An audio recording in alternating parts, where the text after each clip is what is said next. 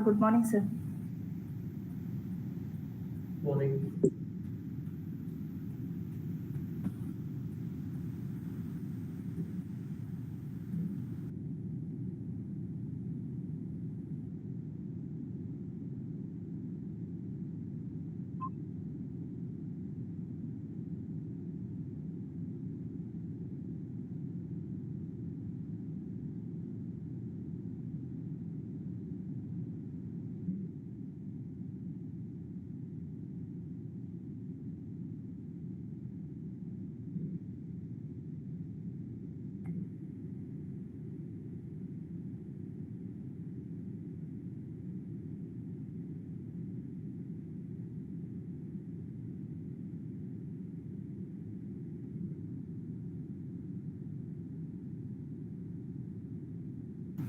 Shah, sir. Uh, we'll start in 5 minutes.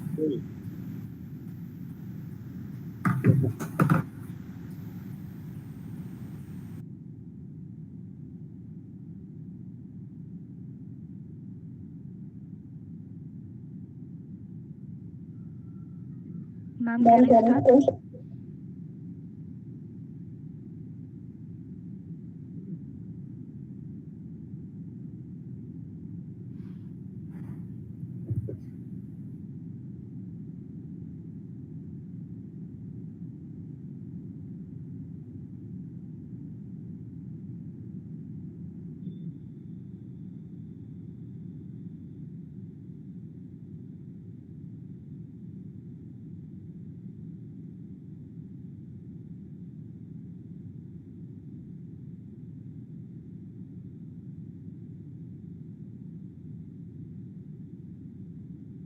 Shall I start?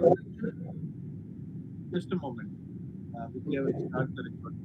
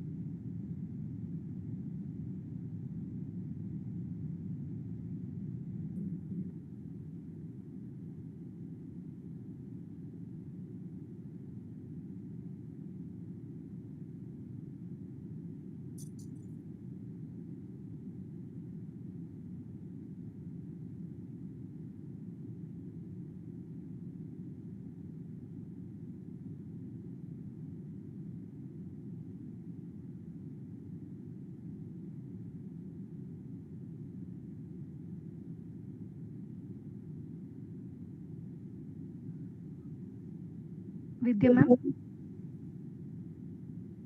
Yes, Gayatri, you may start. Okay.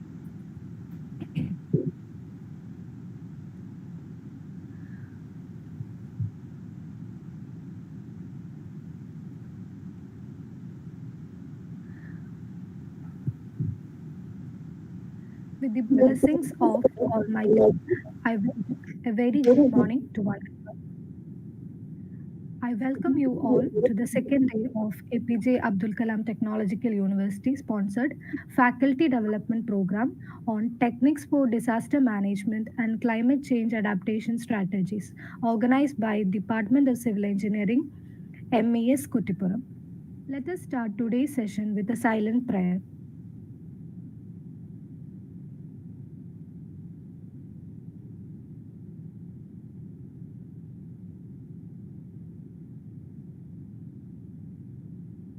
This call is now being recorded.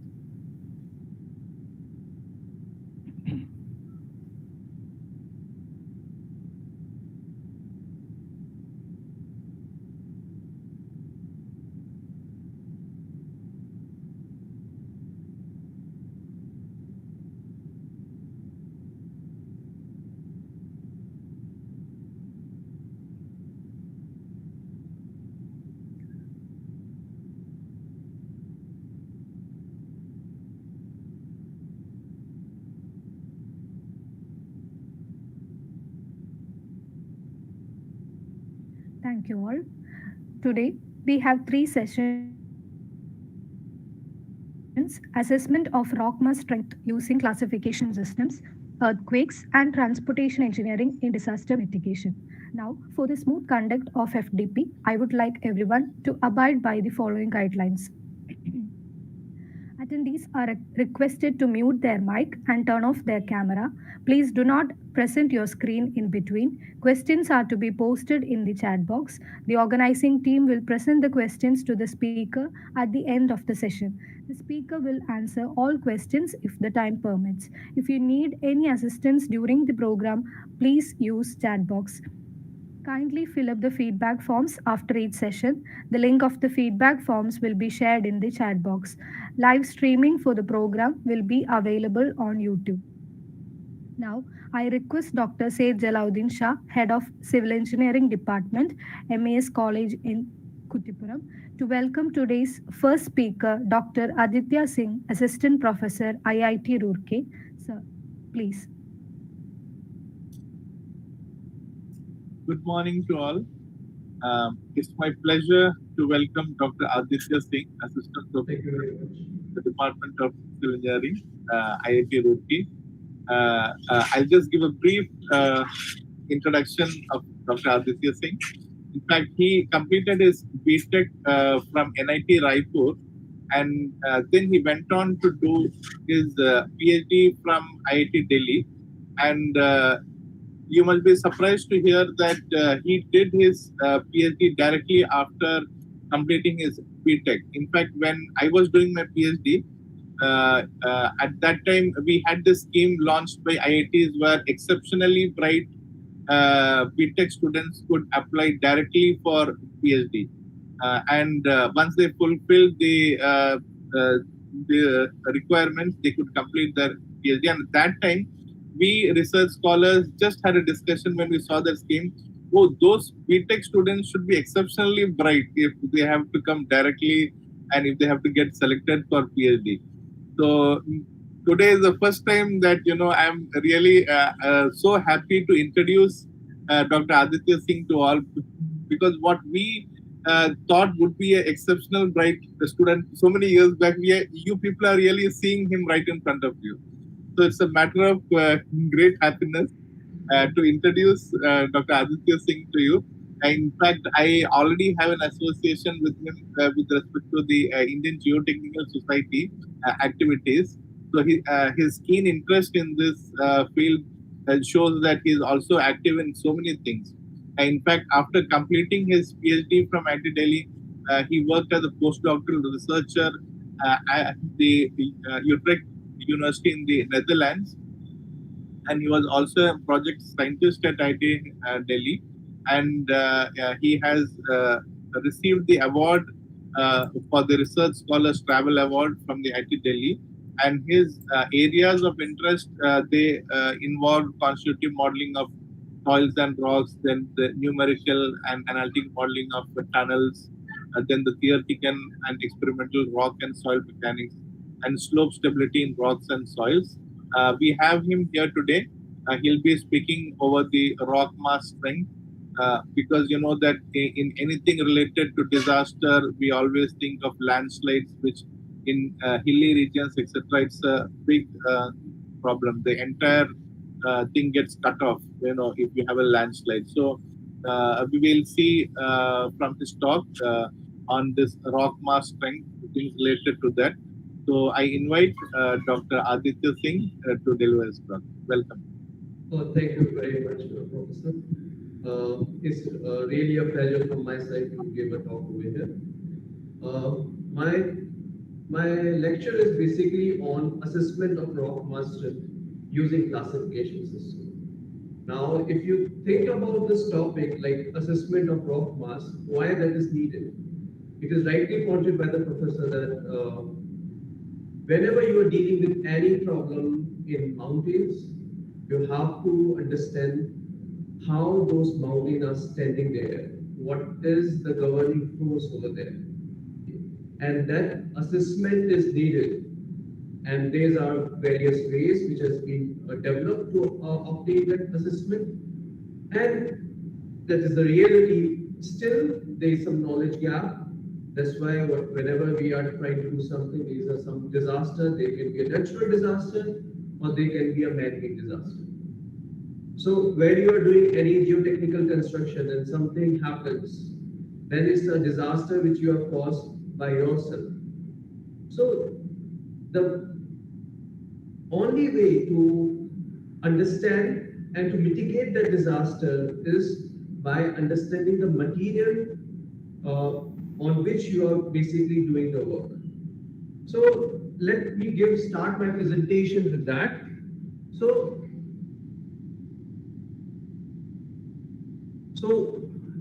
we have a geotechnical problem, either it's a landslide, whatever we are having, we have a geotechnical problem which is there in the mountains associated with landslide, construction of tunnels, whatever the structures we are putting onto that ground. So that problem has to be first to understand that problem. What we have to do first, we have to understand the surrounding ground. And to understand that surrounding ground, what we have available tools, we have laboratory investigation with us, as well as we have the in situ investigations with us. Then, what is the purpose? Why we are doing that investigation?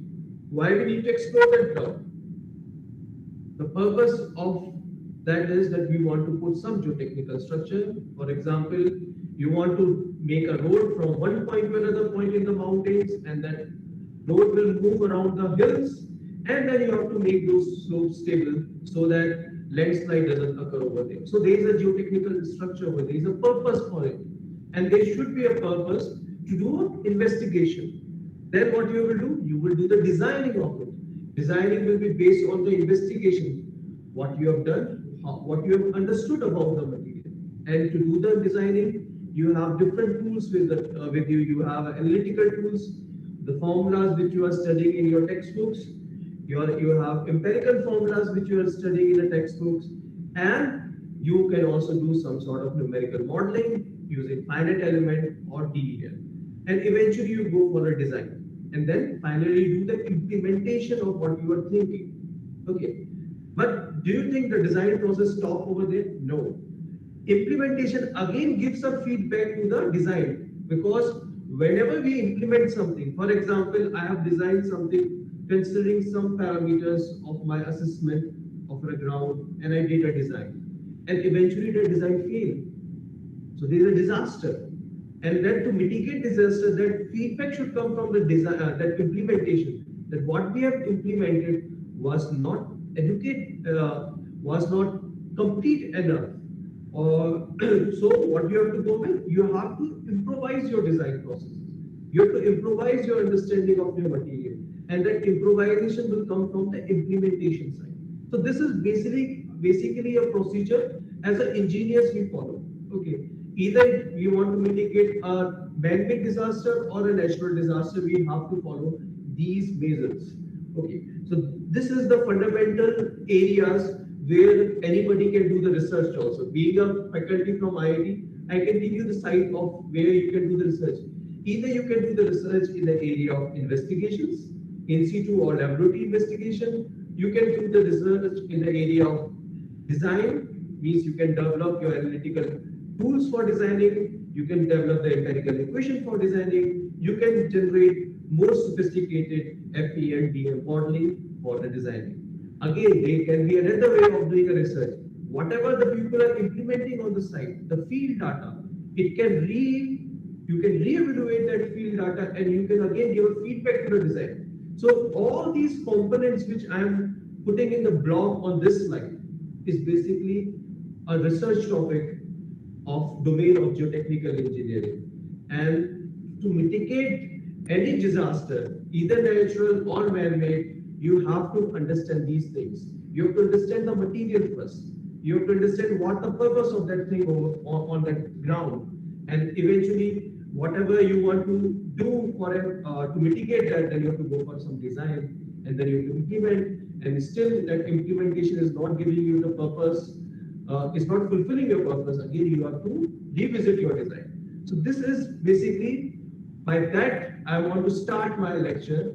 Okay, so now let's come to the topic that is rock mass classification and rock mass classification and their and assessment of their strength.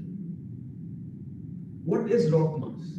So I have given a picture in front of you. You can see this is a rock mass. In a rock mass, you will see intact rocks, and you can also see the fractures.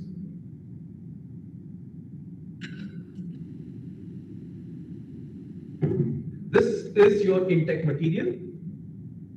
This is the intact material. And these are your joints. So these are the geological features which are present in this rock mass. It may be possible that the strength of this, compressive strength of this rock is equivalent to the steel. If you have a quartzite rock, the quartzite, fresh quartzite has a strength of more than 250 MPa, compressive strength of that kind. But the features, the faults, the joints, the foldings, these geological things which are available in the rock mass, that sometimes reduce its strength. So the assessment of your rock mass is why it needed. For example, this is your intact thing, this is your geological features, and now I am constructing some tunnel inside it. Okay, so like assume that I have constructing this circular tunnel in it. So what is happening? You are disturbing this rock mass. In this disturbance, what is getting disturbed? The system which was already present over there, a jointed rock was already present. In that you made a cavity in it. When you made a cavity in this jointed rock, what you have done? You have disturbed the in situ stress state in it. How? For example, this is my ground. This is, assume earlier there is nothing, sorry, there is fill of soil. So whatever the pressure was coming from outside, the internal pressure was balanced by this soil which was there inside. Now what you are doing, you are removing this part. So there is only the pressure from outside. So you have disturbed the pressure. Under this disturbed pressure, what will happen? Your intact rock as well as this joint will play a role, important role. It will govern the behavior, how this cavity will behave, how the convergence of this cavity will happen. Okay, and will it be convergence to be too much that will cause a collapse or man-made disaster? So that thing you will understand only if you understand how these joints will behave and how this intact rock will behave. So if I want to say that I want to assess the strength of a rock mass, I am trying to say that I am in collective way assessing the strength of intact rock as well as the joints. That is the collective way, a collective approach to understand both of them simultaneously. Then I am saying I am understanding or I am giving the strength to a rock mass. So the point comes that first we have to understand what? First we have to understand what is this intact rock itself, how does it behave? Then second thing will come is how the joint behaves. And then the third thing comes how the things come together, when they come together, how they simultaneously behave. So that will be how you will be assessing the rock mass. So let's start with the intact rock. So to understand the intact rock, as you have seen your soil mechanics, you have some index properties, you have engineering properties. What are the index properties? Index properties are those properties which you can evaluate with an ease, and it doesn't give you the actual behavior in terms of very high precision, but it gives you a feeling of a material that, okay, if these are the index properties, you may expect certain kind of behavior. For example, in case of soil mechanics, if I correlate this, is like you have a soil, you did the particle size distribution, and you found out that one soil is well graded, another soil is uniformly graded. So one thing is clear now in your mind, that the uniform graded soil will not have a higher density as compared to this well graded soil, because you know if a well graded soil is there, so the thing is you have a bigger particle, and to fill the voids of that bigger particle, you have a soil which is having a smaller particle. So all the grades of the soil is available. So you can fill all the voids which are available in that soil media. Whereas in the uniformly graded, you have a single particles are available. So what will happen? You will have a higher voids over there. So the thing is, by just knowing that that the particular soil is well graded or particular soil is uniformly graded, you can have an assessment of their densities, right? Without performing any test. The one will be higher, one will be lower, right? So that way, the index properties are the properties which give you the feel of the material, rather going for a complex experiment. Just you do a small experiments, such as you do the porosity, you do the permeability, you do the hardness, you do the density, you do the sonic wave velocity, you do the point load index. Now you will be hearing the name point load index for the first time over. Okay, in this lecture series, as we go further, you will be seeing a slide related to point load index. Just for time being, understand that the point load index gives you the index behavior of a rock, intact rock. Okay, so that's why it is needed to understand the index properties first, so that, for example, if you know the index property and then you want for a rigorous test, in a rigorous test you got some output, and that output is not reflective of that index property, then you can ask the particular consultant or you can ask the particular person who is doing those tests in the laboratory to repeat those experiments, because you know a tentative behavior of the material, and that tentative behavior is not matching what you are getting from the experiments done by somebody. So sometimes the divisions take place. So these index property play a very important role to have an idea that what you will be seeing in a more complicated experiments.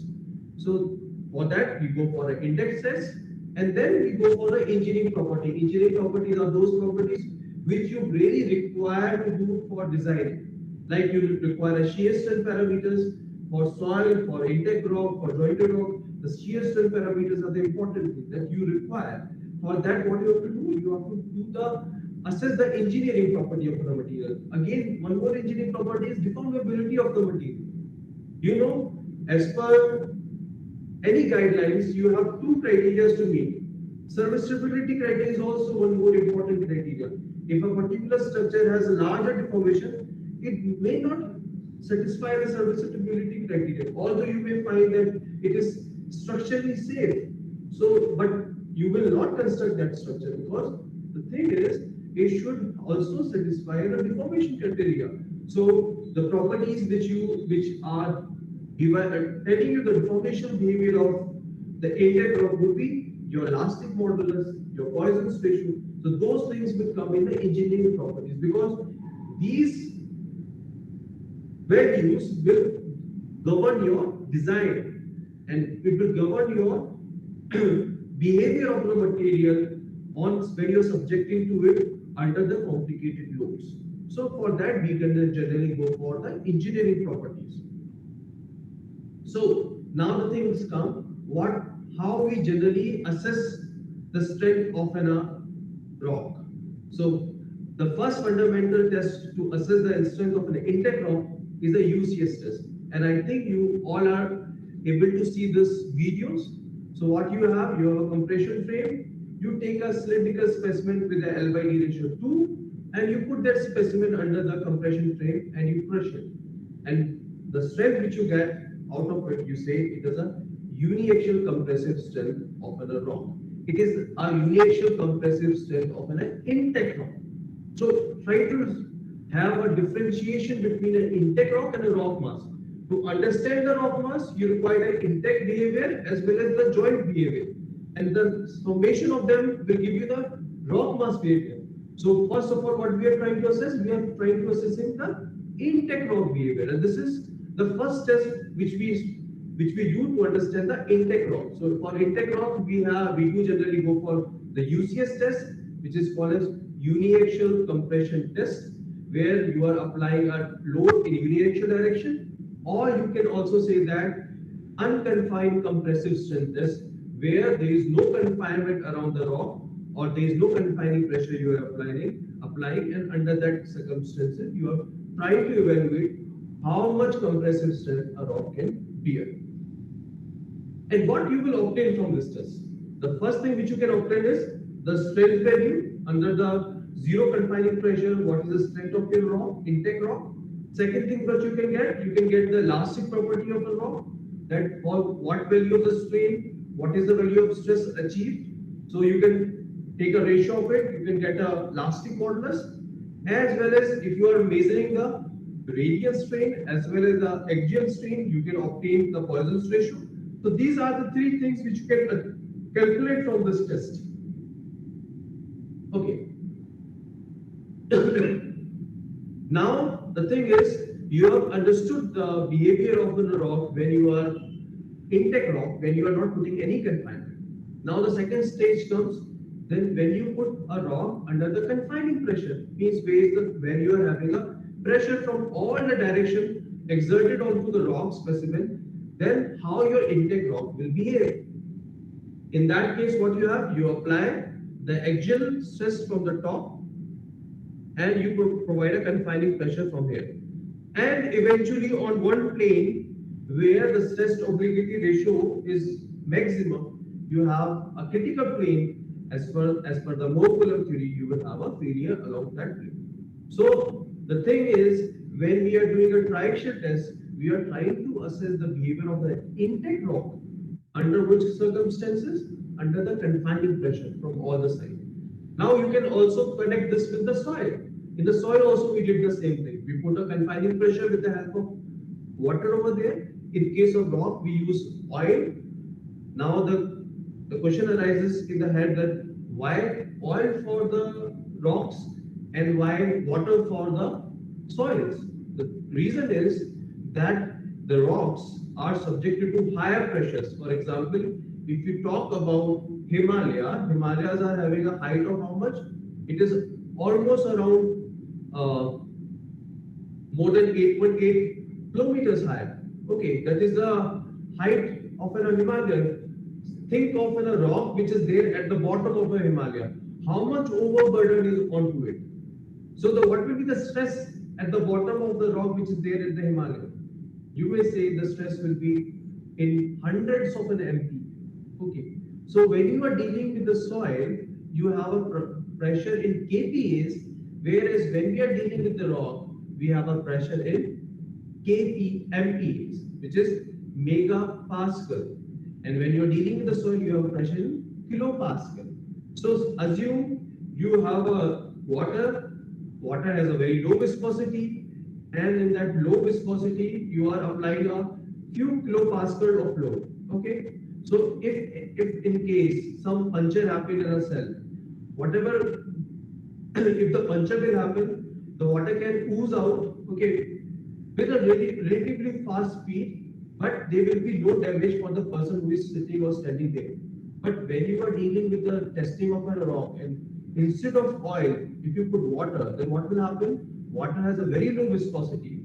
So what will happen at a high pressure like MPa, if something happened in a cell, that there is some breakage happen or something like that, and water rush out, then water will rush out with a very high speed, and it may cause damage to a person who is standing over there. So instead of that, what we do?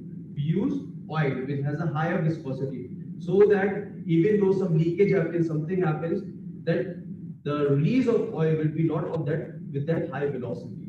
So the thing is, why there's just one change which I am talking about, that when you are doing a triaxial testing on rock, you are not using oil, you are not using water, you are using oil. Okay, so that's the difference, because you are dealing with a different value of the stresses.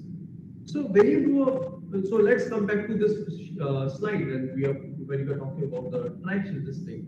So again, in the triaxial state of stress, you can obtain how your modulus will change with the state of the confining pressure. You can also obtain how your Poisson's ratio will change with the confining pressure.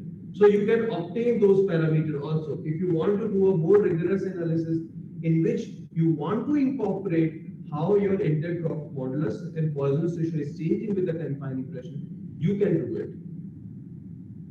Then the thing is, you have understood your behavior of a rock under the uniaxial compression. You have understood the behavior of the rock under the confining pressure. Then this another strength in the rock. The intake rock has one more strength, which generally we ignore in the soils. That is, the intake rock has the tensile strength in it. the cohesion which will be there due to the lithification of the rock will be quite high. You will be having a significant amount of tensile strength in the intact rock material. So for that, there are two ways of conducting those tests. Either you can do the test using direct tension test, or you can do a Brazilian tension test, which we call a split cylinder test in concrete technology. I think similar test has been done for obtaining the tensile strength of the concrete, and that is using a split cylinder. So here also we take a split cylinder, but here we take an L/T ratio 0.5 for Brazilian test, and we obtain the tensile strength using the using a Brazilian test. What happens in this test? When you apply the compressive load from the top and bottom, there is a point in the middle region which experience the tensile stress. Why? Because when you apply the load in these two directions, because of the Poisson's effect, the material tends to move in this direction. And in this zone, you have a tensile strength or tensile stress development. And it is well understood that geomaterials are having a higher compressive strength as compared to the tensile strength. So it will fracture here first, and the fracture will start from here and it will propagate further to the top. So this will happen, and that's why we use this indirect test to obtain the tensile strength of a rock. So the thing is, you know the compressive strength of a rock, you know the tensile strength of a rock, you also know the strength of a rock at different confining pressure. So what you can do, you can plot these points with respect to the confining pressure. What is the strength you are getting? Sigma 1 you are getting. Sigma 1 is a major principal stress. So these are the points if you are getting. So what is this? If I just connect these points, I am obtaining a failure envelope. And to define those failure envelope, you have different theories available. In soil mechanics, we always go for a Malappuram theory to define this failure envelope. But in case of rock, this failure envelope is non-linear. So we go for other failure theories, which is such as Hook-Brown failure theory, or there is the failure theory given by IIT Delhi, which we call as IIT Delhi failure criteria. You can use that. There is a failure criteria which is proposed by IIT Roorkee itself. It is non-linear Malappuram failure criteria, so you can use that. So there are different failure envelope you have to define by saying that if my intact rock is experiencing the stress below this region, it is safe, and when it is coming over here, it is having some sort of a fracture, and this is non-permissible zone. Here you cannot have this. The stress cannot go to this region. So that way you are defining a zone which is a permissible zone, that in that your intact rock will survive. Okay, just now whatever we are talking about intact rocks. Okay, and these are the equation for Malappuram. This equation you might be familiar with, and this is the equation for a Hook-Brown. Now let's see how many parameters are required for Hook-Brown and how many parameters are required for Malappuram. For Malappuram, you require two parameters, that is your angle of shearing resistance and intercept of cohesion. Okay, and for Hook-Brown, how many parameters you require? The sigma C is unknown in Hook-Brown analysis. Your M is unknown, your A is unknown, your S is equal to 1 for the intact rock. For rock mass, this S equal to 1, S is less than 1 for the rock mass. So you can see this equation, which is basically a Hook-Brown criteria, it defines the intact rock strength also, and it also defines the shear strength of, or you can say it also defines the strength of rock mass.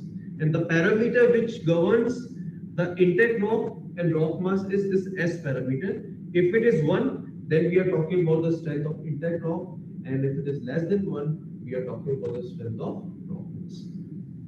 So how you will get this S, that we will now again see when we are proceeding in this lecture. So one part is done. We have an idea about what is basically my intact rock. Now the second thing comes, how the joints will behave. So how to understand the joint behavior. So we all have understood, we all have studied about the direct shear test for the soil. Okay. So similar kind of a direct shear test we do for the rocks. Instead of using a particulate material, we use the rock slabs like this.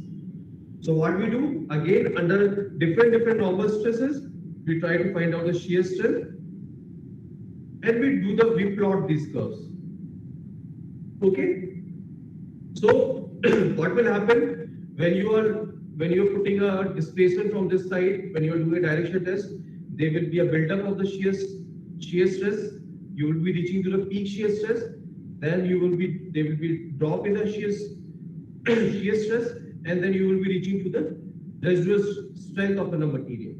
Okay, so you can plot the peak strength versus normal strength, normal stress, as well as you can draw your residual strength versus the normal stress. The normal stress is the stress which is you are applying at the top of this blocks, top and bottom. So the thing is, this stress is the normal stress, and this is the shear stress. So you are plotting the shear stress versus displacement over here, this curve, and here what you are plotting normal stress versus the shear stress. Okay, so you are getting basically two envelopes here. One is this envelope, okay, which is defining the strength, that if you're in this region, then you are safe. Another one is telling you that if you are having a larger displacement problem, then you should be below this region, then you are safe. Okay, so this is telling you what? This is telling you the information, how your joint is behaving. And to define this, you have one model is which we call as Malappuram model to define the behavior of this joint. Okay, so how this Malappuram model is defining the behavior of this joint? It takes two different models. One is defining the behavior of this peak strength, and one is defining the behavior of the residual strength. I understand. So it is using the two models together. But we all know this, that jointed rock will not have any cohesion. But you see, the peak strength model is having certain value of the cohesion. So whatever the cohesion which is appearing in this Malappuram model is just an intercept of cohesion. It's not a real cohesion in it. Okay, it's not like the particle and particle are bonded together. There is some sort of force of attraction between these particles. No, it is just when you are doing a fitting of a curve, you are getting this intercept of cohesion. Okay. So there's a development in this model, and another model came which we call as a pattern model. Okay, in this pattern model says that, see, there is nothing called cohesion in jointed rock mass. Okay, because jointed rocks are two broken rocks which are just sitting or which are just in contact with each other. Okay. So the thing is, you cannot plot this back and say this is the cohesion value, which the Malappuram model did. It said it is not like that. It is nothing of that like that. It is like this point is connected with the initial point with another slope which we call as initial slope, which is defining the shear strength of the joint. And what he says that this slope is higher than this one, and he proposed why it is higher. It is higher because your rock joints, if you took two rocks like this, it's not perfectly flat. These things are not perfectly flat. There are irregularities over there. And these irregularities, the angle of these irregularities is called I, which we call as asperity angle. Okay, So what is happening if assume you have this zigzag block, onto it you are applying a normal load and you are applying a shearing load. So what will happen? This block is moving on this block, so it is moving up like this. So assume you have an inclined plane and you want to push this block up. Okay, if this is the friction, mu is the friction over here, and I is the angle of inclination, then what will be the experienced friction on this block? It is always what? It is what? It is the summation of 10I plus mu, the friction value. Yes or no? Or let me say this is the phi. So it just becomes I plus phi. The friction angle of this block is phi, and this is the asperity angle. It is a simple physics. So this becomes 10I plus phi. So same thing happens over here. So it says that initially you are dealing with the problem which is basically 10I plus phi. Okay, and then what happens when this thing under some normal stresses, what will happen? The normal stress will become too high, and what will happen? This asperity will get knocked off. Then what will happen? You will just have a block which is flat onto each other. Then you will be governed by only the friction between these two blocks. So the thing is, under the higher normal stresses, what happens? Your block asperities get wiped out, and you just only have the basic friction angle left. So your slope changes.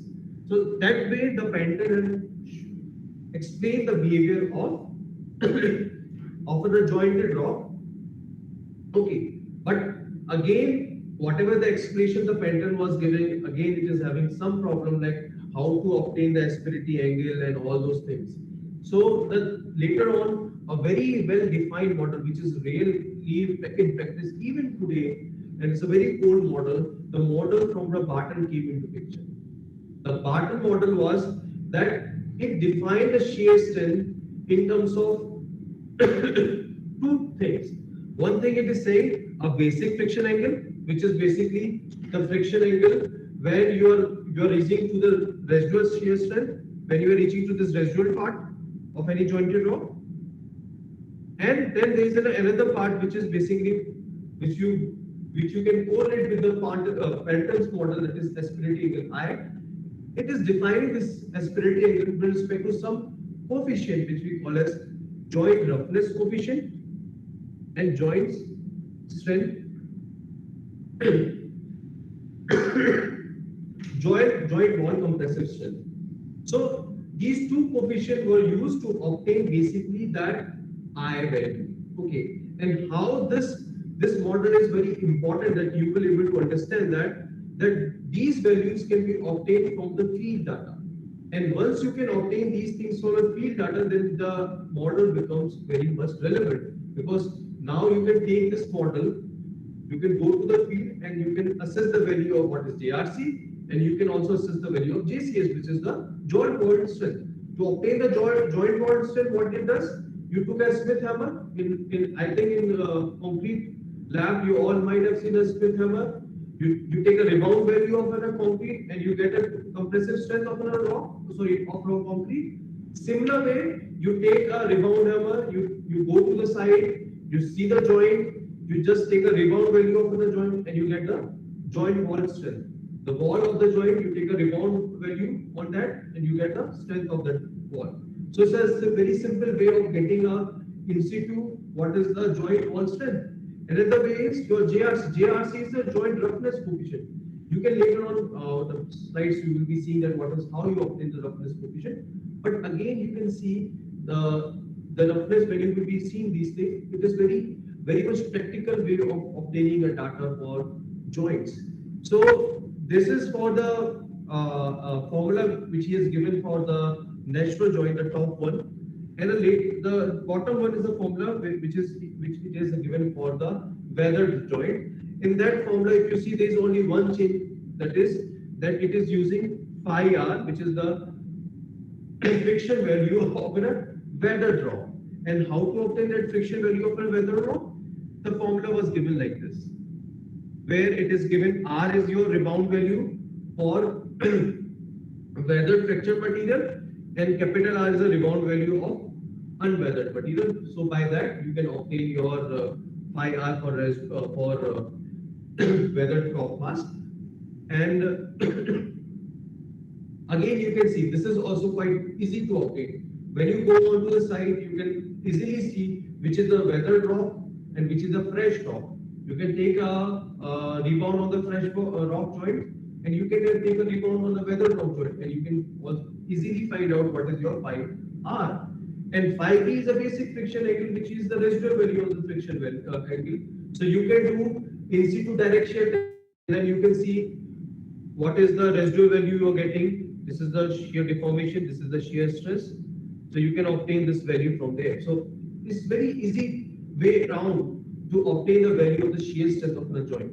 Okay, so now the thing was, we could able to know what is how to obtain a joint wall strength. I said I will be telling you in the later slide what is the joint roughness coefficient. So how you will define a roughness? So what the Barton did, he made some profile of a roughness. This is the first, second, third, fourth. You can see these profiles. So you can compare these profiles from the in situ rock profile. Okay. So you can compare these two profiles. You go to the site, you compare these profiles. Okay. And then you can assign these values. Is it almost flat? Then your JRC will be between 0 to 2. If it is little bit zigzag, you can say 2 to 4, and so on and so forth. Another way you can do is you can bring the intact rock, the blocks into the lab, and you can do the tilt test. You can find this value of alpha, and then you can find your even the basic friction angle using this alpha value. So you can obtain this phi B from here also. Okay. So this is one more test for obtaining a phi B, and there is another test which I shared in the PPT earlier also. That is, you can do the in situ direct shear test.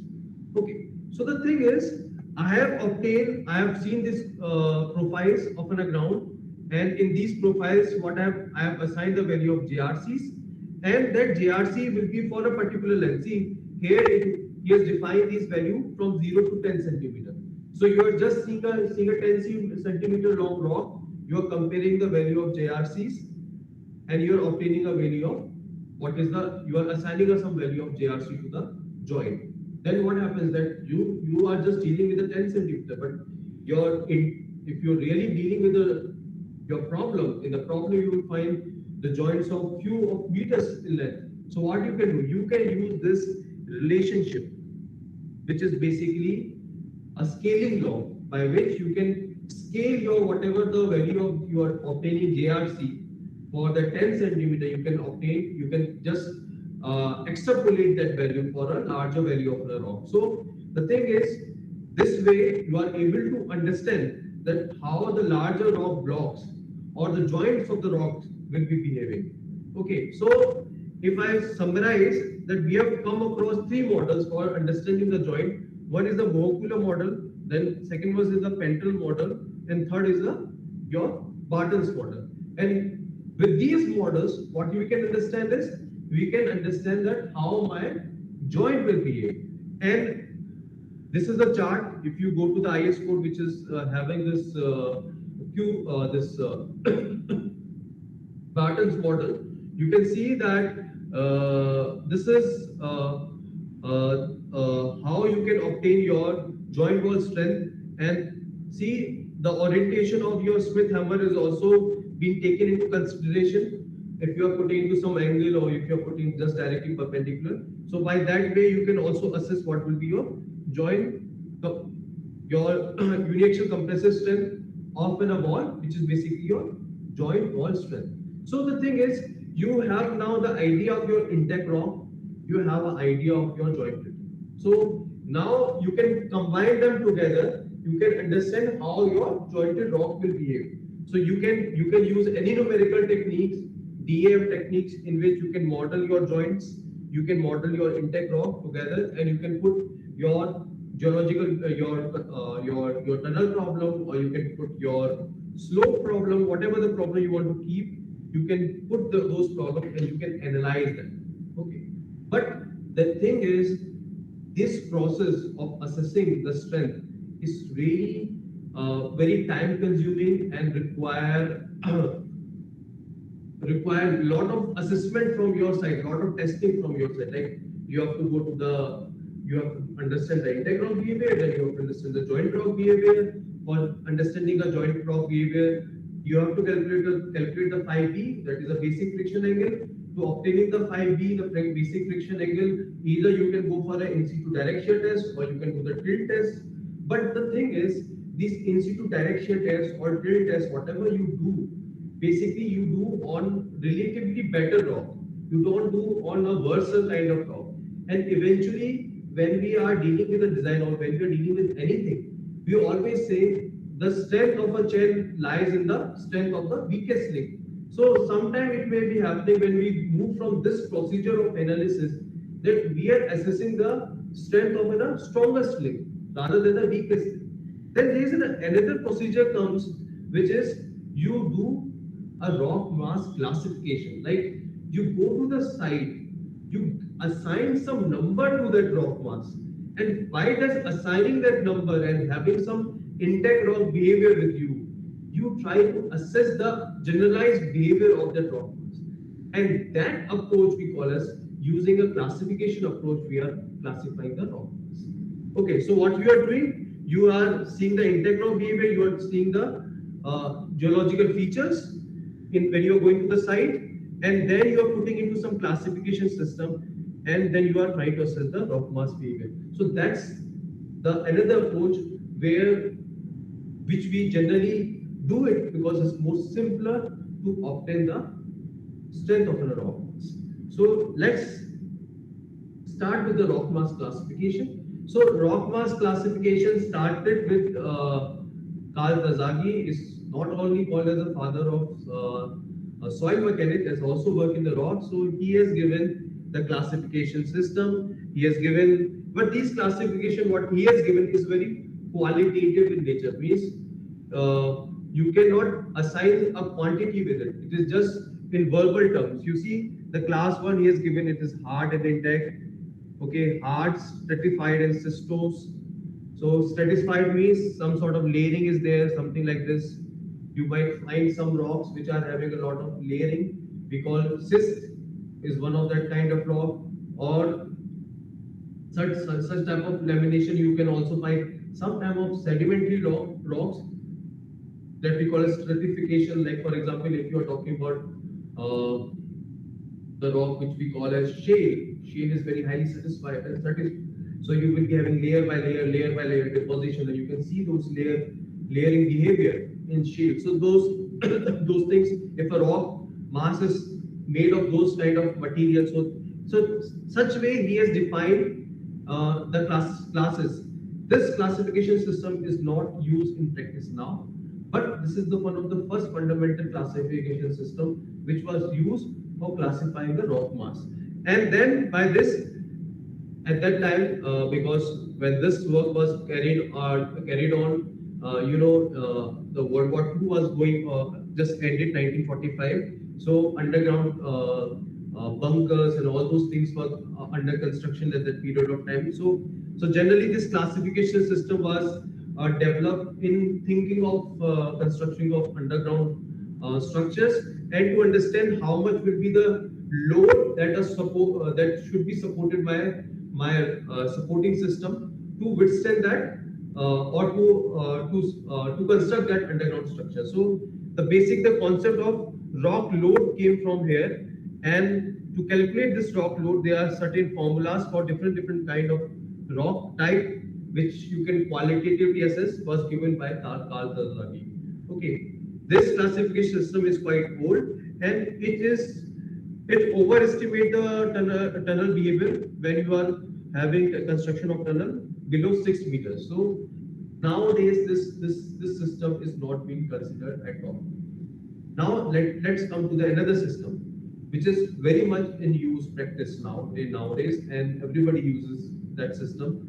That is rock mass rating, and very properly known as RMR. Okay, RMR system is used by everyone nowadays. So you can see in that RMR system, there are 6 parameters on which you are judging a rock mass. The first parameter is the strength of intact rock. So see, the intact rock is coming into picture. Now, second is rock quality designation, that RQD. RQD, I will be telling you in future slide what is that. But this is somehow giving you the some sort of understanding of the jointing pattern. Okay. The third thing is you can see the spacing of the discontinuity.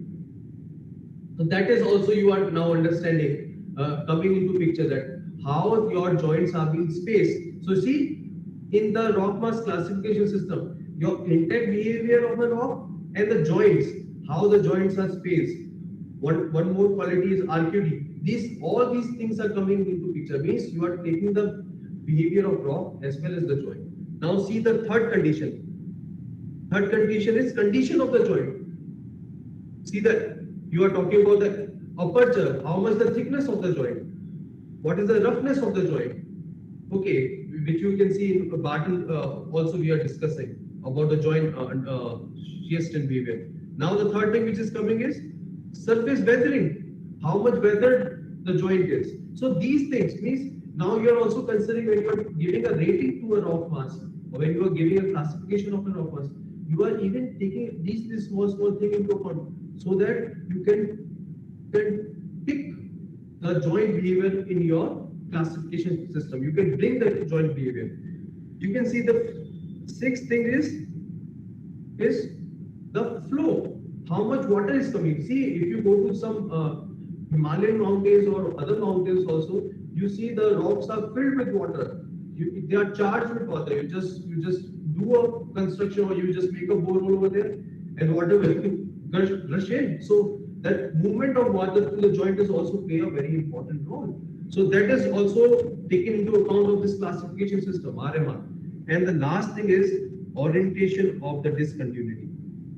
Okay, this is also very important. For example, I am constructing a slope, and see my joints are oriented like this. So you have a tendency that this rock block will fall in this direction. Yes or no? Okay. Same way, if I have a slope and my joints are dipping in other direction, now you know these blocks will not fall onto the road.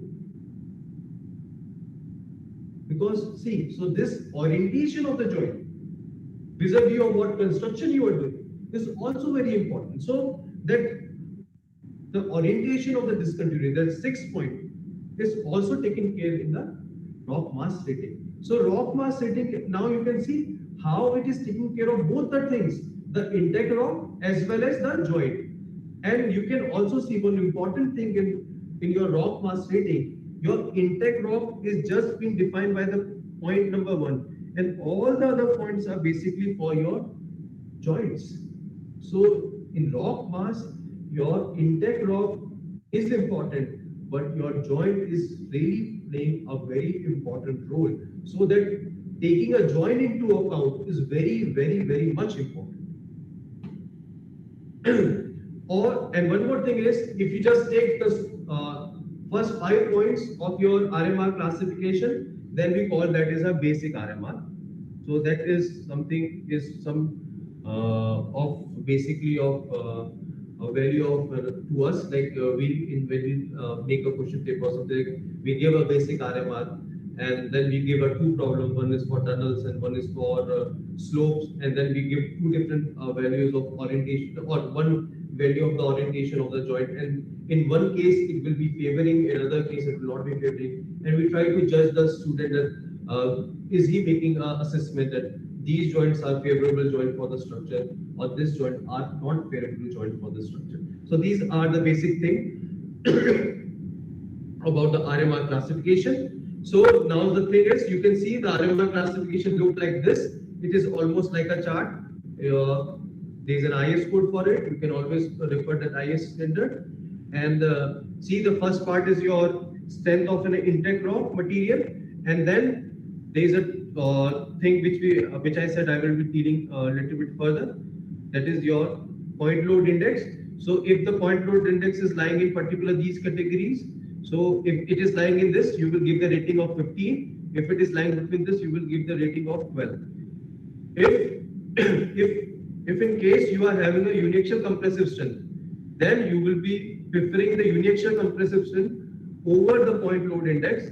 And then if the uniaxial compressive strength is more than 250 MPa, then you will be giving the rating of 15. If it is between 100 to 250, you will be giving the rating of this. You can see more than 250 MPa. So you know the compressive strength and the tensile strength of a mild steel is 250 MPa. If you see, and see, even the rock has compressive strength of rock sometimes surpass the compressive strength of your mild steel.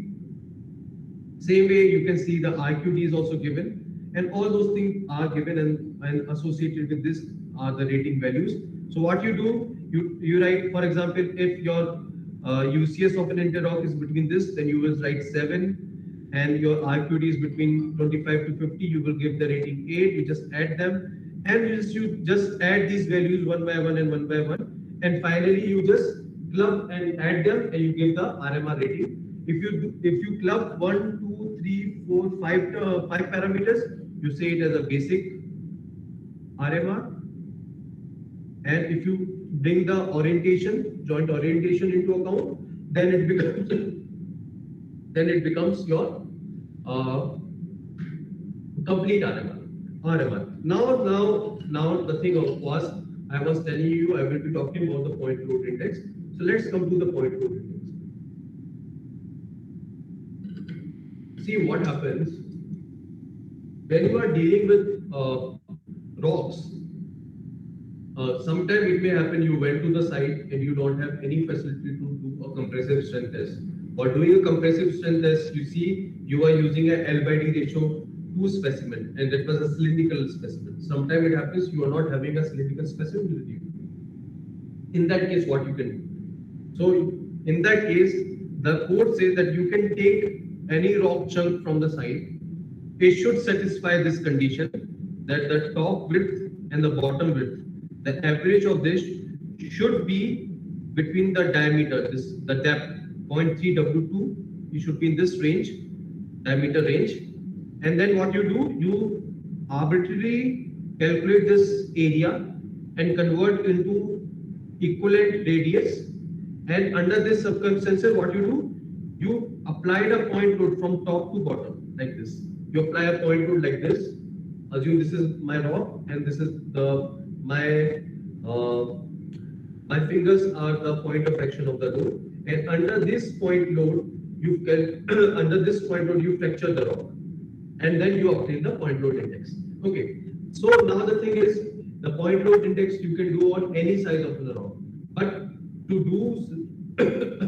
make it to a standard value, we report PL50, and to obtain this PL50, we have to do some correction, and this correction is being defined by this formula, which is given in your IS standard. Or in some other book, you may find different formulas. Like if you go to Chang, you will find something else. If you go to some other book, you will find something else. It is basically bringing whatever the point load you have done on particular size of a table, you are just bringing that to a standard value of D50 or equivalent diameter of 50 mm. So with that 50 equivalent diameter of 50 mm, you are assessing, you are giving a point load value. Okay. So when I said about the point load, when I said it, you prefer it when you are not having a uniaxial compressive strength data of your rated rock. So you just have small pebbles with you. So you did a simple point load test, and you can obtain your point load index, and then you can obtain the rating for it. Second thing was, I was talking about the RQD. So RQD is when you do the boring into the rock. So what you do the boring from top to bottom. And the thing is, whenever there will be a joints or some shear zones or something like this. So what will happen from that portion? You will not recover anything. Yes. So the thing is, we consider the only core locks which are having the size more than 10 centimeter and above, we consider them and we remove those sizes or recovery of the core which is less than 10 centimeter, and from that we calculate the RQT. So RQT is in a way is giving you understanding of what is the joint frequency which you are getting when you are doing a boring. Also, what is the state of the rock? Okay, but it is not giving you the entire picture. For example, if your joints are very much regular of an order, like for example 9.99 centimeter. So whenever you will do the logging, all the core recovers will be less than 10 centimeter, and you will be saying the RQT is equal to 0. Okay, so but the thing is that generally not happen. The nature is not that uniform. So you will have a certain value in RQT, but this RQT number give you an idea that what is the way the joints have been there, where the fracture or you will be experiencing the shear zone or something like that. That information you can see from the core log, and RQT is a number which can grossly give you an idea. Okay, what will be the quality of the rock which you will finding below.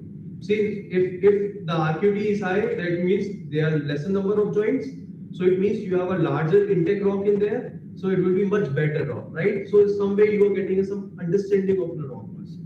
So you can see in this example, this 38 centimeters more than 10 centimeters. This is recoverable. So you are taking over here 17 is more than 10. You are taking over here. Here also the 20 is more than 10. You are taking over here. 35 is more than 10. You are taking over here.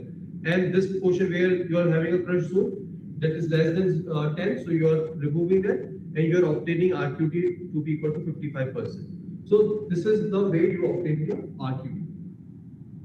Now, if for the spacing of the joint, if you want to obtain the spacing of the joint, we generally do the scale line survey. Along a particular line, we find at what particular length how many joints are coming. Okay, so you can have a frequency of a joint. For example, how many joints are, for example, in 10 meters, if it is repeating 5 times, then then you can say 10 divided by 5, that is the average distance between the joints, and then you can say this is the spacing of a joint, and associated with that spacing you can assign the value in your RMR classification. Okay, so with this RMR classifications, the thing is you can obtain a number which is representing some characteristic of your rock mass, and that characteristic of your rock mass you can correlate with the standard time of your tunnel. For example, you did a blasting, and in the blasted part, how much time that the tunnel will be standing alone without any support, you can obtain that. You can obtain even if you see there will be a chart related to what will be the C5 of a particular rock mass, that is also there in IS code. So the thing is, you can correlate this RMR with these values. Okay, I am now skipping. I am just moving fast because I think I have only 20-25 minutes more, so I have to skip fast. I am just moving fast now. So next type of classification system which I will be giving you the introduction with is basically a Q classification system. The Q classification system is again given by the Barton. You remember Barton-Shearson criteria which we have discussed earlier, JRC and JCS. Same person has given the classification of the rock mass, and this is the Q classification. The Q classification is having 3 terms if you take into account, and these 3 terms are representing some characteristics of your rock. The first term is basically telling what is the gross size of your rock. Second term is basically more focused onto what is the state of the discontinuity, means what is the roughness of the discontinuity, what is the condition of the discontinuity, is it highly weathered or it is it is having some gauge material in it, means it is filled with something. So those information you will find over here. And the third part is basically dealing with your how the joints are subjected to what kind of stresses, and under those stresses, how are these stresses are favorable for your structure, or they are not favorable for your structure. So that way, the three important parts have been taken into account. So you can see what is the advantage of Q classification system. The Q classification system takes into account the stresses which are also coming. Okay, so that way the Q classification system is far better than your RMR classification system. Okay, so that way the Q classification system is far better than the RMR classification system. And one more advantage of the Q classification system is the Q classification system is been given by the NGI, Norwegian Geotechnical Institute. So this is an organization which is there in Norway. So it is continuously supporting this classification system with the new field data. So if you remember the slide number 1 where I said there should be always feedback from the ground which where you are implementing your things. So the Q classification system is getting the feedback from there.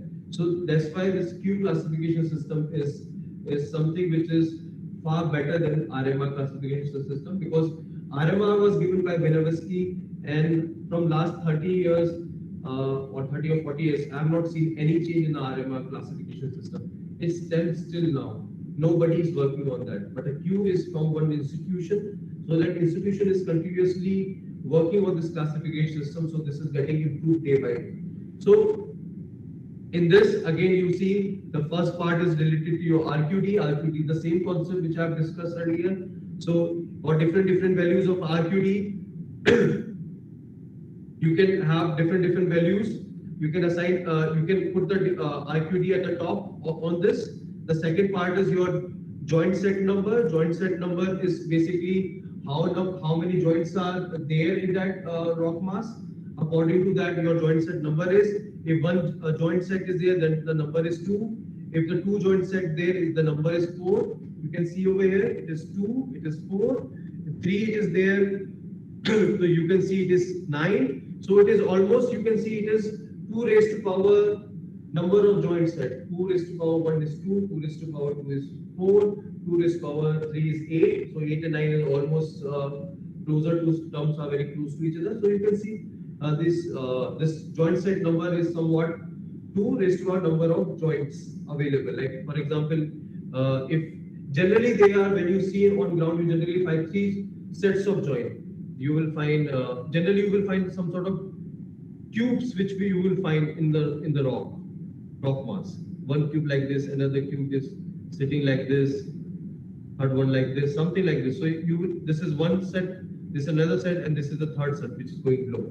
So you see there are 3 sets of joint generally we see, and there can be other larger number of sets also where fracture shear zone you may encounter. So there you can find larger number of joint sets also. So the thing is, this second number, joint set number, depend upon number of your joints. Then you see there is third point is basically your joint roughness. So you can see over here, if it is regular, if it is smooth, so your number is 4, 3, 2, you can assign the number. So from 4 to 4.5, it is going down. So the thing is, more the smooth will be the joint, so lesser will be the shear strength, more the irregularity, higher will be the shear strength, because more irregularity, more will be the higher asperity angle. So that would be the case.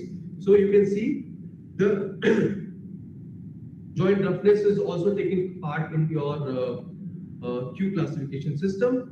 Then the joint alteration number, which is talking about your how the joint is it filled with something, is it filled with sand or clay coating is there or something. So those information, if you go to the site, you may find those information, and according to those, what is the description you are seeing, is those description is available, you will assign the number from here. So that way you will give the J number, and then JW is basically what is the water ingress in the joint. So you see the pressure is given, the value of the pressure is given, so you can obtain that. from the site, and according to that you can assign the value of JW. And then again, what is the overburden depth? Is it less than 50 meters, more than 50 meters? Is a clay is there, clay is not there? So with that you can again assign your stress reduction factor, which is basically I told you it take care about the stresses of the ground also, the Q system. So from here you can give the value to this. So with these values, when you put over there, these are 6 values, you can assign the values to, you can put those values, you can obtain the Q classification system. And then using this Q classification system, there are number of charts are available where you can design your tunnel support. Or this is giving you the bolt length, this part is giving the bolt length, this part is giving, if you're lying in this zone, this is your RQD, and this is your span versus something. You just calculate if you're lying in this zone, then you can see what 9 zone you says that you have to cast a concrete liner. So that way even you can do the designing of your underground structures using the classification system. Okay, another classification system which generally is very popular classification system, that is your GSI classification system, which is given by Hook and Brown group. And this is also a classification system which is very much in use or in practice. What is the beauty of this classification system is it has given the pictures in the classification system. Okay, and looking at these pictures, you have to assign your GSI value. So what happens? It does not require very sophisticated understanding of rock mechanics. You take this sheet, read this description, go to the site. Is this matching with A? So it will be in this zone. Okay. So now you will read these terms. So where it is coming. So if it is coming in this good rough, slightly weathered surface, so it's somewhere here, and you will say, okay, 60 is my GSI value. So GSI value, assigning a GSI value is a very simple way of assigning a value, and to a surprise, you will find GSI value is very close to your basic RMR value. So the thing is, when you, it is always say that your basic RMR or dry RMR value, if you take in basic, you go or water correction also. In RMR, you just take a dry RMR minus 5 from there, and you will be getting your GSI values. Okay, now there are also correlation between, you can obtain your RMR, you can convert your RMR to Q. There are correlations given by different researchers. You can find these correlations even present in IS code. And then again, now the most important thing comes. So now you have a classification of the rock mass from the different classification system. Then what you can obtain? You can obtain the modulus, the elastic deformation modulus of the rock mass using the classification system. So you see, using RMR, you can obtain this. You can RMR, you can obtain this. From GSI value, you can obtain this. So you can obtain even the modulus of the ground using using your classification system. Same way you can see here, you have used the Q classification system is also giving you the modulus of the rock mass. Okay. Furthermore is, you know, this is your Hook-Brown failure criteria for the intake rock.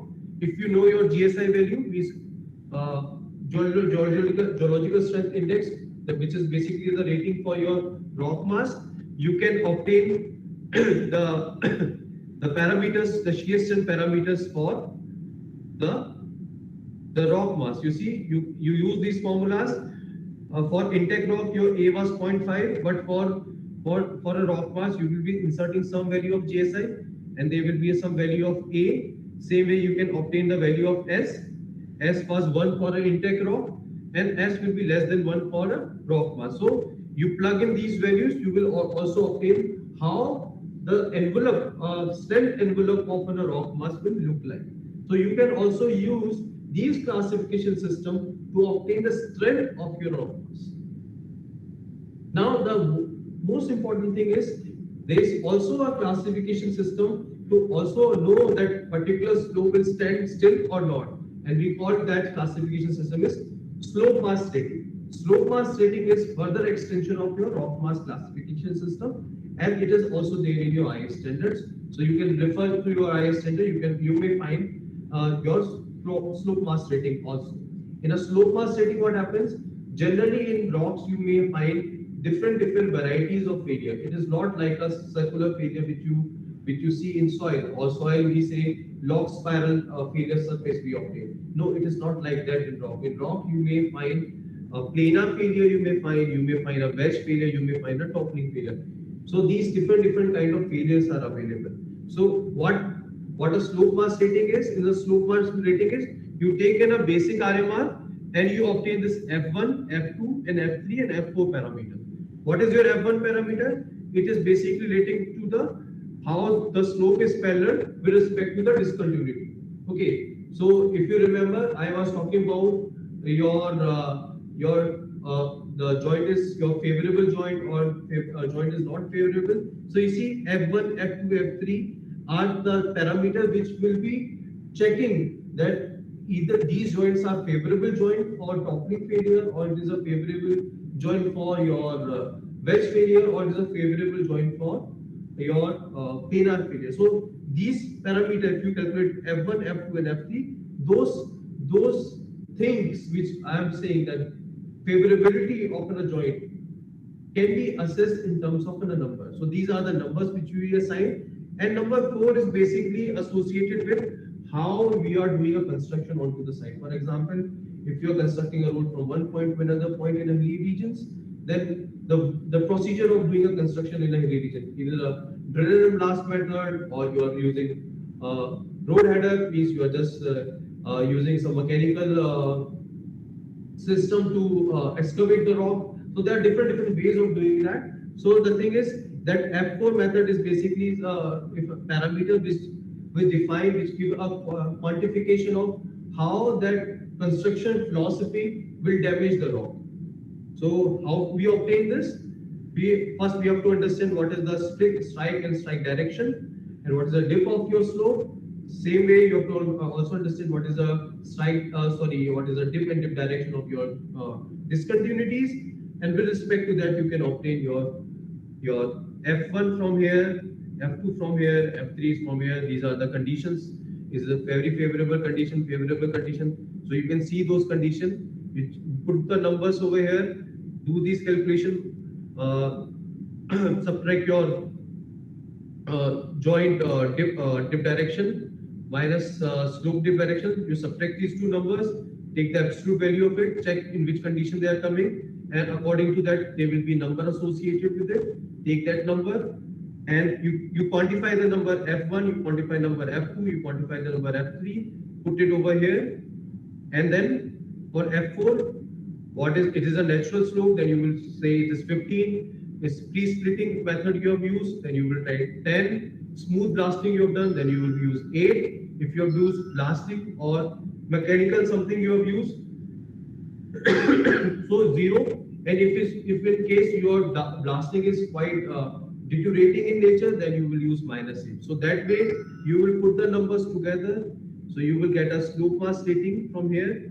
And again, with this slope mass rating, you will see in which category you are lying. Is it between 0 to 20, 21 to 20, 21 to 40, 41 to 60, 61 to 80? Well, you may see it will depend upon which side you are going, in which category you are coming. So it will give you the description also, what kind of stability measures are required, what kind of failure mechanism will take place. It will be a planar or big wedge failure, planar or many wedge failure. So this type of description also you get. So you can also foresee that what kind of failures you will be anticipating using this classification system. So with that, I am concluding my lecture. Thank everyone for listening.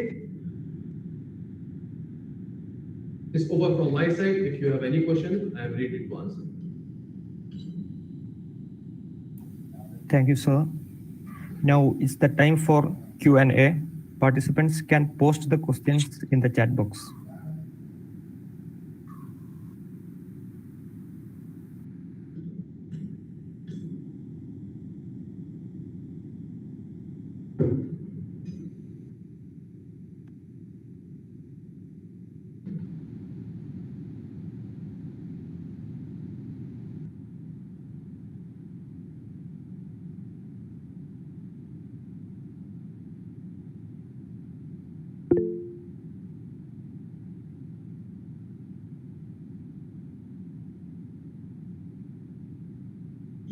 somebody has written a message.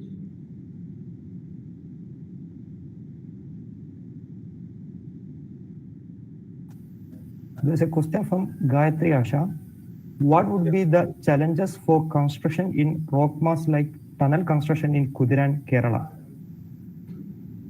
Okay, to be very frank, I have never been to Kerala, but if I just go by the gross geology of the region of the southern India, so in southern India, generally we find more monolithic rocks. Okay, you will find joints which are there at a very larger distance. Are you understanding? Are you understanding? So the thing is, so there, generally what we tend to see in southern India is are structures which are there in the rocks. They are more durable in nature. They require less support system, and that's the reason if you see southern Indian temples are generally are basically a monolithic rock is been carved into a temple. You may find in a lot of places such things are there. So if I just go by the gross geology of the region, I may say that there will be lesser challenges in southern India. But yeah, it may be possible for a particular zone. There can be some sort of crushing, shearing, and some zones are coming. And if that thing happens, then you have to take care of those problems separately. And that is very much, I should say, it is very much subjected to the particular site and particular location rather than a gross. I cannot say grossly you will find similar kind of thing. This thing I guess grossly say for the Himalayan region because Himalaya is very recent mountain. Their rocks are very soft rocks are there, and since they are tectonically very active, so you find a lot of faults and shear zone in this part of northern part of India. So there the challenges are more as compared to your the southern part. Southern part the challenges are less as compared to the north. So with that I can say if some specific thing is there in that particular site that she can share that thing. Anything else? No, thank you, sir. You're welcome. So I'm having a doubt. Yeah. Is it possible to get an idea about the behavior of a rock mass by eyesight? By eyesight. See, you cannot get a behavior of the rock mass by an eyesight, but if you go by the GSI classification system has given what? It has given the pictures.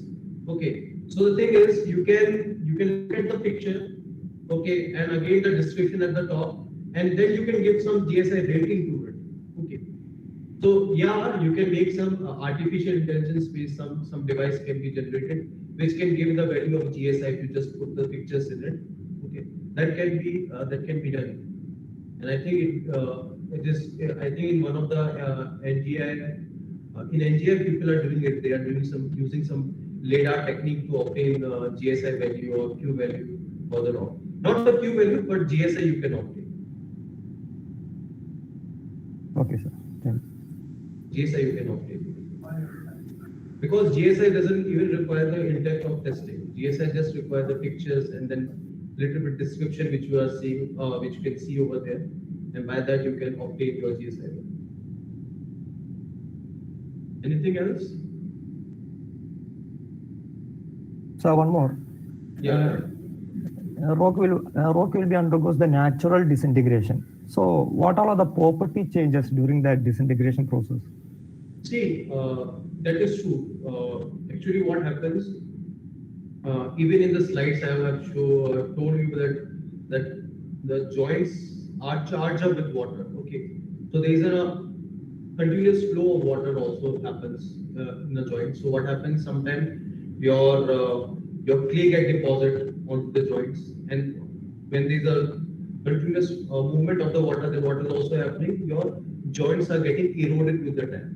Okay, and another thing is whatever the rock is, it is also getting disintegrated with the time.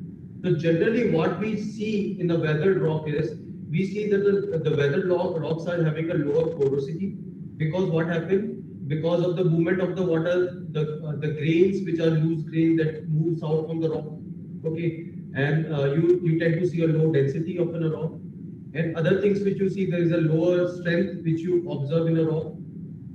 Second thing which you observe is it is highly deformable rock. Okay, those things you can see in a weathered rock, and that is only the way to even classify the. See, in the weathering also we have a classification: highly weathered and slightly weathered. That classification also happens with respect to that. And one more thing that I am also forget to mention, even there is a transition of one mineral to another mineral. You know, geologically rocks are formed by the minerals. So there is a transition of one mineral to another mineral that also takes place. Because sometimes it may be like rocks such as shales and all, they are made of clay. And clay, you all might be knowing from the soil mechanics that the one type of clay mineral can convert into another type of clay mineral.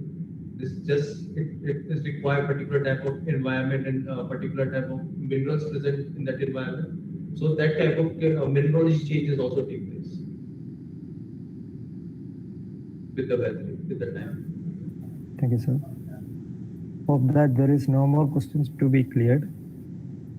Okay. So I would like to invite Ms. Vidya Kanagaraj to deliver a vote of thanks. Participants kindly fill up the feedback form. The link of the same is shared in the chat box. Okay, thank you, Farhan. I wanted to express my gratitude to Dr. Aditya Singh for delivering a session on assessment of rock mass strength using classification systems. It was a thoroughly enlightening and informative session. The presentations were excellent, which made the sessions more interesting. So the insight given by you to mitigate disaster by studying the ground characteristics is really intelligent and thankful. Thank you, sir, once again for sharing your valuable time with us. Thank you very much. Thank you very much. If you guys have any questions, anything to me, you can even drop a mail to me. I will be very happy to answer. Okay. Thank you very much. Okay, sir. Thank you. Thank you, ma'am. That's the Okay. end of the today's first session. Hope all the participants have filled the feedback form. Join back at 11:15 a.m. Thank you all.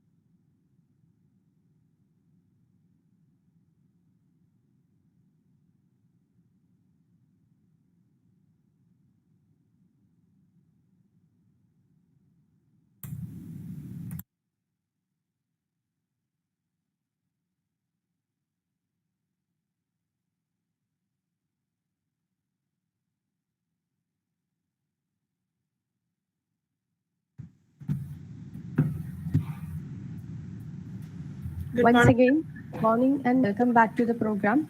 Now it's time to move on to the second session. I request Professor Ambali S., Department Coordinator, to introduce the resource person. Ma'am, please. Thank you, Sitara. Am I audible? Yes, miss. Yes. Okay. I'm really delighted to introduce today's second speaker, who is none other than Dr. C.R. Sri Mahadevan Pillai. He is currently the director of Ahalya Group of Academic Institutions and principal Ahalya School of Engineering and Technology, Palakkad. He is also holding the post of the Dean, Faculty of Engineering of the University of Calicut and the Dean Laurie Becker International School of Habitat Studies of the Government of Kerala. He is rendering service as the Chairman, Board of Studies of the University of Calicut, Member, Senate and Member, Academic Council of the Cochin University of Science and Technology and Member, CR Committee of the APJ Abdul Kalam Technological University. He has been working as the NSS College of Engineering, Palakkad from 1983 and retired as the Professor of Civil Engineering in March 2018. He held the post of Head of the Department of Civil Engineering of the NSS College of Engineering and served for seven and a half years as the principal of 3 engineering colleges. He is an expert panel member of AICTE and UGC. We are really fortunate to have Sir in this session to deliver a talk on the topic earthquakes. Sir, you may please start the session. Thank you, Ms. Assembly, for the introduction. Can you hear me properly? Yeah, yes, sir. But there's a correction. All my posts at the University of Calicut I have left in December 2020. I think this biodata is around 2 years old. Doesn't matter. Okay, sir. till December 2020, I was holding all these things. Now I am attached to only Cochin University and APJ Abdul Kalam University. Okay, but it's an old one. Doesn't matter. You would have taken from maybe internet, a bit old. So we are having our session today. I'll be coming to my PPTs and all such things. Before that, I would like to know who are my audience. I think we are having 30 plus participants. I would like to know your background before I take the session. So let me see the name list one by one. I would not say, please tell your college and which stream you belong to. Miss Alisha, you are from which stream?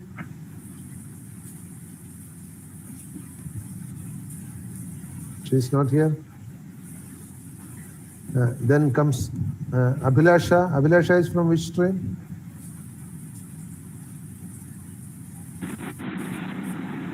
Yes, sir. Good morning, sir. I am Good morning. Abhilasha from Vidya Academy of Science. Oh, okay. You are from Vidya. I am structural engineering. Okay, Vidya, you know that, Abhilasha, you Yes, know sir. that I am in your governing body. Also. I am in your governing body also. Okay, glad to meet you. All right. Pardon, sir? I am already in your governing Yes, body. sir. All right. Yes, sir.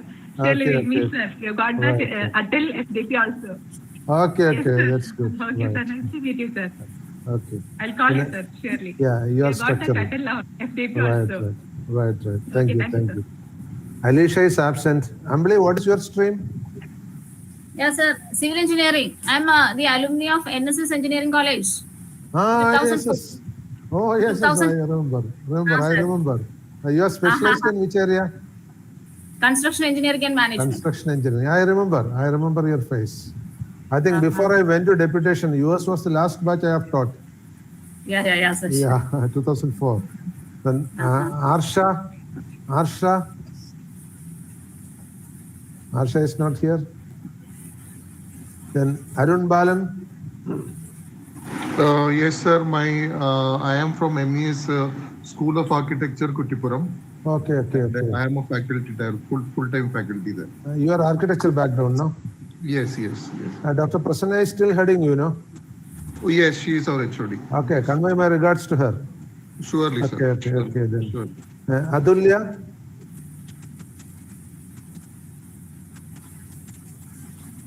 Adulya is not here.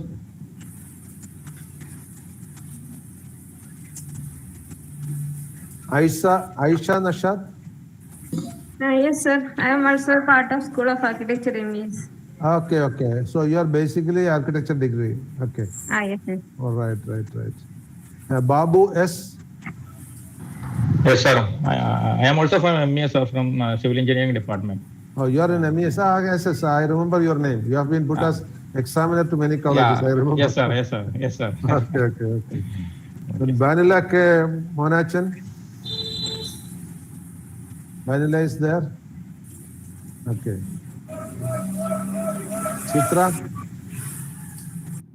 Chitra is here? No. Coordinators can also note who are all present and who are all absent. When I conduct the program in our institution, this is a cross-check always. Sibi? Good morning, sir. I am from Civil Department, Sahridaya. Okay. Right. Sahridaya, many of my students have been working.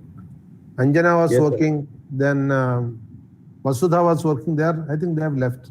Anjana is now okay, right. Akhil sir is here. Akhil is there. Okay, good. Right. Okay. Hey, what is your specialization, Sibi? Yeah, my specialization is structural engineering. Structural engineering. Okay. So mostly structural engineers. Okay. Now, Divs Mohan, DIVS. How is Good morning, sir. Good morning. I'm Divya. Divya. You have abbreviated From as the Divs. MES College of Engineering, sir. Okay. Civil Department. Civil Department. Okay. Yes, sir. Divya Mohan. Right.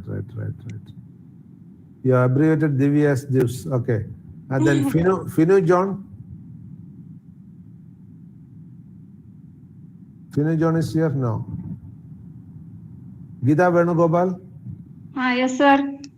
I am from MES College of Engineering, Kuttippuram. Civil Department. Civil Engineering Your Department. specialization? Geotechnical Engineering. Geotechnical engineering. Okay. Then Harita? Yes, sir. Good morning. Good morning. You are from? Sahridaya College. Sahridaya College. So Sahridaya, you are there. Okay. What is your specialization? Geotechnical Engineering, sir. Geotechnical. Good. Okay. Then Harsha from? Good morning, sir. Yes. I am Good from morning. You are from?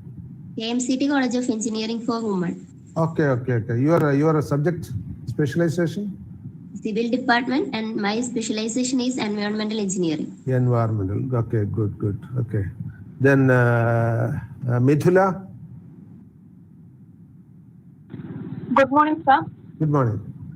I am from College of Engineering, Patanapuram, and specialized in structural engineering. Patanapuram. Who is your principal right now? Dr. Biju, sir. Dr. Biju. Okay. So he has been there. Okay. Then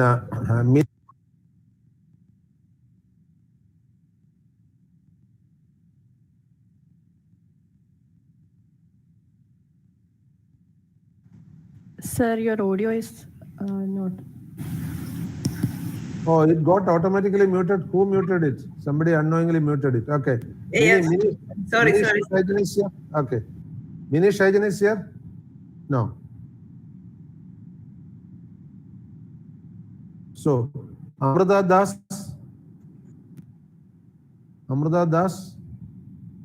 No. Anjali Vishwanath? No. Gidu Ravindran? Gidu is here. Yeah, Anjali Vishwanath I am seeing. Anjali, can you hear me? Yes, sir. You are from which college? I am from Ahmedabad Institute of Technology, Ulleri. Okay. Your principal is my good friend. Okay, tell him that I have engaged a session for you, Dr. Mahishan. Okay. Hi. Okay. All right. Then Gidu? Yes, sir. I am also from Ahmedabad Institute of Technology. Yes, sir. Okay, good. What is your specialization?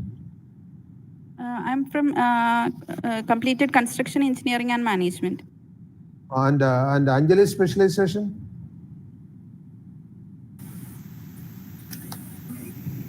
Environmental Geotechnology. Anjali's what specialization? Geotechnology. Environmental geotechnical. Okay. Yes. Okay. Then Ramil.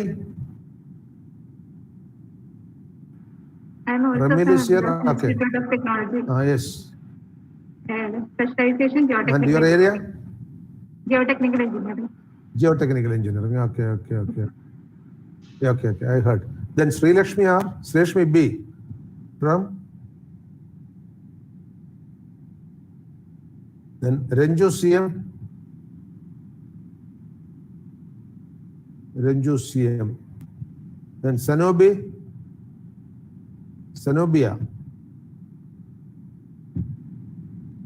Muhammad Ajmal.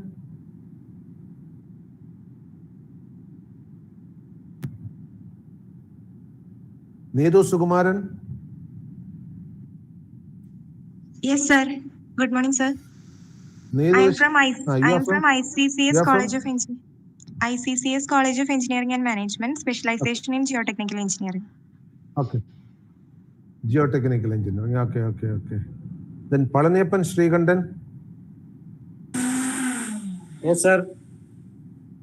Yes, sir. You are Morning. from? I am from MES Good morning. College. You are from which college?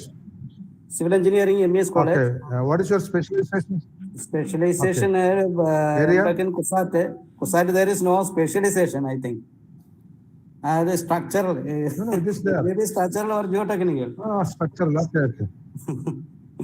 No, but CUSAT also specializes. See, I am a Senate member of CUSAT. So don't yes, say sir. there is any specialization. It is there. Yeah. Okay. Moreover, Then, I am a retired person, sir. Prajit? From the government servant. From the I government service. understand. But specialization is there. Okay. Okay, it's all right. Coaching Development Authority. And Prajit? Coaching. Yes. Right. Okay. As executive engineer. You have been working with Dr. Abdul Salam. You have been working Yeah. with Dr. Abdul Salam, no? Yeah. Okay. Right. He was your former principal, right? Yeah. And Prajit K. So, excuse me, Prajit is our Prajit K is here, technical assistance of FTP, sir. but he is not here. But it is from the. His name is shown, that's why. Yeah, it is from the desktop. So Okay. No problem. Yeah, that is for YouTube Right. live streaming. Okay, I understand. So For that login ID. Who is sitting instead of Prajit? Who is attending it? Nobody is currently. Somebody is there on attending. his system, no? Doesn't matter anyway. No, nobody is there. Okay. Then Radha Unnikrishnan. Good morning, sir. Sir, I am from Nirmala Engineering College, Radha Chalakudi. from which college? Good morning. From Nirmala Engineering College, Chalakudi. Nirmala Chalakudi. Okay. Which Specialization is specialization? in geotechnical engineering. Geotechnical engineering. Geotechnical. Okay. Good. Then Shaina. Sir, Shaina is here. Okay. I'm tech student from You're MES from? College. Okay. Which area you are studying? What is your specialization area there? Civil engineering, construction engineering. and Which management. specialization you are doing? Construction engineering. Okay. Then Sitara. Good morning, sir. I'm also a student of MES College of Engineering, doing construction engineering and management. Okay. Right. Then Sujana. Sujana is here. Yeah. Which area you are specialized, or which college you are working? Sujana. She's on the screen, but not audible. Sujana, can you hear me?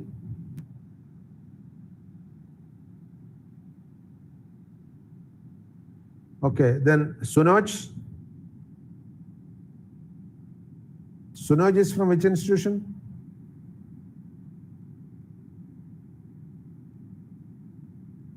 He's not there on the machine. Okay. Anyone else who was not introduced? Anybody from, of course, Vidya is there holding the charge of this program. I know her. Yes, Anyone sir. else who is in this? Yes, please introduce. Sir, I'm Ajay Kumar from Thrissur Government Engineering College. My specialization is engineering and management. Okay, construction engineering and management. Thank you. Anyone else? Sir, I am from Ambli, in which area you are specialized? Who is that? Arsha from St. Kitts. Okay. What is your St. area? Kitts. Environmental engineering. Which area you are environmental? Okay. Ambali, which area you specialized? Sir, construction engineering and management. Construction engineering. Okay. From Now CIT next, Coimbatore. 2 more people are there. Okay. CIT. Your HOD was Dr. Subramanian, no? Yeah. Yes, sir. Yeah. Recently, I have been examiner for one of his PhD candidates. Yes. He has retired. Okay. Right. Now, who else are there? I'm seeing one more face. Please introduce. Sir, I am Ambali. Good morning, sir. Okay. Ambali, Nirmala Krishnan, please tell the colleges and your branch, your specialization. Sir, I'm Nirmala Krishnan and I belong to Vidya Academy of Science and Technology teacher. And my specialization is hydraulics, sir. Hydraulics, okay. Now, Ambali Krishna Kumar, you are from which college? Sir, I am from ICCS college and I am specialized in geotechnical engineering. Geotechnical engineering, okay. Then two more are there from MES. They can also introduce.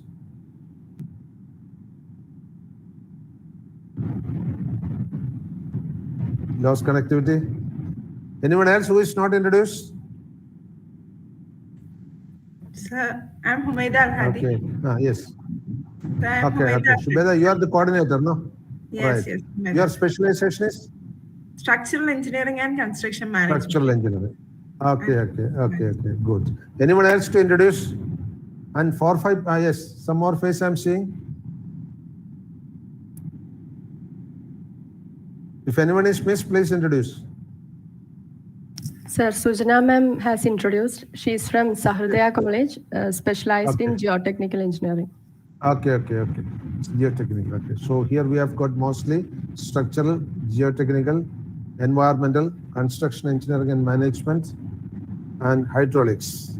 Okay, these are the areas. Nobody from other than civil fields. I'm basically structural engineering. And obviously, my family, my uncle was in hydraulics engineering. He only brought me to civil engineering. My wife is specialist in environmental engineering. My daughter is in biochemical engineering, and my son-in-law is in geotechnical engineering. So I think every stream is there in my family also. My sister is in ocean engineering. Okay, so I think it's a whole family of civil engineers, all of us, right? Now let us see. I'm going to discuss today on earthquake. So many disasters are there. So many anthropogenic disasters are there. So many natural disasters are there. Anthropogenic disasters are mostly, anthropogenic means anthropogenic, human caused. Human caused disasters are mostly environmental disasters. As you know, my wife is environmental engineering, so I've been with all her research work on these things. So those areas I'm not touching. I'm just talking today about one issue which is connected to a natural disaster, earthquake. Why I called and I wanted to know you is which is the stream in which you belong to. Because those who have studied structural engineering would have done some courses on earthquake engineering. Plus all of you at the BTech level would have seen the IS 875 earthquake loading. And you know that in tall structures, the earthquake loading and the wind loading are, say, in a structure like Burj Khalifa Tower, the tallest building presently in the world. The design for earthquake and the design for wind is a concern, not design for self-weight or design for superimposed weight or anything like that. They are all negligible compared to the earthquake loading or the wind loading. So it's a great concern for us about the earthquake. Has any of you experienced earthquake so far? Anybody who has experienced an earthquake? Our Godson country is a place where earthquake is very rare, but it is still there. Though it is rare, it is still there. My daughter and son-in-law are staying in IIT campus, Delhi for a long time. At that time, they were always afraid that Delhi is a very highly earthquake-prone zone. Anytime earthquake can come. Many times when immediately after the earthquake comes, we will make a phone call to see whether they are alive. So that is one danger with place like Delhi. But Kerala is such a place where we are not much concerned about earthquake. But it is not really true. We are also earthquake prone. I'll discuss that. I'll also tell you which are the earthquake zones in Kerala. And most of you are from civil and from geotechnical and structural background, where it's a great concern for you. For those with environmental engineering or of course, construction engineering and management also, earthquake is a concern for you. For hydraulics or environmental engineering, it is not that much. But even for hydraulics, there is one danger. You know that the biggest dam in Kerala is Idukki Dam. It is in an earthquake-prone zone. You will see how the Adamalayar Falls extends in Idukki area. So those things we'll discuss one by one. Let me ask a single question. My daughter, while staying in Delhi, has felt many earthquakes. But whether you have felt any earthquake, anyone? Anybody here? Those who have been elsewhere, staying in the North India or somewhere, would have experienced some earthquake? Yes or no? You can, if you know, you can ask, say quickly. Otherwise, we'll go to the next question or something like that. Any one of you experienced an earthquake? Yes or no? Yes. Yes. Where? Where you have Assam. experienced? Assam, sir. Yes. Assam. You are from which place? I'm from Northeast. You are from Assam. which place, Krishna Mishra? Assam, Assam. sir. Assam. Okay. Assam, there is an IIT at Assam, Guwahati, no? Beyond Guwahati. Right. I am beyond Guwahati. I am in Upper Assam. Okay. You are working in which college? I am working in SSA, Samagra Siksha. I am a CRCC running a cluster. Okay. You are specialized in which area? Actually, I'm specialized in education. I am dealing with the schools. I am coordinating with them. Therefore, I wanted to join this to know the disaster management skills and all, so that we can have a good experience for our schools also. So in that particular space, I have joined here. Right. That's good. And Ms. Mishra, you have experienced an earthquake of how much intensity? 7.8. 7.8 is a huge intensity. So you would have felt tremors on your body. Yes. It's not that high. 6 also, 5 also, and regular. We have experienced a earthquake within 5 minutes to 2 minutes in a day, 10 times also. 10 times also. Right. That's so true. tremendous Assam earthquakes. Yes. I know the Himalayan sub-regions, especially Assam, Meghalaya, Nagpur, Nagaland, these regions are highly susceptible to earthquake. Compared to your place, compared to Assam, our place, Kerala, is supposed to be a very low earthquake-prone area, whereas Assam is a high earthquake-prone area. In the zone, there is 5 zoning. In the zoning of earthquake in IS code 875, Assam is keeping a higher position than us because we are not prone to that much earthquake. But even then, I had an experience. I'll start dealing with that. This was sometime back, 2010 or 11. At that time, I was staying at Tiruvandhuram, the state capital of Kerala. I was working there on, for some period, I was working at Tiruvandhuram. And that was a holiday, and I was lying down on my bed. All of a sudden, I felt that my bed is having a thumping action like this, going up and down. Very slight movement only, but I was very sensitive. I felt that there is some upward movement happening. Since I know the theory of earthquake, I immediately felt that it is a slow earthquake.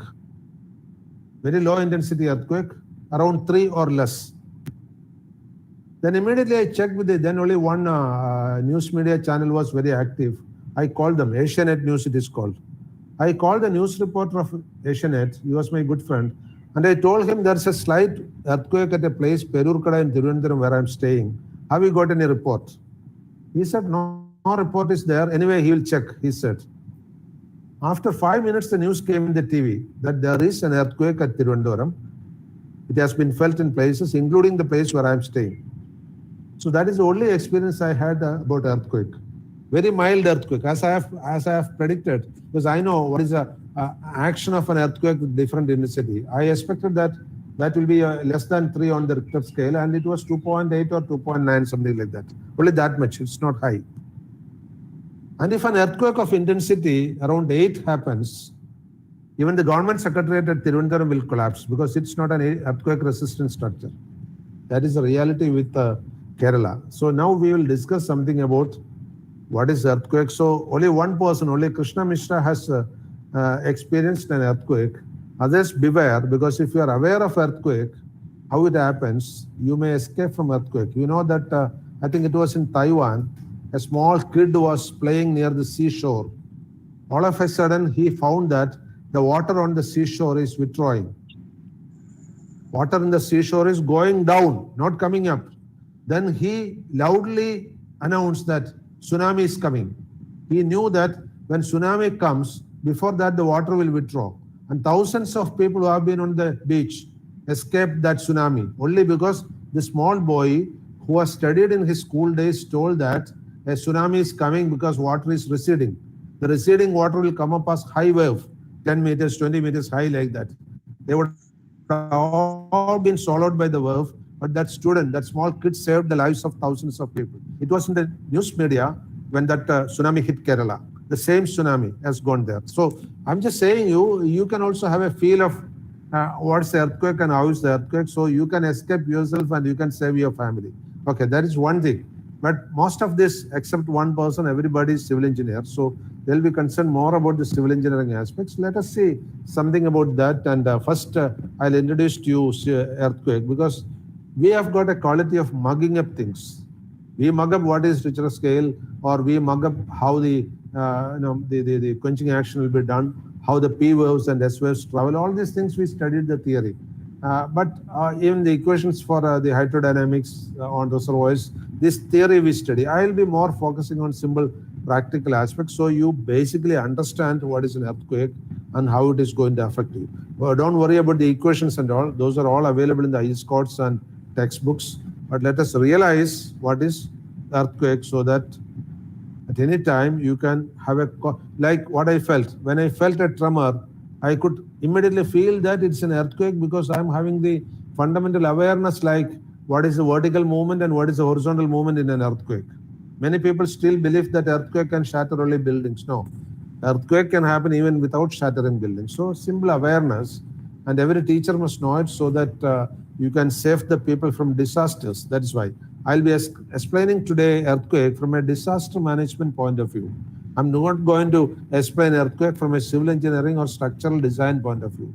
Being a structural engineer, I have specialized in earthquake design also, because two of my purpose I specialized in earthquake resistant design. But those things I'm not going to tell you. But some glimpse of that also I'll tell you. I'm going to discuss earthquake from a disaster management point of view.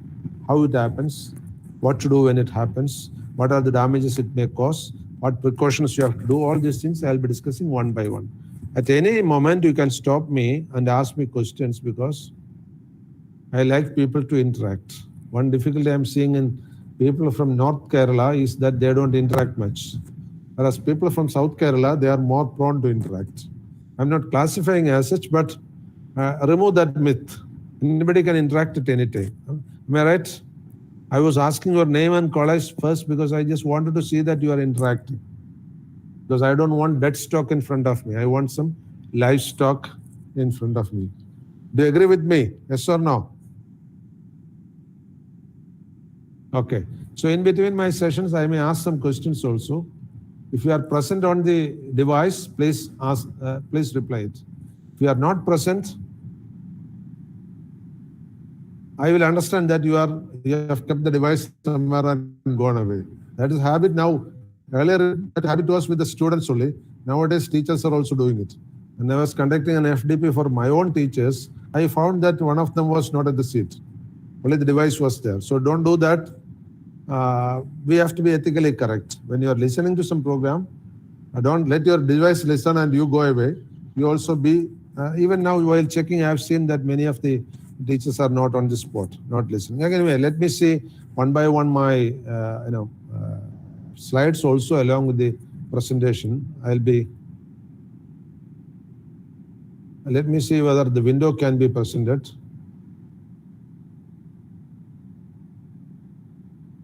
Because last presentation I couldn't present the window. If you are not seeing the window, yes, I think it is coming. Okay.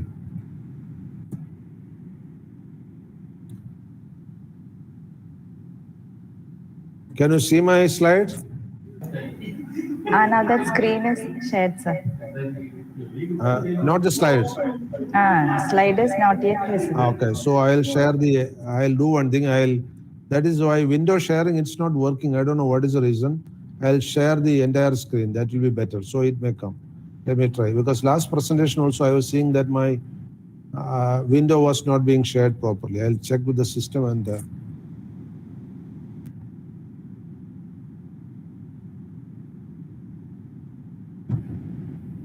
can you see my screen? Can you see the PPT? Yes, sir. Okay, Yes, then I'll share like that. Okay, now you can see it properly. Okay. Yeah. I think something is wrong either with connectivity or the system. Window sharing, it is not permitting. Okay, so let it be screen sharing, no problem. Only thing is I may not be able to see you. Doesn't matter, but I can hear you. And that is my session on earthquakes. You are seeing the screen.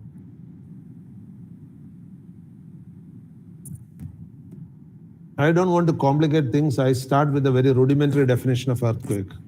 A sudden movement on the Earth's crust caused by the release of stress collected along faults or by volcanic activity. Both are possible. Relative movement of the fault. You know, fault means rock fault. This is connected to what is called plate tectonics. The Earth's surface is made of big plates. It is believed that initially we had only 2 tectonic plates on the Earth, but now so many fragmented plates are available. Initially, those 2 plates, slided each other, and there happened what is called a continental drift. Now, so many big plates are there, so many small plates are there. I'll show that. So when these plates on the Earth's surface, these plates are basically rock plates. Inside that, we have what is called the molten lava. So when these plates move each other, stress will be developed. And these stresses, for example, it is believed that most of the mountains have happened like this. When the plates are coming closer, they press each other and it lifts up and it forms mountains like Himalayas or the Alps, big mountains. So mountains are formed by lifting up of a particular area by pressure in between the plates, tectonic plates. Tectonic plates means the surface of Earth. You have studied these things, but I'm just reminding it. And the largest earthquake is measured on Richter scale. Now it's a magnetic scale. I'll come to that. It's a logarithmic scale varying from 0 to 10, not 0, 1 to 10. 0, there is no earthquake actually. And the highest intensity occurred so far was 9.5. It was in Chile. And the second highest was in Alaska in 1964. It was on the scale 9.2. And the recent earthquake, one of the most recent earthquake was in 2010. Heavy earthquake, everyday earthquake occurs. On an average, 2 to 3 earthquake occurs every day. That is different, but we measure the earthquake by the damage it causes. Recently, the heavily damaging earthquake occurred in 2010 in a place called Haiti. Haiti must be known to you, where nearly 2.3 lakhs people died and 2.8 lakhs buildings collapsed. Okay, sometimes the magnitude and the damage will not be directly related to. For example, this is an earthquake of magnitude 7, but the damage was very heavy. Can you tell me what is the reason? Can anybody tell me what is the reason? The earthquake intensity is only 7. An intensity of 7 may not have caused this much difficulty. An earthquake of this much intensity may not have caused this much. 3 million people affected. 2.3 lakhs people died. 2.8 lakhs building collapsed. Normally, this is very rare in an earthquake of intensity 7. But it happened in Haiti in 2010. Can anybody tell me what is the reason? Any one of you? All of you have studied the basics of earthquake. Why it so happens? An earthquake of intensity only 7. Yes. Excuse me, sir, I would like to try it. I don't know exactly. Right. It depends on the Earth's surface. The build of the Earth, if it is like the sandy grounds, the ground is not very formed very tough. Therefore, the earthquake intensity is very high in those areas. And where the ground is of good texture, the intensity, whatever the intensity may be, the damage is less. Right. Okay, your contention is right. The surface of the earth has got a role in the intensity of the earthquake and how it spreads from the epicenter. But the point is here, that is not the case. That will have only minor difference. Say, for example, 10 to 20% difference. Here, it's a huge damage. Normally, an earthquake intensity 7 might have caused only 100 or 200 deaths. But here, the death was 2.3 lakhs. So here, the reason is slightly different. Anybody else want to try? Why it so happened? Because it has become a huge disaster. Even though the intensity was only 7, the disaster was very huge. She has given one example, but that is slightly different. It can happen. The texture of the ground is very important in spreading of the waves. But that will cause only slight marginal increase. But this is a huge increase. Anyone else want to try? No. The point is, it depends on which area it affects, whether a closely packed populated area or a rarely populated area. Haiti, it occurred in a highly populated area. So these many people, 2.3 lakhs people were living in very close by area. So earthquake damage, this is a lesson to learn. Earthquake damage will be dependent on the inhabitation in that area. For example, when an earthquake happens in Kerala at Ernakulam, the damage will be the highest. If it happens at Tirunelveli, the damage will be the second highest. If it happens at Kuttippuram, where the MES college is situated, the damage will be very low. Why? Kuttippuram is a comparatively lesser inhabited area compared to Tirunelveli or Ernakulam. Got the point? So the damage due to the earthquake depends on the nature of inhabitation of the place. This is one thing which civil engineers have to know. So precautionary measures also have to be like that. Anyway, this is a point to ponder. We had one heavy tsunami in 2004. Heavy tsunami in 2004. Actually, I luckily escaped from that. I still remember the day. It was the day after the Christmas in 2004. I was having a meeting at Tirunelveli, a government meeting on the day on 26 December. I was supposed to go at the night of 25th December. I booked the train and I entrusted an auto rickshaw driver to take me from home to the railway station. I waited for the auto rickshaw driver, he didn't turn up. And I didn't want to take the car and park at the railway station because it was a 2 days program. So I thought let that program be lost because the driver didn't turn up. Next day, the driver called me, said so many stories saying that he got a bit drunk and he slept. But the thing is, I was so lucky to avoid my trip. That day, Tirunelveli and the route and even my own house at Neyyatingara, all these places were affected. And people were rushing into the city on 26 December morning. 26 December, it has happened, very damaging. Not 26th, I think 27th. The city of Tirunelveli was highly, it happened on 26th morning, early morning, but the city was so much rushed in on 27th morning because the tsunami hit Kerala on 27th early morning, though it happened on 26th morning. That was the first and last tsunami so far, which has hit Kerala. And that is the first time many of the Keralites heard tsunami, including Kerala. Kerala, 1,000 plus deaths were there. 2.3 lakhs people were dead. It started from Sumatra Islands near Indonesia. A very devastating tsunami caused due to earthquake. Its epicenter was under the sea. Many of the earthquakes, the epicenter may be under the sea. The focal point, not epicenter. Epicenter is the surface point. The focus was below the sea. Okay, these figures I have taken from the Kerala damage. You are seeing what you are seeing is Kerala actually, right? Then there were so many earthquakes which have caused a lot of damages. The New Madrid earthquake. But I have given a list of this I have taken from some standard reference. The most devastating earthquake so far. based on their intensity on the Richter scale. I told that Richter scale intensity is maximum 10. So the highest is Chile, 1960, 9.5 on Richter scale. Second highest is Alaska, 9.2 on Richter scale. Third is the highest which hit Kerala. That was Sumatra Island, 2004. How many years back? Nearly 16 and a half years, nearly 17 years back. That intensity was 9.1, very high. Then 2011, there was in Japan, the Sendai earthquake, which was 9. And on 4th November, there was an earthquake in Russia, but not death, though the intensity was 9. Now you will be able to say, 1952, the Kamchatka earthquake in Russia, no casualty was reported. What is the reason? Now you will be able to say, though the earthquake was 9, casualty was nil. Any idea? Now you should be able to say why it so happened. Sparsely populated? Yes, sparsely populated. There is no population in that area. It was a semi-desert area, so that can happen, though the intensity is high.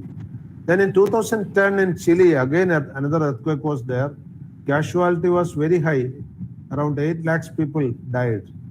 Chile, of course, it happens mostly in inhabited area. Moreover, the rescue operations in Chile are very difficult. Even now, rescue operations in Chile, because it's a hilly terrain mostly. That is the reason. Though the earthquake intensity was only 8.8, 8 lakhs people died there. Then in 1906 in Ecuador, intensity was again 8.8, but 1,505 people died. Then in 1965, Alaska, again an earthquake of 8.7 intensity, but not death. Though the previous Alaska danger has seen 1,400, this has occurred in the suburbs of Alaska, not in Alaska city side, so the death was very less. And in 2005, March, Indonesia again had an earthquake after the Sumatra first earthquake which caused the tsunami. The second earthquake intensity was a bit low, 8.6. It was a repeat or reoccurrence of earthquake, and intensity was only 8.6. And 1,313 people died. On 15th August 1950, you must be knowing, Ms. Krishna must be knowing, in Assam there was an earthquake in Tibetan border in 1950. It was an intensity of 8.6, around 800 people died. So many were left homeless. Have you heard about it? You may not have been there. But I was not born at that time. Yeah, I know you are not born, but that was one of the biggest earthquake in India before before Lettur earthquake. It was devastating. Lettur earthquake, the intensity was much less, but death toll was very high. That is actually a tragedy. I will say that's a civil engineering tragedy. Lettur in Maharashtra had an earthquake 2 decades back. You know that the intensity was very low, less than 8, but the death toll was very high. Anybody knows what is the reason? Actually, it was based on rocks, sir. The houses were based on rocks. Most of the houses were built of rocks, and the ground was also not very firm. So therefore, the death toll was very high. The houses fell down. Were not very good built. You are right. You are following earthquake very precisely, I think. Though you are not a civil engineer, I was involved in the rehabilitation of that earthquake-resistant buildings, because some part of that Lettur rebuilding was entrusted to Kerala State Nirmati Kendra. Being the advisor of the Nirmati Kendra, I have been involved in rebuilding that. We have introduced some new construction technique. The tragedy in Lettur was that most of the small huts and chawls in Lettur, they had Kadapa stones as the roofing material. Kadapa stone is a plate-like stone. I think people will know it. In Kerala, we use Kadapa stone for platforms, kitchen platforms and all. You know Kadapa stone? Civil engineers in Kerala know Kadapa stone because long sheets of Kadapa stones we use here. But in Lettur, what they used was the thrown away pieces of Kadapa stone, which are not finished. They use it for tiling their small huts. And remember, that will be tons and tons of weight. When the earthquake happened, the roofs collapsed and all the stones fell on them. They died because stone fell off them. They couldn't escape. It was at midnight. It was early morning. So they were all deep asleep. So the earthquakes happened quickly, and normally the earthquake will happen only in seconds. By the time you know it, it will happen. There is no indication, but there are some indication, natural indication, especially some animals like cats and rats can sense the tremor before it happens. You know, there are two types of waves transmitting, the P waves and S waves. For us, we can feel that waves only when tremor occurs, but these animals can sense those waves. They'll make a peculiar cry, the cats, and that's why in Japan, they have in pets some cats and some rats who can sense earthquakes and tsunami. They are trained on that. Okay, but I don't know whether the Kerala rats and cats can sense it, but they can sense that waves. That's why they cry. You know, we can hear sounds only from 20 hertz to 20,000 hertz frequency. The frequency below 20 hertz and above 20,000 hertz, we cannot sense. That is lucky, otherwise we cannot live on this planet. Because many of the earthquake waves initially will be less than 20 hertz. Whereas many of the cosmic waves are more than 20,000 hertz. If we listen all these things, you cannot sleep. It's better that we cannot listen to it. So obviously, the construction also has got a role to play. That is what Latour says. Though they were poor people, their roofs were made of, kadapa sheets, stone sheets, and it fell. So now the Latour area is fully reconstructed. I think 1/3 of the entire area was reconstructed by Kerala engineers, including Kerala State Nirmadi Kendra. It is fully reconstructed by earthquake-resistant construction. So in Latour, now it can withstand up to 9 on the Richter scale. An earthquake. Those buildings, the new buildings will not collapse. Simple corrections in the building by giving some simple reinforced elements can improve its earthquake resistance up to 8+, up to 9. It's possible. And most of the houses in Kerala are, load-bearing type. Load-bearing, I think civil engineers in Kerala know it. Most of the, including my own house, are load-bearing type. Load-bearing type means a brick wall built there. A brick wall will have a very heavy concrete roof. How much will be the weight of this concrete roof? 1 meter cube of concrete is 2.5 tons, 1 meter cube. And say, for example, now most of the houses will be having 10 to 12 centimeters thick concrete slab. So 10 square meter. 10 square meter means 3x4 room will be 12 square meter. 12 square meter will be around 3 tons weight. Just imagine, 3x4 is a small bedroom. For example, the bedroom I am having is 5x4. So 3x4 is a small bedroom. A small bedroom will have 3 tons of load above your head. And that is sitting on a laterite or brick wall. And laterite of brick wall is very good in taking vertical load, but it is very weak in taking lateral load. It will collapse immediately. We'll come to some examples later. It takes very less load, lateral movement. And remember, the earthquake has got both acceleration, horizontal acceleration as well as vertical acceleration. A person standing on the ground can feel the horizontal acceleration. Any experienced person standing on the ground can feel even the intensity of the horizontal acceleration. Any experienced person lying down on a bed can feel the intensity of the thumping action or vertical acceleration. And remember, most of the construction in Kerala, especially some 10 years back, are only effective for vertical load taking. Even that, not for vertical acceleration. Vertical acceleration is a thumping action. So I know very well that my house will collapse at an earthquake intensity of 7.5. And what will happen? 5x4 means the load coming on me will be around 6 tons. Just imagine, the 6 tons load come on me, what will happen?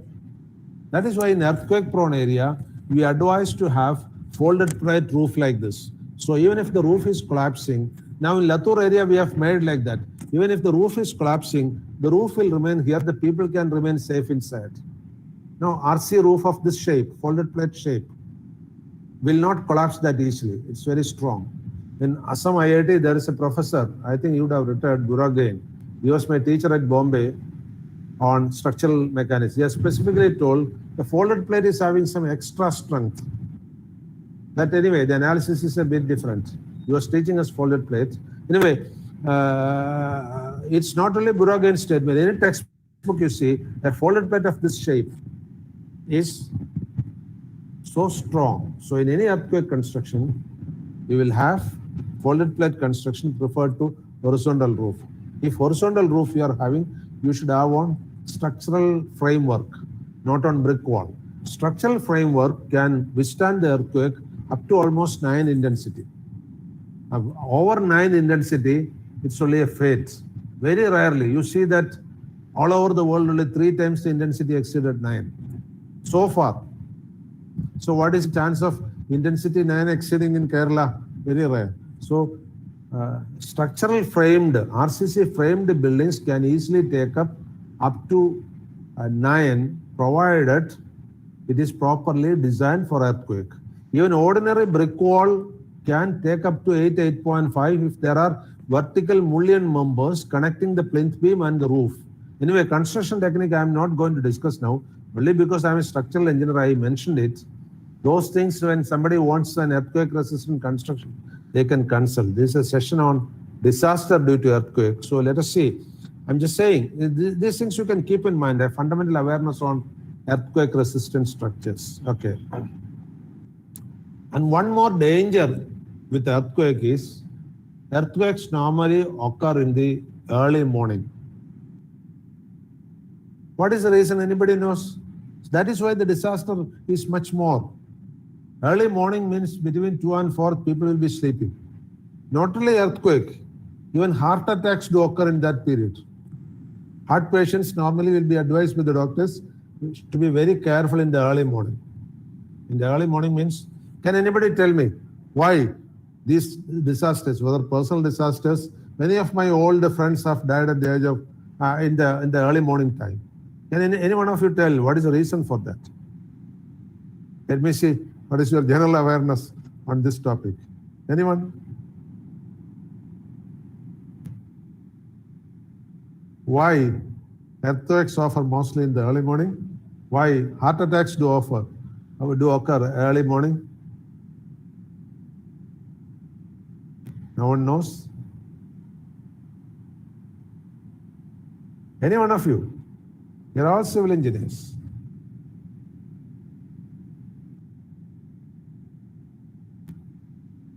No idea.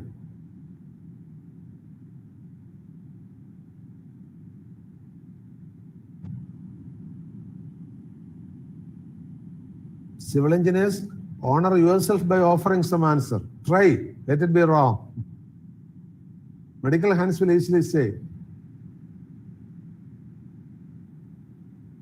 But engineering hands also should know, because almost all the earth mechanisms have got a relevance on this early morning. In early morning, there's a time in Sanskrit called Brahma Muhurta. Brahma Muhurta in Sanskrit stands for the time when the earth is the coolest any place. Brahma Muhurta may be sometime between 3 to 4. Exact time depends on the climate. Sometime between 3 and 4, in which time the earth is the coolest. So your body also will be the coolest. Your blood veins will be the shortest at that time. They will shrink like anything, because the climate is so. If you are in an air-conditioned room with a higher temperature, it may not happen. If you are in an open room with an open window, this earth's temperature will have an effect inside the room also. So when the earth is the coolest, the stress on the tectonic plates will be very high. The stress means they try to shrink. When the plates try to shrink or try to collide, both times tremors will occur. That is why many of the earthquakes do occur in the early morning. It's a natural phenomenon. Not only that, the rhythm, and every animal has got a body rhythm. The body rhythm changes according to the diurnal motion of the Earth's surface and diurnal temperature variation. So it happens. It has got a peak point or zenith point. Any one of them, either the zenith or the nadir, at this Brahma Muhurta. That's why many of the earthquakes in history, if you see, would have occurred at the early morning time in that country. Okay, it's a coincidence, but there is no rule like that. It can occur any time. It's quite natural that many of them occur at the early morning. So when rock plates shrink, they produce what is called a crack. Earth's surface will crack. So two ways the earthquake will occur.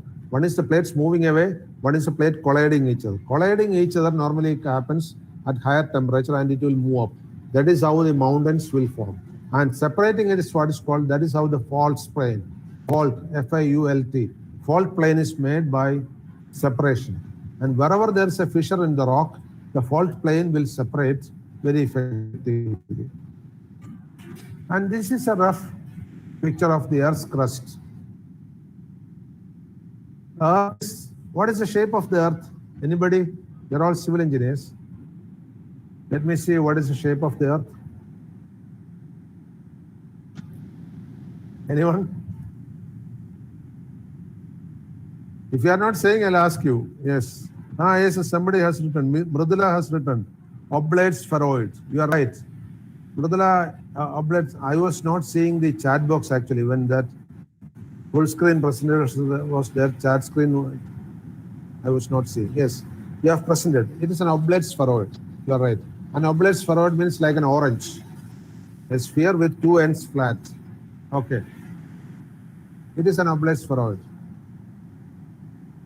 Now, the point I wanted to mention is that the Earth is an oblate spheroid, but not like an orange. It is more like a mango, I think. The internal content, not the shape. The shape is like an orange. In mango, you will see, or I think better we take the egg as the example. In egg, we see the yolk, the white part, then the the surface crust. I think egg is the better example. When you go inside and inside, the outermost part of the egg is a solid thing. That white crust is a solid thing.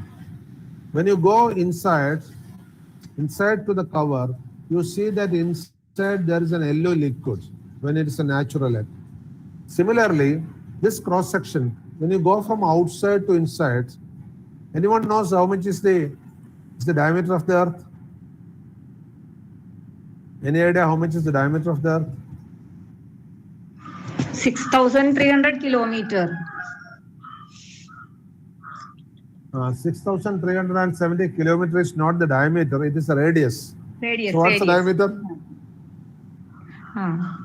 It's a radius. You are right. The number is right. 6,370 is the radius. Yes. So double of that is 6,730. So take the double. It comes more than 13,000. That is that's the diameter. Okay. But that diameter is not constant. The diameter is more at the equator, less at the sphere. That happens because of the rotation, because it's Earth is rotating in a polar axis. So when the rotation is about the polar axis, the center will expand. So the equatorial radius is a bit more, the polar radius is a bit less. That is reality. But do you think that this is the correct shape of the Earth's interior? This is the shape of the Earth's interior. Can you see that shape? Are you seeing this shape?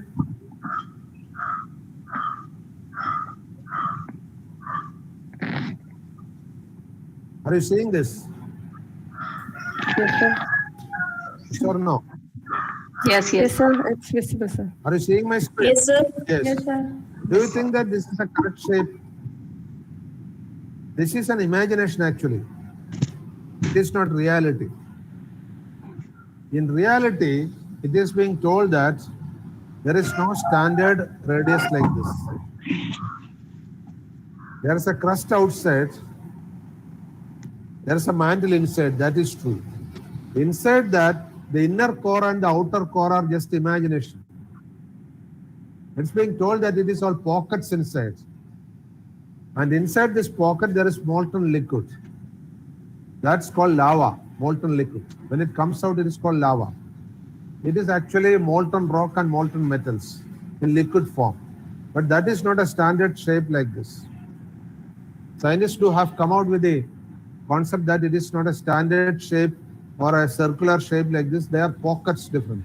Especially Russian scientists have done a lot of studies. They have come out with a suggestion that Earth's inside core doesn't have such a shape. So whatever it is, there is a crust, there is a mantle. That's it. That is true. This mantle is with variable thickness. But inside that, there is a liquid part, which we call, if it is a gel form, it is called an outer core. If it's a liquid form, it is called an inner core. This is how the Earth will look like. But the outer mantle, the crust and mantle, is not a single monolith. They are different plates. You see here the plates. You can see the plates here. For example, which is the Indian plate? This is the Indian plate. Can you see my cursor on the Indian plate? Yes, sir. This is the cursor on the Indian plate. Yes, this is the cursor on the Indian plate. This is the African plate. African plate is more than the African continent. This is the South American plate. This is the Australian plate. See, so many plates are there. Sometimes one continent will be over one plate, but sometimes one continent may be over two plates. For example, you see here, Eurasia is under a single plate. A part of Europe and a part of Asia comes under one plate. And similarly, some part of America and some part of Europe is coming under the same plate. See here, North America and some part of China are coming under the same plate. It can happen because plates are not divided by human people. Humans don't divide the plate. Plates are divided by nature, whereas countries are divided by people. That is why the tectonic plates are not defined like continents. These are the main plates. You see the main plates? Can you count how many of them are there? Main plates?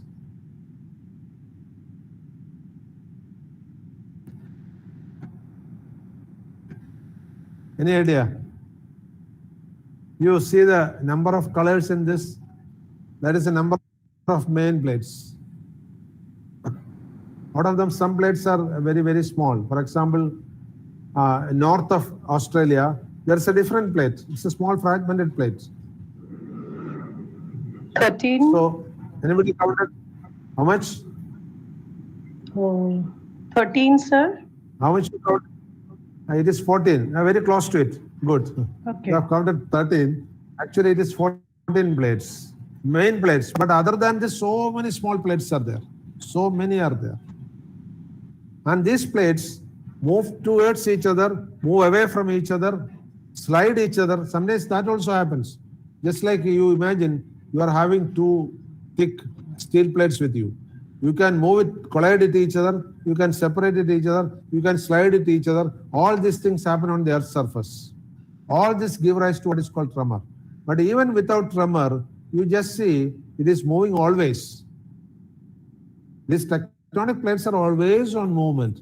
Like there's a rule which was told by Karl Marx once. There is only one thing without change on this Earth, that is change. There is always change.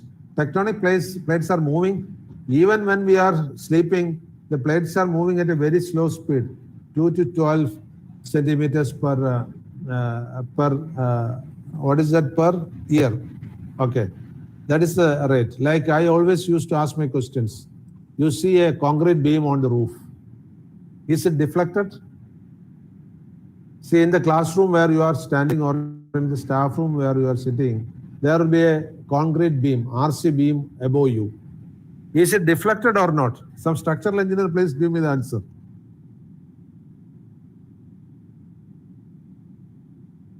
You are having a beam, RC beam overhead. Many of the rooms do have. Am I right? If it is a room more than 3 or 4 meters span, it is having a beam. Most of the classrooms are bigger than that. They will have a beam over it. Is that beam having deflection or not? A structural engineer, please tell me. Don't spoil the reputation of structural engineers, please answer me. Don't post in a chat box because I'm seeing the screen full. I cannot see the chat box now. Tell me orally.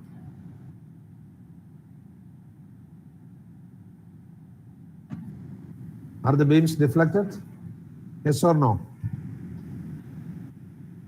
Or should I go to the chat box to see whether somebody has put? I'll go to the chat box to see whether somebody has. Yes. Yes, 2-3 answers have come here. Yes. Okay. Abhilasha, Harsha, again, Harsha, they all posted that yes, it is deflected. I accept your statement, the beam is deflected. Suppose your room span is 4 meters. How much deflection you permit for the beam? You are going to conduct an experiment. How much is the deflection of a beam? You are finding that the beam is deflected, say 5 centimeters. How much is the deflection you permit?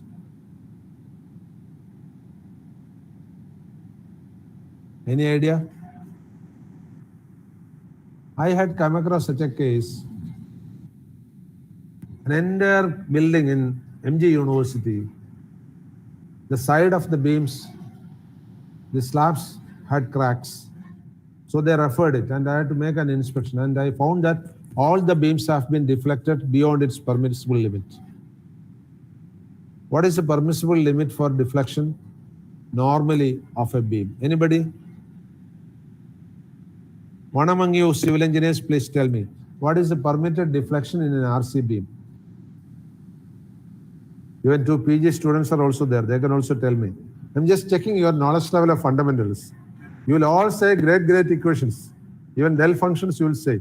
But what is the permitted deflection in a room, your classroom or your staff room for the RC beam? Anyone?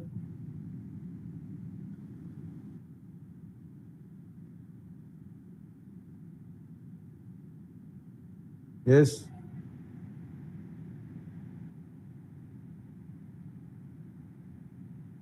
So we have an answer with Abhilasha ma'am. Beam span length divided by 250. I am correcting Abhilasha. The permitted deflection first depends on the support condition. The permitted deflection depends on the support condition. You agree? That is the first answer. You agree or not? Yes, Abhilasha says agreed. Then, if a beam is simply supported, permitted deflection will be spanned by 360.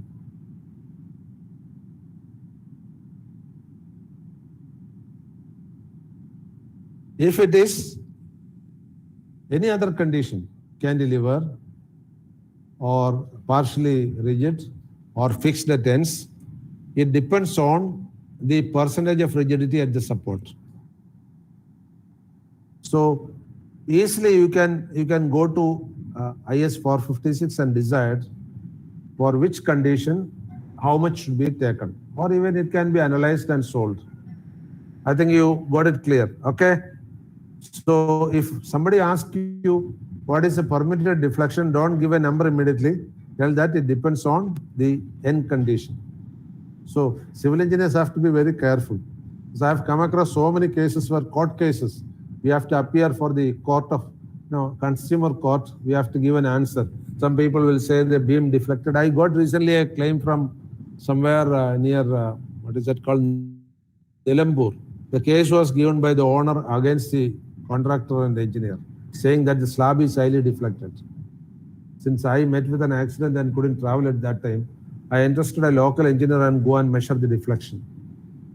And he found out the deflection, and it was true that the slab has gone beyond the deflection permitted by the IS court. So the contractor was asked to reconstruct the slab. It can happen. Anyway, I was just telling you that these are some of the fundamental concepts which we may have to come across. Can you see my screen now? Yes, you sir. Can see my screen? Okay. And this is an important concern for all of us. I've been telling that Kerala is also earthquake prone. I am very much concerned, and you also should be concerned. See the dots in Kerala. This is showing Kerala and Tamil Nadu. See the black dots in Kerala. That size of the black dot shows the intensity of the earthquake which occurred there. So you are now, most of you are sitting at MESCE Engineering College or nearby places, and that is an earthquake-prone area. Not exactly there, close to that. South part of Pattambi, southwest part of Pattambi, Tirthala area. And then what is the exact location of MESCE College area you call? It's not Valancheri. It is, but your area, your college area has got close vicinity of earthquake points. You see, from Alappi to Guruvayur, earthquakes have occurred. In Palakkad, eastern border, long back, I came to Palakkad 43 years back. I came to Palakkad in 1978. After that, only one small quake was occurred in Walayar area. But Walayar area is an earthquake-prone area.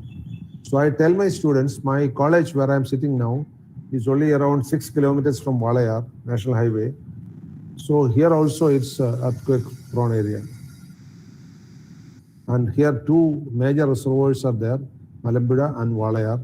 And my house is only 3 kilometers or 4 kilometers aerial distance from Malappuram Dam. So if an earthquake occurs at Malappuram, my house area will be flooded.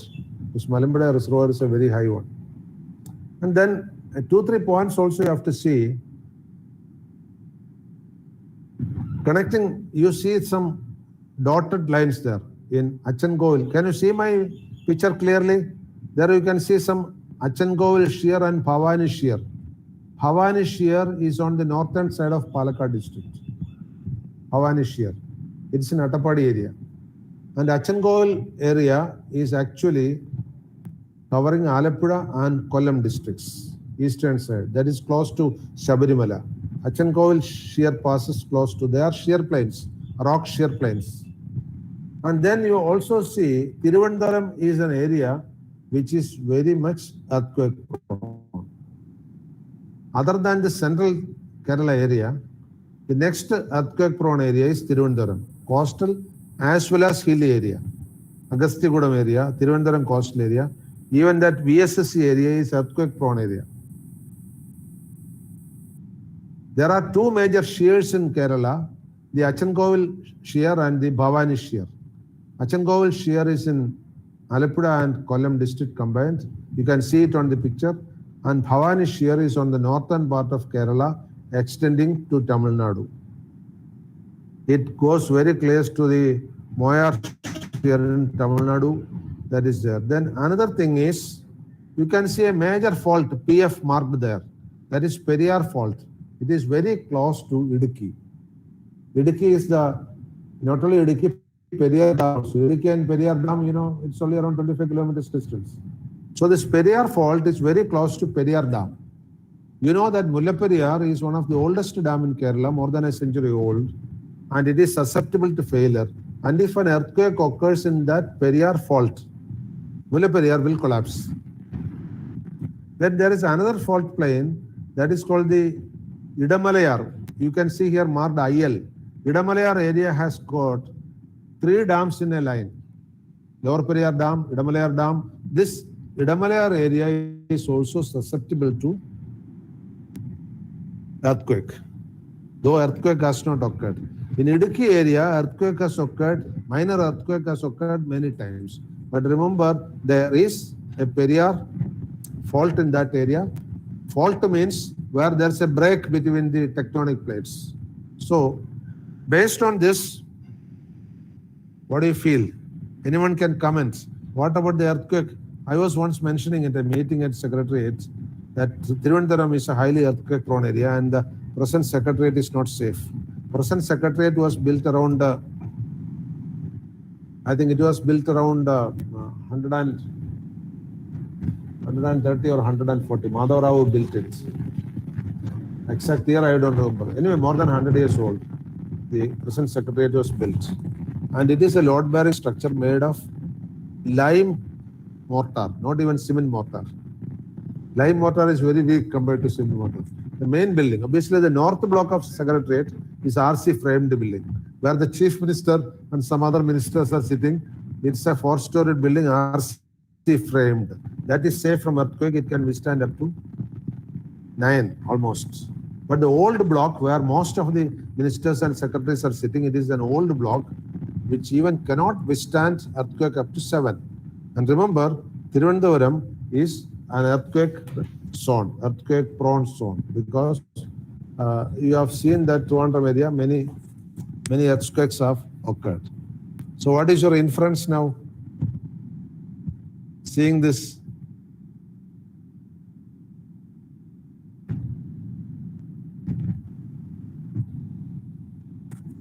Any idea? What is the inference?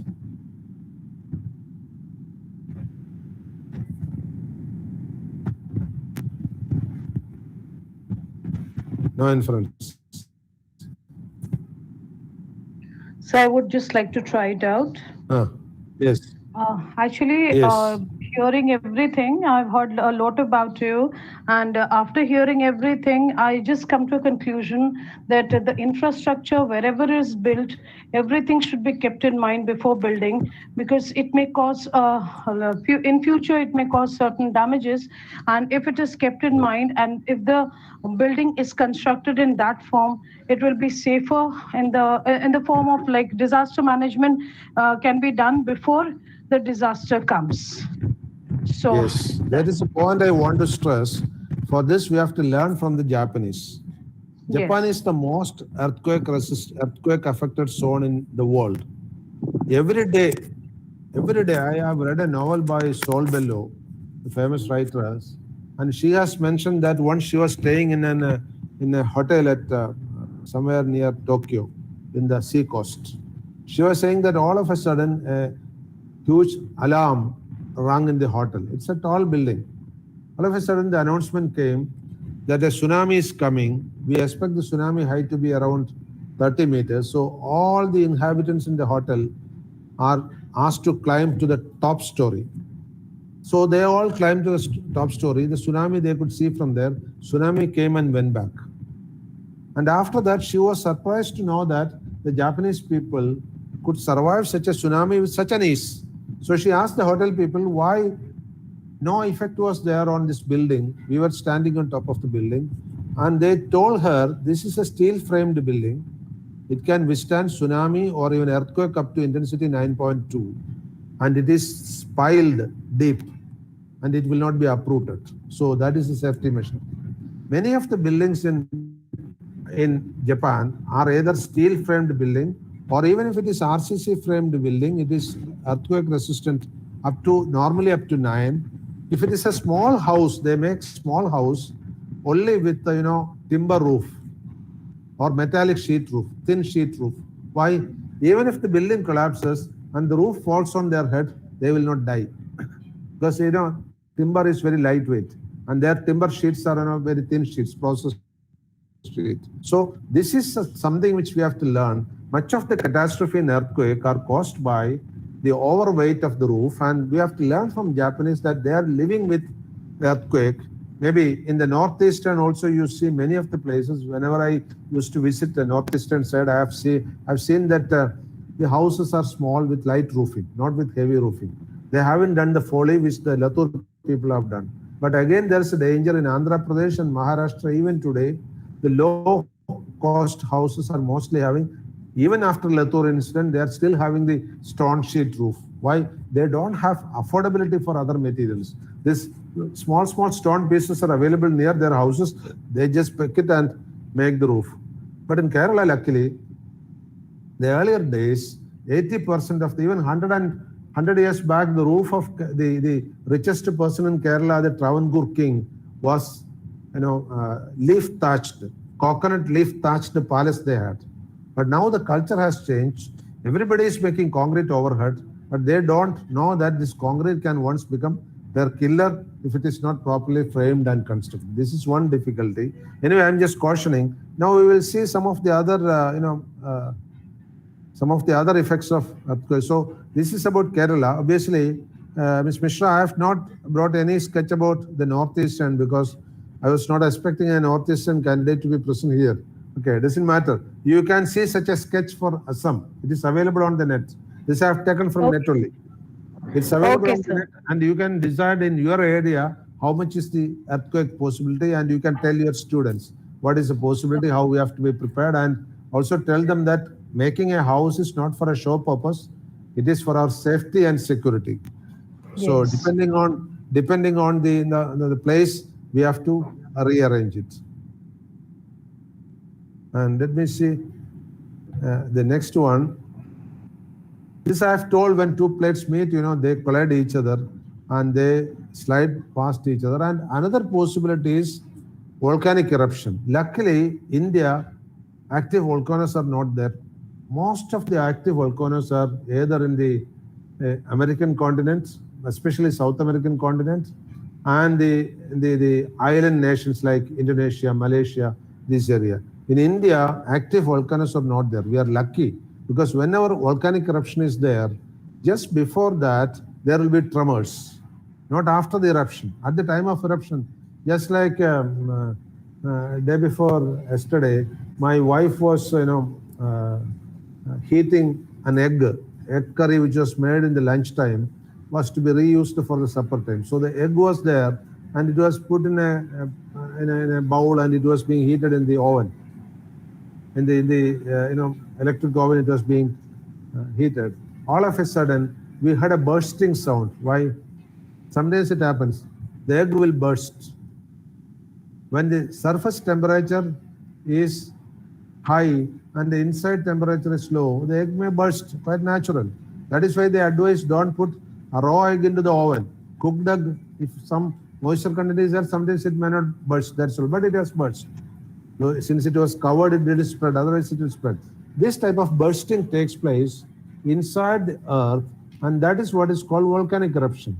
And volcanic eruption has given rise to almost all the solid rock forms, because in the initial period of earth formation, the earth was totally a molten liquid. There was no solids. That is what we believe. We have studied in geology that earth, what are the theories by which the earth is formed, we believe. So many theories are there. Can anybody tell me some theories by which the earth, we believe the earth has formed? So many theories are there. One or two theories? Civil engineers are supposed to know it. That will give the answer to the earthquakes happening by volcanoes. Anybody knows any of the earth origin theories? At least one or two. Most of you are civil engineers. You are supposed to know it because you have studied geology also. Yes, any of the origin of earth theories? A list of theories. Darwin, you are saying? Darwin or something? No, origin of earth, not origin of species. Darwin's theory is about the origin of species. I'm asking about the origin of earth, how the earth formed. Darwin's theory is applicable to the origin of species. Big Bang theory? Big Bang theory is one theory. What does Big Bang theory means? Can Arun tell me what is meaning of Big Bang theory? I don't remember it, sir. I've just heard about it. But the most believed theory nowadays is not Big Bang theory. It's another theory. Big Bang theory now many of the scientists don't accept. Big Bang theory says that a dying star, which we call as a dwarf burst out, and it gave rise to another star, the sun, and so many planets. We believed that there were 9 planets. Now the theory is that there are only 8 planets. Pluto is not counted as a planet hereafter. Okay. So that is Big Bang theory. That many people don't believe, because that is not happening in the universe nowadays. The stars are becoming dark matter in originality. They are not bursting out. They become what is called dark matter. That is the finding of Dr. Chandrasekhar, who is the nephew of Dr. C.V. Raman. Okay. Anyway, leave it. The most believed theory is something else. Any other theory anybody knows? You have told Big Bang theory. Any other theory? Actually, very funnily, the first verse in Rig Veda starts with a Sanskrit verse. Rig Veda you would have heard. There are 4 Vedas and 4 Upavedas for the Hindus. The first Veda is Rig Veda. Rig Veda's first verse is like this. Nasadasina sada sitadani nasidrajono vyoma paroyat. This says about the origin. But in Bible, the origin is differently. There it says, First day the God created this, second day the God created this, like that. First day it created the sun and stars, next day the earth, like that it goes. But in Hindu mythology, in Rig Veda it says, in the beginning of the earth, there was nothing, but there was everything. That's the meaning. So it is believed that everything was in a plasma stage, invisible stage. So it is called the plasma cloud. That plasma cloud slowly cooled, and it gave rise to what is called a liquid form. Then that liquid form finally condensed, and the crust became solid, and the inside remained liquid. This is called the plasma theory or cloud theory. Have you heard about this? This is what is called the cloud theory of the origin of the earth, and that is the same thing which the Rig Veda says. Rig Veda says, in the beginning everything was there. For example, the word says, Nasa dasina sadasita dani. Nothing was visible, but everything was there. Nasidrajo. Nasidraja means sea, oceans. Na vyoma paroyat means vyoma means sky.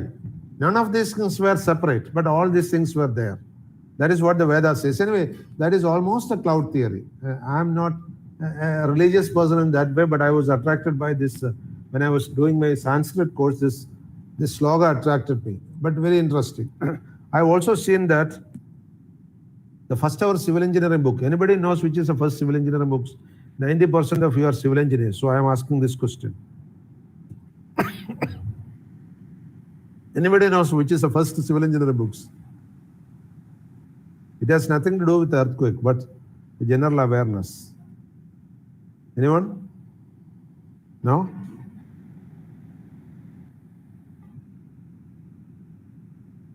Whether you are geotechnical or structural or environmental, you're all civil engineers basically.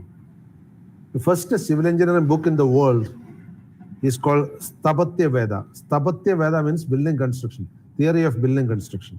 That is its meaning. Sthapatya means the building master is called Sthapatya. Veda means study about it. So it is Sthapatya Veda is thousands of years old. We don't know exactly. It is an Upaveda of Rig Veda. Rig Veda Upaveda is Sthapatya Veda. There are 4 Vedas and 4 Upavedas. This Sthapatya Veda, exactly we don't know what is here, but it is the oldest text or treatise on building construction. Again, when I was doing my Sanskrit course, I happened to come across some words in this Sthapatya Veda. It discusses about a material called Ashtabandha Kalasha. If some of you know Sanskrit, you can study that. In this book, there is a mention about Ashtabandha Kalasha. Sthapatya Veda says that whenever you have to fix an idol in a temple, you should use Ashtabandha Kalasha. Ashtabandha Kalasha is a mix of 8 materials. That the funny thing is, I was so shocked to read it. What Ashtabandha Kalasha says is, to make this Kalasha, you have to take very good limestone which has been cleaned by the river. That means in river you can get very good white limestone after flowing for a long time. You should take that. You should take fine clay. You should take fine clay. You should take fine rock powder, specific rock they are mentioning, and grind it all in a grinding. You know, the pestle and mortar system they used to have in Vedic period. Pestle and mortar. Pestle and mortar means, what do you call in Malayalam? Olakayum Urilam. That is pestle and mortar. So grind it very effectively in a pestle and mortar, then burn it. Then add some small traces of different things, and then make it into a very dry powder. And then add drops of water till its consistency is what you require. Then this material, take in the hand and press it over the surface where you want to fix a tall idol. And fix it and keep it for a day. Thereafter, even the elephants cannot remove it. That is what the theory says. What is this material? This, what I have told, is the process of making ordinary Portland cement. It is a ordinary Portland cement we make by 2 processes, dry process and wet process. This is the process of ordinary Portland cement. We say that Aspirin invented cement. Joseph Aspirin, a mason, a masonry, invented civil in cement in 1852, we always say. So I'm asking the question, who invented cement? Sabati Veda is still there. You can read it. Only thing is they didn't publicize it. It was in Sanskrit. It was confined to only the tantrics. It was not known to common man. Now only people like I can read and understand what is there in the Veda. Because now Sanskrit anybody can learn. See the thing, we invented cement hundreds of years back, but not available on commercial scale. Even when Joseph Aspdin invented cement, it was not available on commercial scale. In the 1850s, nobody made it on commercial scale. He found that this is a very good cementing material.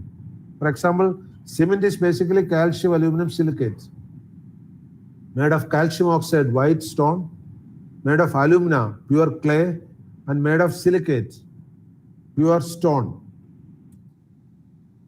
or pure sand, whichever it is. Silica sand or silica stone, both are there. Nowadays, mostly people use silica stone because silica sand is not that easily available. These are the materials I told to collect for making the Ashtabandha Kalasha. So that is the cement making theory. But his son, Joseph Aspdin's son, Junior Aspdin, was a businessman. He made his father's invention to a saleable commodity. That is why cement became so popular even the last 1.5 centuries. In the 1860s, cement became a commercially available material, though it came to Kerala only in the 20th century beginning. Till 20th century, we were using only our lime mortar. But in 20th century beginning, 1902 or 1903, the British people brought cement to India by ship. That is how it became popular here. But I am saying that this knowledge was available with us even that period. Okay, so somehow we couldn't popularize it. We couldn't learn it. It was a hidden treasure. Okay, it has nothing to do with the earthquake. There are so many things like this which we were having, but we were not knowing. Whenever you go to the Iron Spire of Delhi, you will understand. Stainless steel was known to us thousands of years ago. But anyway, we were not using it. Let us come back to the discussion. I was just opening your eye on that matter. Can you see my screen now? Yes, sir, it's visible. Okay. So I was saying that volcanic activities also cause the earthquake, because when the volcano is just to erupt, you know that when you have a lot of fear or anger, you feel that your heart is, it's tending to break. We normally use the saying heart breaking. Like that, the earth breaking tendency is there inside the earth's heart. That is volcano. Till it bursts out, that quake can occur. So wherever volcanic eruption is possible, the earthquake can also come, because the magma will be under pressure for erupting. Once the eruption happens by the magma goes out, and when the eruption is totally over, that earthquake tendencies also will be lost. Then only after so many years only the earthquake will happen in that place. And what happens when the earthquake is going on? On the Earth's surface, two types of waves spread. They are both energy waves, the P waves and the S waves. Of course, I am not going to the theory of the waves because those who have studied earthquake engineer would have studied the wave transmission, its simulation, how it affects. When we were doing the PG, we even used to have model studies on earthquake waves affecting the buildings. I don't know whether you have done. There are model studies available for earthquake waves affecting the structure, and especially for damping the structures, we need that study. How a sloshing tank or how a damper is reacting under earthquake. Those are all available in theory. Not going to that much depth. So energy is released when earthquake happens. That is the first point. Energy is released. This energy travel in wave form, and if at all it comes to the sea, for example, if the earthquake is underneath the sea, when these waves occur, it is on the sea surface. Immediately waves on the sea become sea waves. On the land, it cannot travel as wave form. On the land, it travels as vibration. Whereas in the water, it travels as waves. And these waves cause what is called the long waves in the sea. Long waves in the sea are called tsunami waves. What is the peculiarity about the tsunami wave is you cannot see the tsunami wave. For example, if the wave is like this, say a wave, the zenith of a wave is 1 meter high and the amplitude is say 2 meters, you see the wave going like this. But the tsunami wave, its wavelength will be so many kilometers. For example, I don't know whether you can imagine it. In 5 kilometers length, the water is rising 30 meters. Can you understand it? In 5 kilometers, the water is rising 30 meters. You can never understand. Even 5 kilometers, the curvature of the earth will prevent you from seeing the surface at all. Maybe slight visibility will be there. Tsunami waves are like that. So earthquake waves caused on the sea by tsunami are long waves. So you cannot see the wave crest as a whole. But what happens when somebody stops this wave?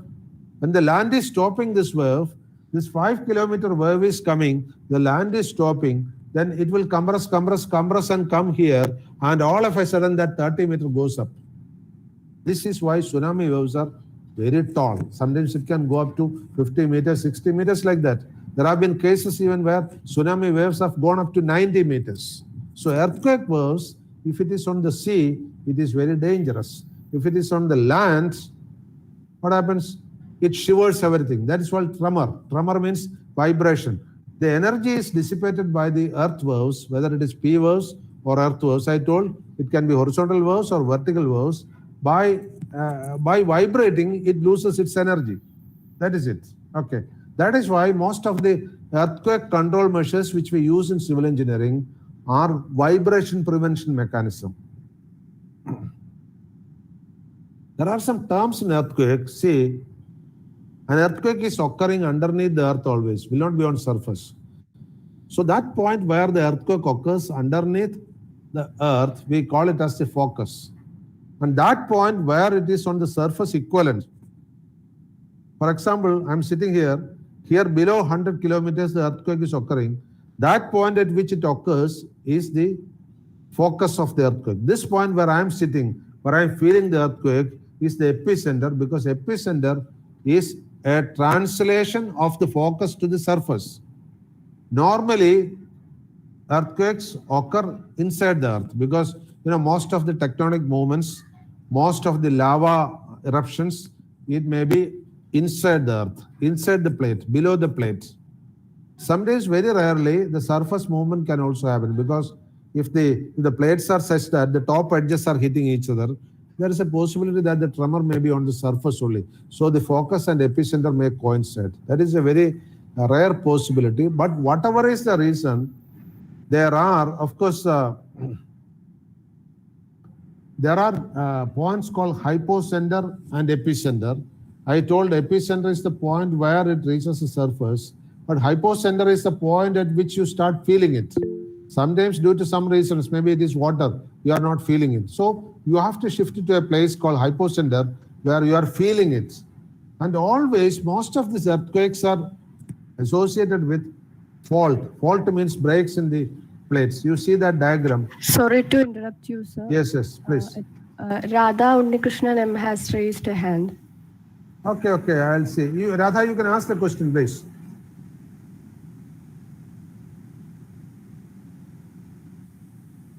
Yes? Sorry, sir, it's my mistake.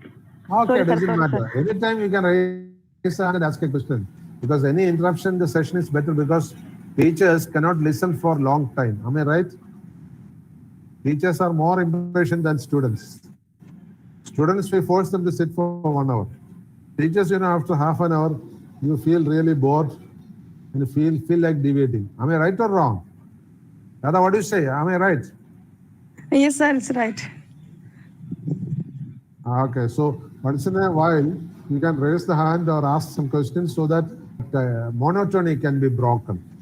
While speaking, unknowingly, sometimes we speak continuously. I always feel that I should break in between, but some days it goes continuous like that. Okay.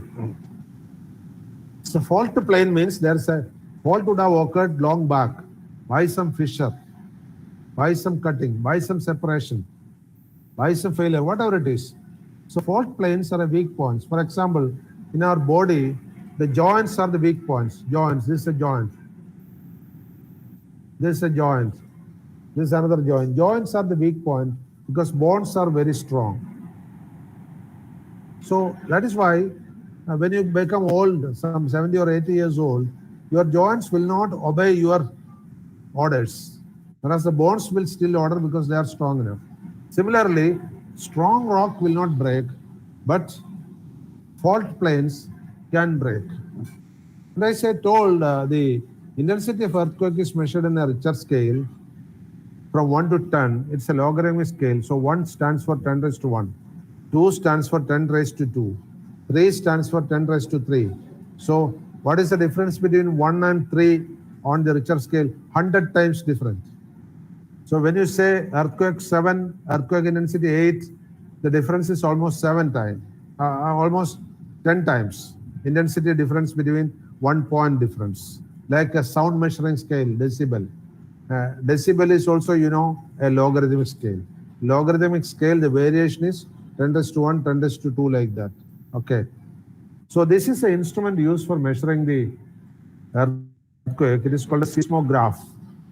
And the drawing which you get from this is called a seismogram. In my college days, I have always had this doubt. Normally, gram is to be a printed out material. Graph is to be a printed out material. But here, graph is the instrument. Keep in mind, similarly, graph everywhere. Oscillograph is the instrument. But echocardiogram is the instrument. Their cardiograph is the drawing. Here, seismograph is the instrument. Seismogram is the drawing. For example, Idukki, if you go, you can see this. I don't know whether Kuttippuram near your college, somewhere seismograph is there. Is it in your college it's available? I don't know. Many colleges don't have seismograph, not necessary.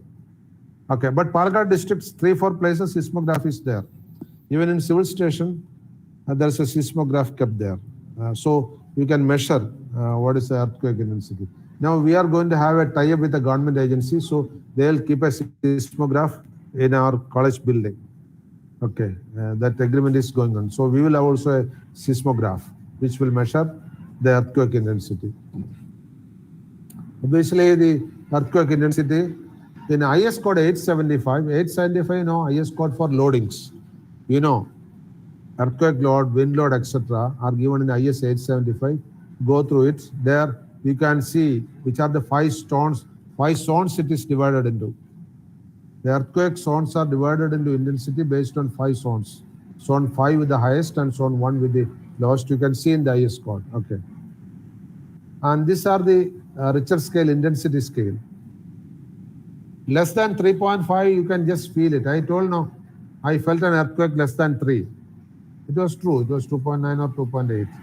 Up to 3.5, you can feel, but recording on a machine is very difficult. But above 3.5, you can record. Above 7, we call it as a major earthquake.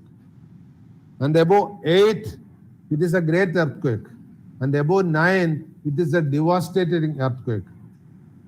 So based on the earthquake occurring in your area, you can call it. And how many of them occur? I told that below 3, so many occur every year. Even in your place, it may be occurring, you are not knowing. Below 3, nearly 13 million quakes, even maybe more. But above 8, on an average 1. Above 9, not even 1. Above 9, maybe in a century, one or two may occur, that's all. Above 9. But above 8, every year. This is an average all over the world. So just to show the possibility. What happens when the earthquake occurs? Buildings collapse, land gets damaged, sometimes fissures may occur, sometimes wells will sink, mudslides. Mudslide means from the hill, the mud will flow down. That is mudslide, landslides. Fires may occur in some places. In some places, the rubbing between the trees may occur and it can end up in fires. Sometimes due to heavy waves, floods can occur, tsunamis can occur. And the power connection, the electric connections may be damaged by the shake. All the connections, including the power generation points, may be broken. So these are all some of the effects of earthquakes, and it is a natural calamity. So prevention is not possible. Prevention of earthquake is not possible. only possibility is what is called mitigating. Mitigating means how to reduce the effect of earthquake. You cannot prevent it. It is like death. You cannot prevent it. You can only postpone it. Death. But in the case of earthquake, you cannot even postpone it. You can only face it. Vis-a-vis, you have to face it, and you have to have some, mitigation philosophy. And earthquake will depend on the geology of the area also. Effect of earthquake is less on solid rock. Because solid rock fissures will not occur that easily. So in rocky area, earthquake effect will be less. In sandy area, it will become slushy all of a sudden. Quicksand condition may be imposed. Geotechnical engineers in your group will be knowing what is quicksand condition. My son-in-law is an expert in quicksand. His PhD is in tunneling. So when making tunnels, many times they come across quicksand condition. And it's a Herculean task to take care of quicksand in tunneling. So geotechnical engineers know what is quicksand condition. Earthquake can impose quicksand condition. He was telling a case where he was dealing the Delhi metro. All of a sudden at a place, the tunnel collapsed. They found that the tunnel collapsed because there was a small earthquake in that region. It liquefied the soil. It can happen. So earthquake can even do that damage. Some of the civil engineering solutions, this is not meant for everyone. This is what is called an isolation-based mechanism. Structural engineers will know it. A rubber sheathing we will do. Layer by layer, rubber sheathing will be put so that a base of that combination will be kept below the building. And it can prevent, whenever a rubbery material is there, it can prevent the thumping action to an extent. That is why this is called an isolation base. This is called a damper, piston damper. This is used all over the world. Piston dampers are basically either liquid damper or spring damper. Liquid damper means viscous liquid will be inside the damper, or spring damper means the damper will be just like your motorcycle or car dampers. Spring will be there. Both this very high capacity, which can take, a building will be so many tons. A 5-story building may be around, take for example, even the steel fitting on Burj Khalifa Tower is 5 lakhs tons. Even the steel which is fitted on the Burj Khalifa Tower is 5 lakhs tons. 5 lakh into 1,000 kilograms. So tall buildings will be very heavy in the sense. I told even the roof of a small room will be 2 to 3 tons weight. So you can just imagine. So these dampers are also heavy capacity dampers, not available in market, made to order. This is another system we call the tuned mass damper. I'm not going to the theory of working of it. Structural engineers would have studied it. I just want you to know the name of this, that's all.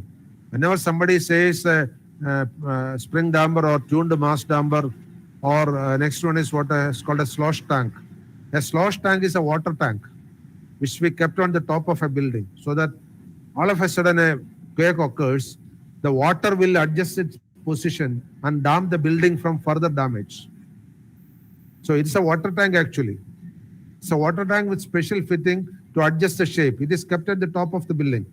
And some special fitting will be there inside so that it can adjust its shape accordingly. In every tall building at top, some slosh tank will be there.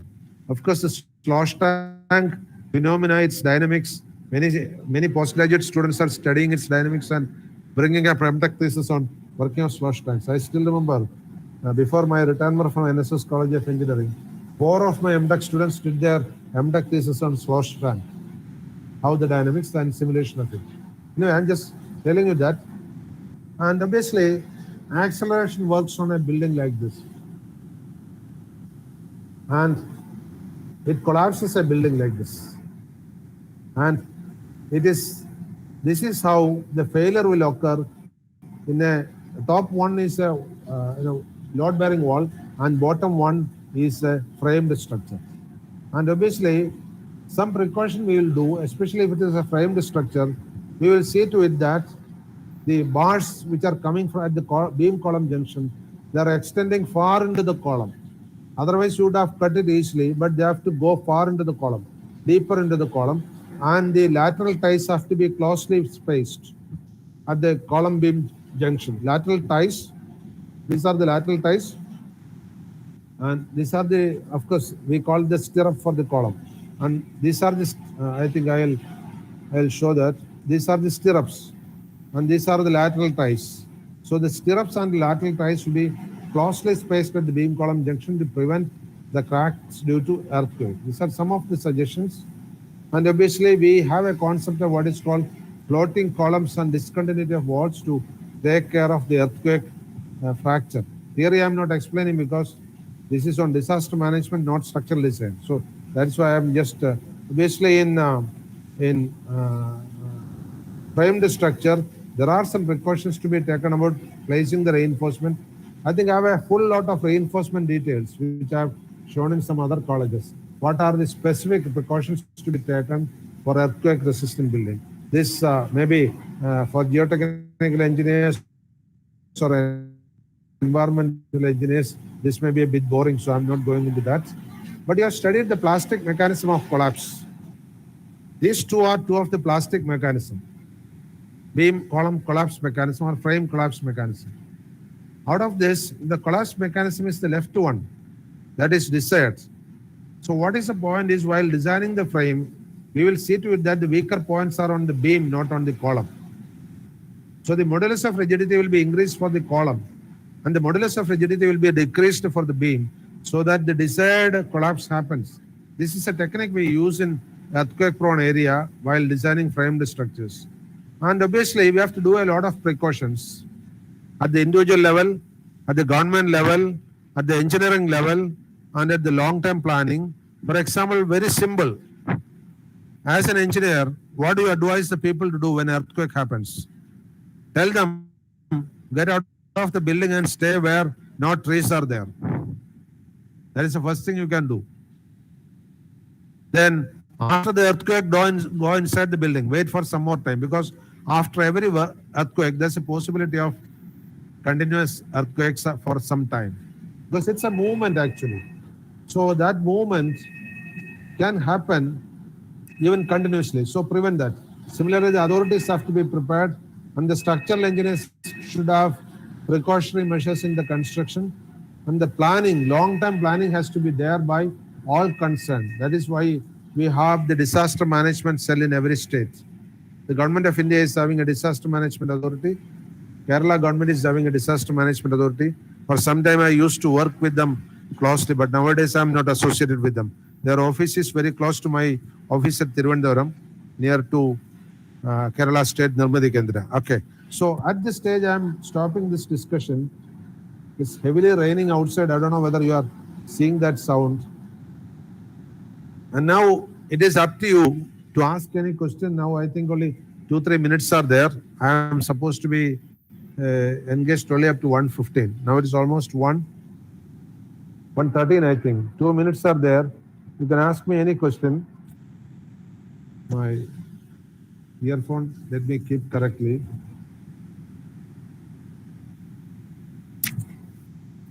Thank you, sir. Now it's the time for question answer. Participant can post the questions in the chat box. Yes, I am seeing the chat box also. So either you can chat or ask it. It is 1:12, so 3 minutes more to our exact closing time. I don't think that I have discussed everything. I was introducing you to some concepts basically. And this is something our engineers are lacking, I see. They by heart all the higher order equations, everything. And when you ask some simple things, I had this experience when we were working on designs for Latur. In Latur, when the earthquake occurred, when we were designing the structures, I was asking my young civil engineer friends how this can be done. I even asked them to bring some designs, but I found that they were missing in the basic concepts. And that concept, if you are having any disaster situation, you can take care of. Okay. Your questions now.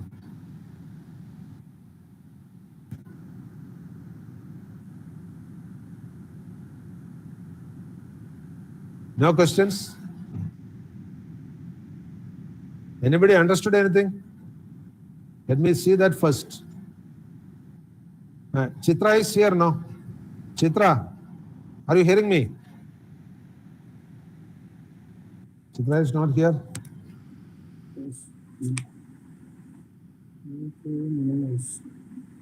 somebody has posted some questions. Instead of asking questions, let me see. From Arun, there's a question. Can low intensity earthquake energies be harvested in places which has consistent low energy earthquakes? Arun, your question is good, but the problem is earthquake occurs all of a sudden and will last only for seconds, like a dream. How much time a dream lasts? You are all seeing dreams. How much time a dream is lasting? Anybody? How much time you see a dream? This I ask my students, that is why I ask you also. Anybody? Please put in chat box or tell me, how much is the duration of normally a dream? Can't measure, sir. Okay.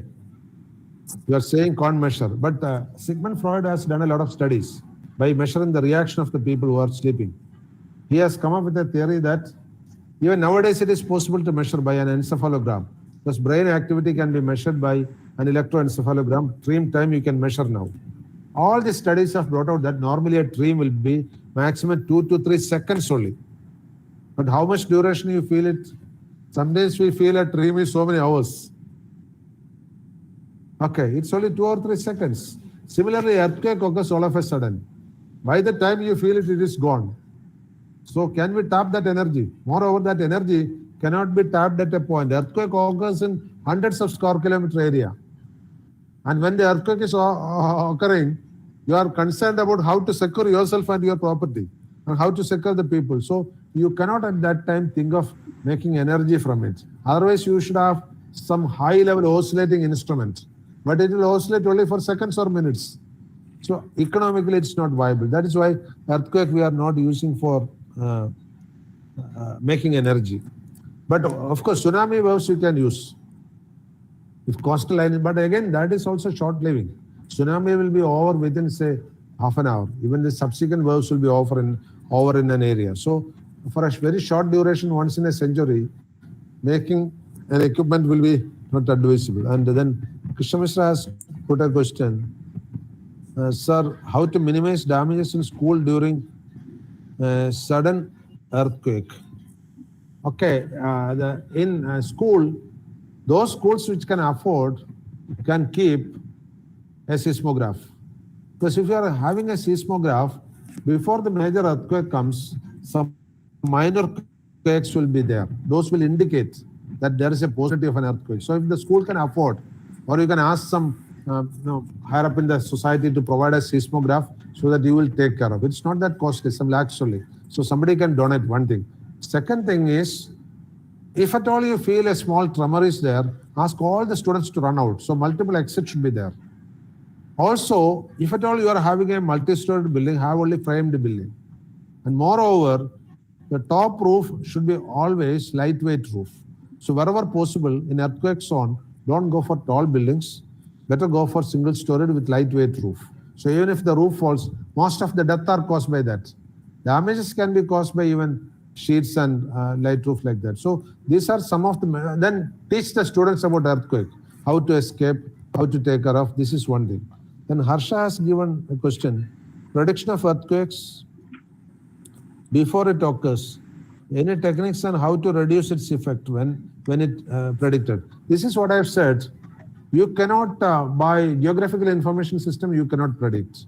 At a place, if you're having seismograph, there is a possibility, it is like heart attack. Sometimes heart attack will be preceded by a small block in the vein somewhere. Sometimes it may not happen. Many cases, patients die out of heart attack in the first stroke itself. Similar to that, earthquake sometimes will not have any precedent there. All of a sudden it will come. But places like Sumatra, Java, Japan, Malaysia, these are places where this can occur frequently. So anytime they can escape and they can have a seismograph there. Otherwise, it is very difficult. That you can have. But Japanese technique also is possible. You can have some animals which will cry, and their cry you can identify as coming of an earthquake or tsunami. That's also possible.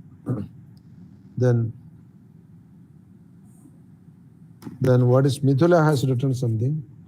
Sir, how effective is the earthquake-resistant buildings against a strong earthquake?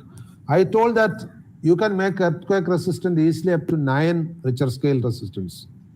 Beyond 9 earthquake, only once or twice it will happen in a century, and that too only 1 or 2 places. It will not happen anywhere. So that means 99.99% you can prevent earthquake damage. But it's a huge commitment financially. Make all the buildings earthquake resistant up to 9 is Herculean task, but at least cardinal buildings where the president, prime minister, or the important government offices, schools, colleges, etc., we can make it up to 9 quake resistant. Beyond 9, making quake resistant is almost impossible. You should have bunkers, steel bunkers. Steel bunkers are almost 99% quake resistant. But remember, that is very costly. Moreover, it's very uncomfortable. You have to be in the bunker before the quake occurs. You don't know when the quake will occur. So going inside the bunker before that is not possible. Like while shelling by aeroplanes, people go inside the bunker. But that is in anticipation by announcement. But nobody can announce when the earthquake is occurring. Okay. So I think I have answered all the questions. So thank you very much. Thank you, sir. For listening to me patiently, though I know that teachers are not that patient. Thank you very much. And you inquire what happened to the people who escaped from this session. It is up to the coordinators to check whether they have joined or not. Okay. Thank you so much for the informative Can I session, leave? sir. Sir, can you share your Right. PPT? Thank you. Yeah. Sir, can you share your PPT? Do one thing. This recording of this talk will be there. They will be sharing it to you. Vidya, you can do a help. Recording yes, and sir. sharing. We will. You can share in the group. Please Okay, send me sir. also a copy so that I can give to someone who needs it. In the recording, okay, every sir. PPT is also shown. You can pause Okay, it and sir. see the PPT also. Right. Okay. Okay. And I would just like to That will be better. request, I missed yesterday's session, so can I get the PPT of it? Yesterday's session, I missed it out, so can I get it? Yeah, we'll give you because we have live YouTube streaming also. Okay, thank you so much. We'll share you the link. You Thank can you, sir. send me also the YouTube link. Okay. Yes, sir. Sure. I'll share with you. So can I leave now? Everything okay? Once Thank again, you. sir. Right. I would like to invite Ms. Humaida Al-Hadi to deliver the vote of thanks. Oh, Participants, it's there. Okay, kindly okay. Right. fill up the feedback form. The link of the same is shared in the chat box. Thank you, Sitara. Sir, I would like to express my sincere gratitude to our speaker, Dr. P.R.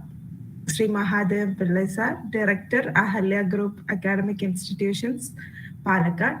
Sir, I'm sure that your talk on the topic earthquake from a disaster management point of view was really enlightening and informative for the listeners.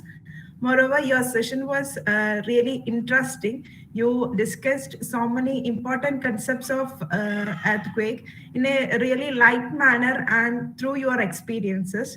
That makes the session more interactive and more live. Thank you, sir, for that. And once again, thank you, sir, for joining with us and sparing your valuable time and sharing your experiences. Thank you, sir. Thank you all. Bye. Okay, thank you, sir. Thank you, ma'am. That's the end of today's second session. Hope all the participants have filled the feedback form. Join back for the next session. Thank you all.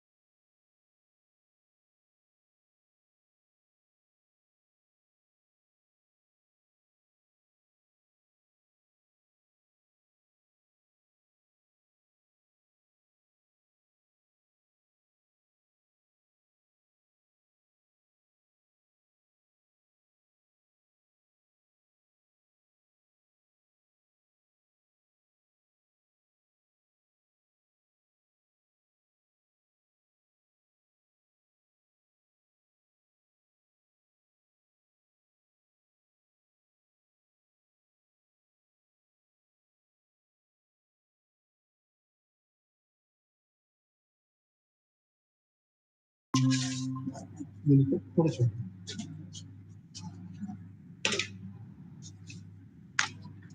മനസ്സിലായില്ല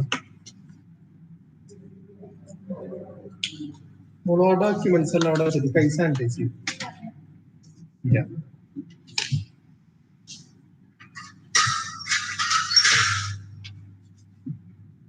മോളുടെ മോളുടെ പേര് എവിടെ നിന്ന് വരുന്നത്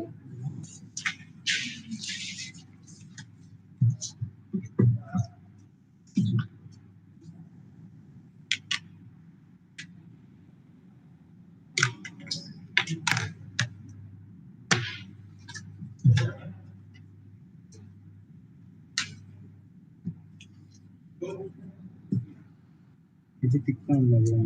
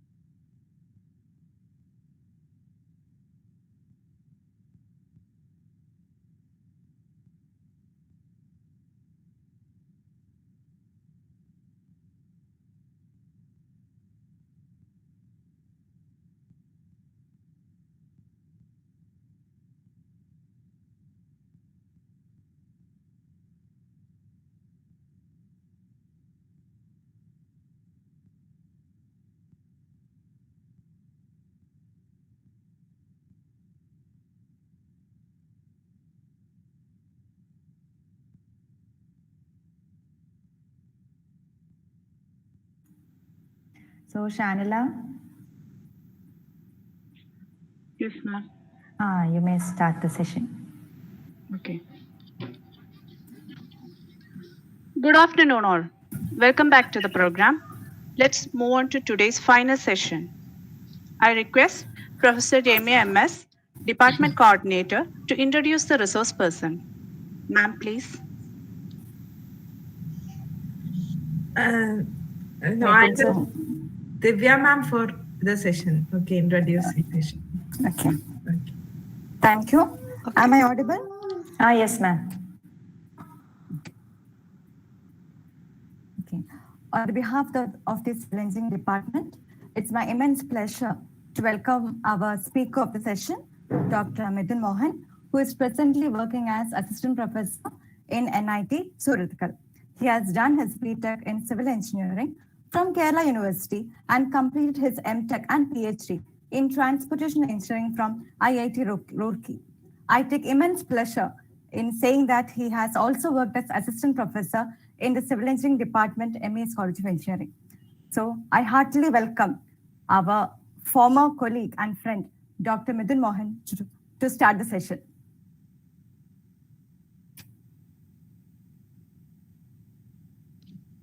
Thank you, Divya Miss. Hope I am audible to everyone. Yes.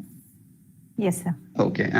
Very good afternoon once again, and it's a pleasure to be once again associated with MESCE in whatever respect that I could do. Let me just share my screen once and confirm. You can just confirm if it is visible to you.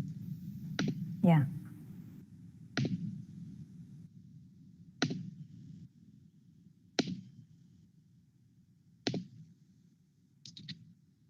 Are you able to see my presentation? Yes, sir. It's visible. Okay, thank you. So then shall I start with the presentation in that case? Yes, sir. You may start. Yeah, thank you. So once again, very good afternoon to everyone who is attending this FDP, and hope you're having a really good session. I think the major aspect that is covered here is about disaster management. So most of the sessions which you already had and probably will be having should be about the civil engineering aspect, and especially oriented mainly towards probably geotech or structural. So what I intended to do is to bring into the aspect on how transportation engineering is also an important component within the disaster management. So very often I do, when I present my problem, I am a traffic engineer, I'm basically focusing on traffic engineering. So when I present my problem, often people do ask me that how it is related to civil engineering. And I have to start from scratch to explaining that this is also a part of civil engineering. And similarly, what I'll do today is I'll make a genuine attempt to convince you that transportation engineering plays its own role when it comes to disaster management. Okay. So without further ado, let's go into what I'm planning to do today. So I'll start with the basic introduction. I think this definition of a disaster, I think most of you must be aware of it by now. So according to the National Institute of Disaster Management, they have defined disaster as an event or a series of events which give rise to casualties and damage, or even the loss of properties, infrastructure, environmental, essential service, or means of livelihood on such a scale which is beyond the normal capacity of the affected community to cope with. So this is the definition that they have given. I think it's self-explanatory. And they have also called it to be an event of nature or man-made. So it can encompasses these two aspects. It can either be natural cause due to natural causes, or resulting from any man-made causes.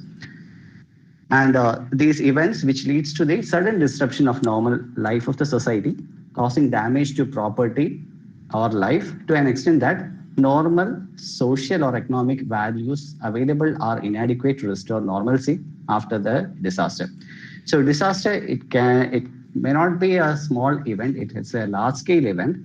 And the most frightening aspect is that to regain normalcy, it will take a while. It will not be regained within a day or two. So it can go for a larger duration too. Now, we are not interested in disaster, but rather we are interested in disaster management. How to manage these disasters. We cannot completely prevent them, but we will be able to somewhat reduce its effect that it causes on the community as a whole. So disaster management can be defined as the organization and management of resources and responsibilities for dealing with all the humanitarian aspects associated with the emergency, which in particular includes preparedness, response and recovery in order to lessen the impact of disaster. So again, this is again the definition that is given by the National Institute of Disaster Management. So what is key here is we have to organize and manage the resources. And we have to be responsible in dealing with all these humanitarian aspects of emergencies. So what all does this constitute of? It consists of all of these. One is the prevention of danger or threat of any disaster to whatever extent if possible. Second, mitigation or reduction of the risk that results from any disaster and the severity or consequences that it causes. So we may be mainly focusing on this aspect. To some extent, we'll be able to prevent the disaster from happening. Now, thirdly, capacity building. We need to have the resources. We need to train people to deal with such instances. So capacity building is essential. And also the level of preparedness that we have developed so as to deal with any inclement disaster. So that is also the next point. Now, what I'm interested is in the next 2 points. So one is the prompt response to any threatening disaster situation or disaster as such. And finally, assessing the magnitude of the effect of disaster and carrying out the evacuation, rescue, and relief.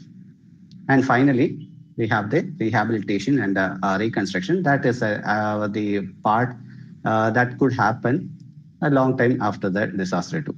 So mainly my focus of the presentation will be on these 2 elements, the 5th and 6th one, where the elements of transportation and engineering can be applied to. Now, disaster management, as you all know, it's a multidisciplinary area which covers a wide range of issues dealing with the search, rescue, relief, reconstruction, rehabilitation, monitoring, and evaluation. So it is not restricted to one domain. It is a multidisciplinary area covering all of these aspects. Now, disaster management cycle, we can classify into 2. One, the steps that we could take prior to the disaster, and another is the step that we could take post the disaster happening of the event. So what constitute the phases prior to the disaster is, if at all possible, we will try to prevent it from happening. If not, we will try to reduce its effect or the mitigation stage is done. Then preparedness. Although the event might not have occurred, it is always better to be prepared for that. Now, once the event has occurred, then how to respond? Whether we have to do a mass evacuation or only the evacuation of a small area is required. So all that becomes part of the response step. Then the recovery. So you have to go back, and those who have been stranded have to be recovered. And in case if some buildings might have collapsed, there may be people who have been caught up in that. So to recover them, it is essential. And then development. So that is the post, these all constitute the post-disaster stage. And this actually has to continue as a cycle. So even when the disaster happens, after the disaster also, all these steps have to be followed so that when the next one strikes, we'll be in a better position to deal with it. Now, what is the relation between transportation and disaster management? So my core area will be of the presentation will be dealing with all these aspects.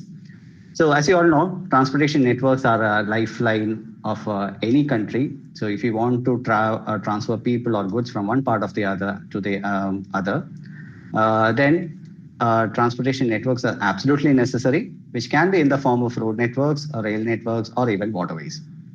And again, if it is possible to set up airports at 2 locations, then via air also, the 2 points could be connected. Now, disaster often disrupt the transportation network. That's a fact known, especially when there's a flooding or when there is a or if there is a collapse of any of the causeways or bridges, or even when it happens like landslides occurs, many often it occurs and the road connectivity between the two places get disrupted. So in that case, transportation, the resilience of the transportation network that we'll see in a later stage, that is going to play a really important role when it comes to dealing with disasters.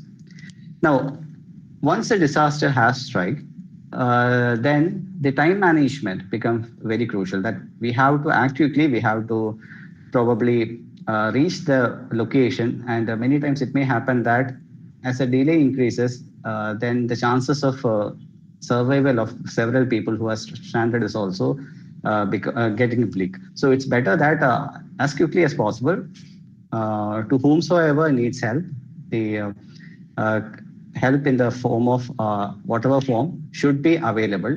And for this, we have to make sure that our transportation network remains intact and proper communication occurs. So after the disaster, the emergency response team has to reach the area, or if prior to disaster, if we know that the disaster is going to strike much early, then we can go for an evacuation also. So it is in the emergency response and in the evacuation stage that transportation really plays a role. We will be looking at this aspect closely rather than this aspect. Why? Because it's always better to be prepared to deal with any disaster rather than to act upon once the event has occurred. So most of the discussion that I will be making today will be covering about this aspect, our preparedness towards evacuation and an emergency response. Okay. So transportation, in one way we can say that in the last slide, what I said is that it is absolutely necessary for the emergency response to reach its intended target. At the same time, transportation systems can also bring in disasters. So you might have guessed what all the disaster could transportation sector contribute to. It includes accidents, gas and fuel explosion, congestion, and of course the emission. And people who are near MES may be very familiar. And maybe nowadays very often we are saying about the gas leaks, which is occurring because of the trucks that is transporting them is often getting toppled, either due to the negligence from the part of the driver, or maybe there may be some sort of a problem with the design of the road network that is there. So all these are potential reasons that could bring in disasters. And the way the disaster could occur, that can have a localized impact or a global impact. Again, fuel spillage is something, oil spillage that occurs on oceans. That is again something that requires a global intervention and could impact many countries also. So it can be on a local scale or as well as on a global scale. And respiratory disease often results from emission, which to a large extent we do not have till now. We do not have control to. Maybe with the advent of and the frequent usages of electric vehicles, that can be resolved to some extent. But the main point or contributor to the disaster, if we look not as individual cases but collectively, if we look at it, then the major constituent of disaster arise from the accidents, especially the road accidents that takes place on a global scale, and across approximately something about 1.3 million people lose their life each year because of these road crashes. And India alone contributes something like 4.5 lakhs accidents, and this results in more than 1.5 lakhs lives being lost and injuring another 4.5 lakh people also. So as per the recent study, what it is found is that although our roads contribute or our vehicles contribute to only 1% of the total vehicles that is available across the world, but we accounts for 11% of our global deaths. So if we again factor it to hourly or minute basis, then what we can say is that in 1 hour, approximately 53 road crashes occurs, and this leads to killing of 1 person per 4 minutes. So this is much more of a pressing issue. If you look at it individually, then it may not be such a disaster level scale, but when you collectively picture it, you can see that the scale of the disaster that the transportation sector is leading to. Now, the second aspect is probably what we will be covering today. It's about the occurrence of the natural disaster, which causes the failure and damage to the transit system.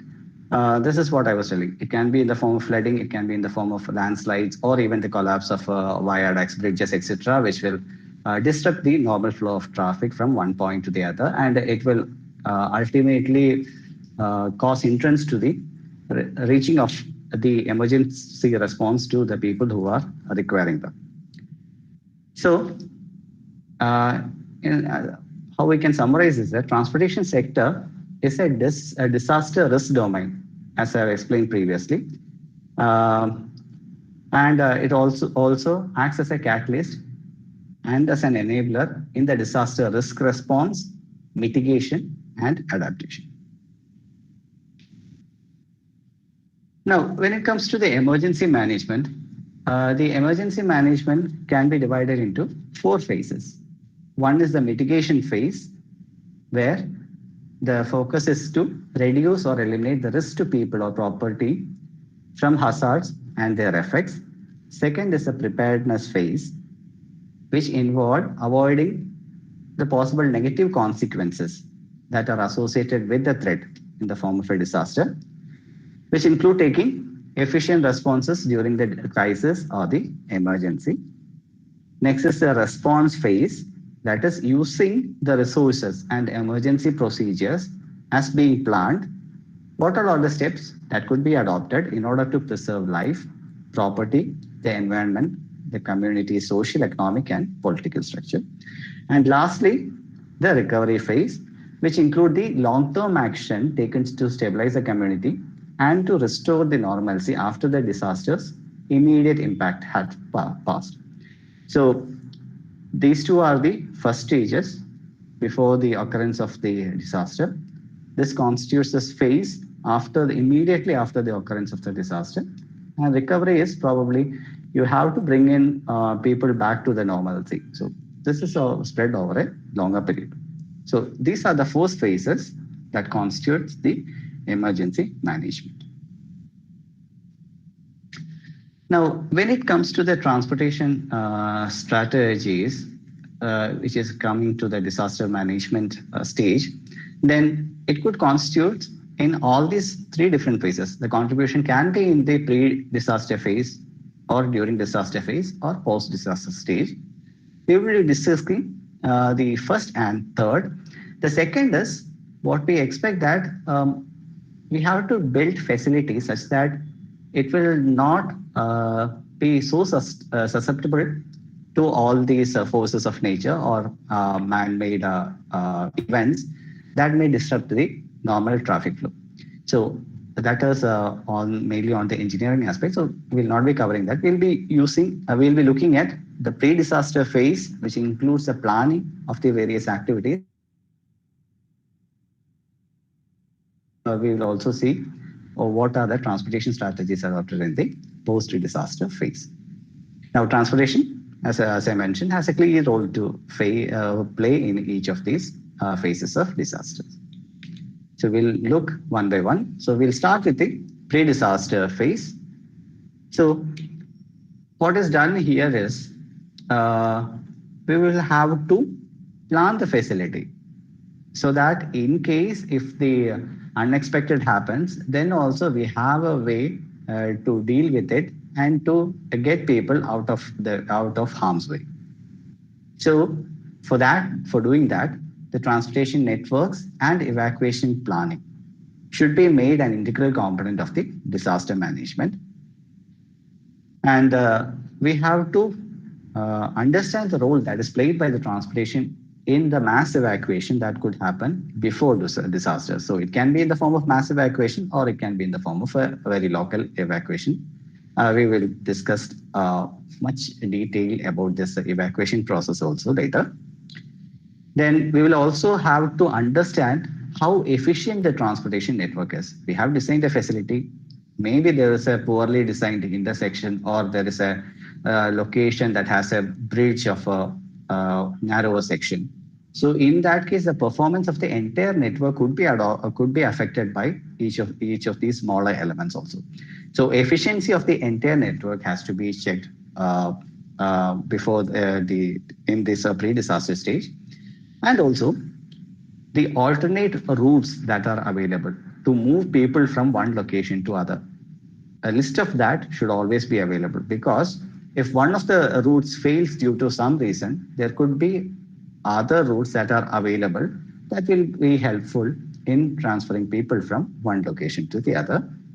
And that is actually covered in the routing strategies. When you have multiple routes available, you may have to distribute the people across those routes. So that is covered in the routing strategy, as well as if one of the routes fails, then you have to transfer people from that route and distribute it to the whatever alternate available routes. So that is all what is meant by the routing strategies. So all these aspects of transportation engineering will prepare us in dealing with the disaster before it has struck. Now, the critical questions that may arise in the pre-disaster phase is that what is the clearance time that is required to get the disaster vulnerable people to the safe shelter? So how much time is available? There can be some disaster which happens all of a sudden, and some we can try to predict. Suppose if we take the case of a hurricane or a cyclone, we will know, probably we will be in a very good position to guess with a certain level of probability that this is the time that is available before it strikes. Even in the case of tsunami, with the tsunami warning system in place, we will be able to get the warning a few hours ahead. But in those cases, we get to know what is the clearance time. So if that clearance time is available, then based on that, we have to plan the strategy. Suppose in the case of earthquakes and all, we will not know when it is going to strike. So if clearance time is available, then according to that, suitable strategies have to be selected. The second comes the route selection. So the route selection is a slightly complicated task. Why? Because we don't know which of the strikes and what is the extent to which the disaster have an impact. So some routes may hold its place, but the other may fail. So in that case, the selection only we can make the selection only after the occurrence of the event.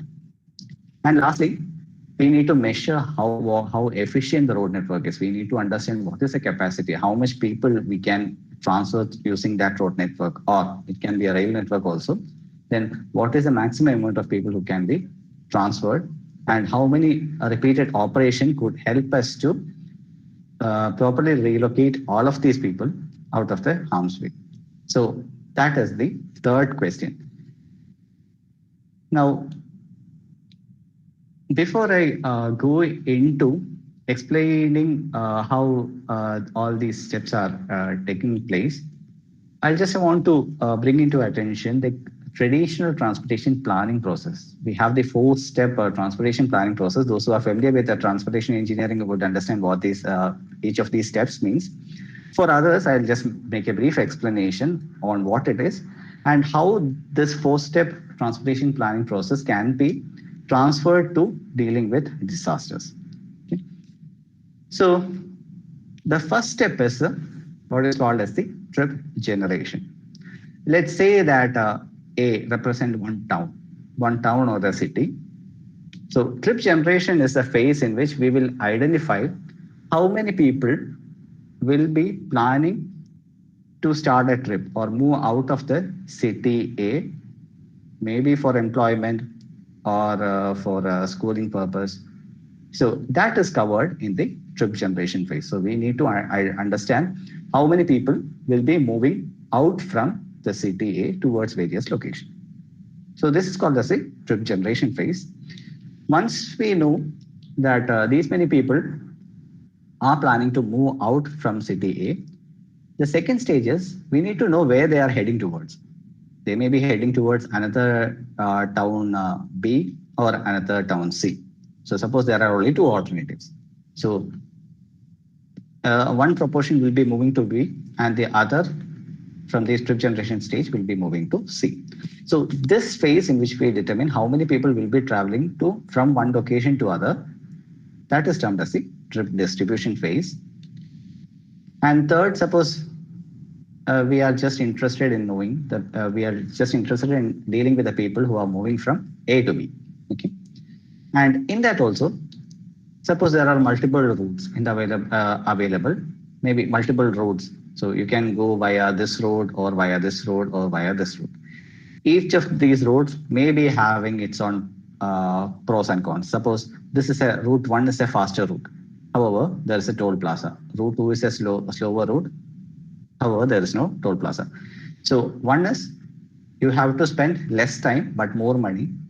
Another is you have to spend more time or less money. So there is a decision process that is happening here. So this is known as the trip assignment phase, in which the people who are traveling from A to B will be distributed across various routes. So there may be 30% people will be traveling via route 1, 40% will be traveling via route 2, and the rest will be traveling via route 3. So this is called as a trip assignment phase. And finally, we also need to know how they are traveling. Suppose we are interested in people making a trip from A to B via route 2. How they are traveling, what mode are they using? Are they using public transport modes or are they using personal transport modes? This stage is known as the modal split. Now, I'll explain how each of these four-step or parts of the four-step planning process can be integrated with the evacuation aspect. So when it comes to evacuation, how much is the trip that is generated? That is very easy to understand. So we know where they are originating from. That is, it is the area where the disaster is likely to occur, right? So you have to do a census and find how many families are living there and whether they are planning to leave from the affected zone. So if they are planning to leave from the affected zone, so how many members are there? That will give you an indication regarding how many people are planning to move out from there. Second is the distribution stage. We have to ask people, this has to be done prior to, this is actually the pre-disaster stage. So much ahead, we have to plan for this. We have to interview the people, residents of that place, and ask them where they would likely travel to. They may be traveling to some relatives' residence outside of that area, or they may be willing to move to some common shelter, which is not in the way of the impending disaster. So that can be taken care of in the second stage, that's a trip distribution stage. And trip assignments, when there are more than one route is available. So very often what happens is that when a disaster is, or when warning is given to the people of that area, they will be very eager to choose a route that they are very familiar with. But this route may not be the shortest route. So if some shortest route is available, that should be communicated to the people who are making that travel. And lastly, let's say modal split on how they will be traveling, whether they are going to use their own personal vehicle, their car or bike, or are they going to use any public transport facility, especially those people who does not have any access to personalized modes of transportation, they will be depending on the public transport. So all these will help us in identifying how many people will be leaving that area, where they will be going, which route they will be taking, and how they will be moving. So we will be in a better position to understand on how to plan ahead with the various tasks that is involved in the planning stage. Now, with regards to the what could happen or what is the role played by transportation sector just after the disaster, it's mainly the search and rescue operation that is playing a major role. So suppose if it's an isolated area, then the task force has to reach that area. For that, the roads, even the bridges should have remained intact. So if not, then they would have to choose another route. So if such kind of planning has already been done place, then all these respondents will be knowing how to get to that location. Now, using this transportation network, what they have to do is they have to deliver the emergency supplies as well as services to those people, and also all those victims who have been affected by the disasters has to be transferred back to the local hospitals or even shelters. And for doing this, we can make use of the emergency transportation and even the public transportation services that are available.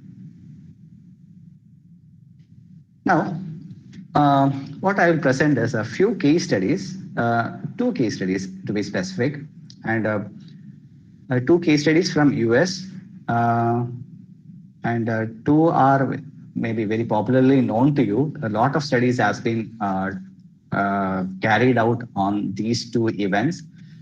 It is about 2 hurricanes that has struck the coast of US in a span of 1 month.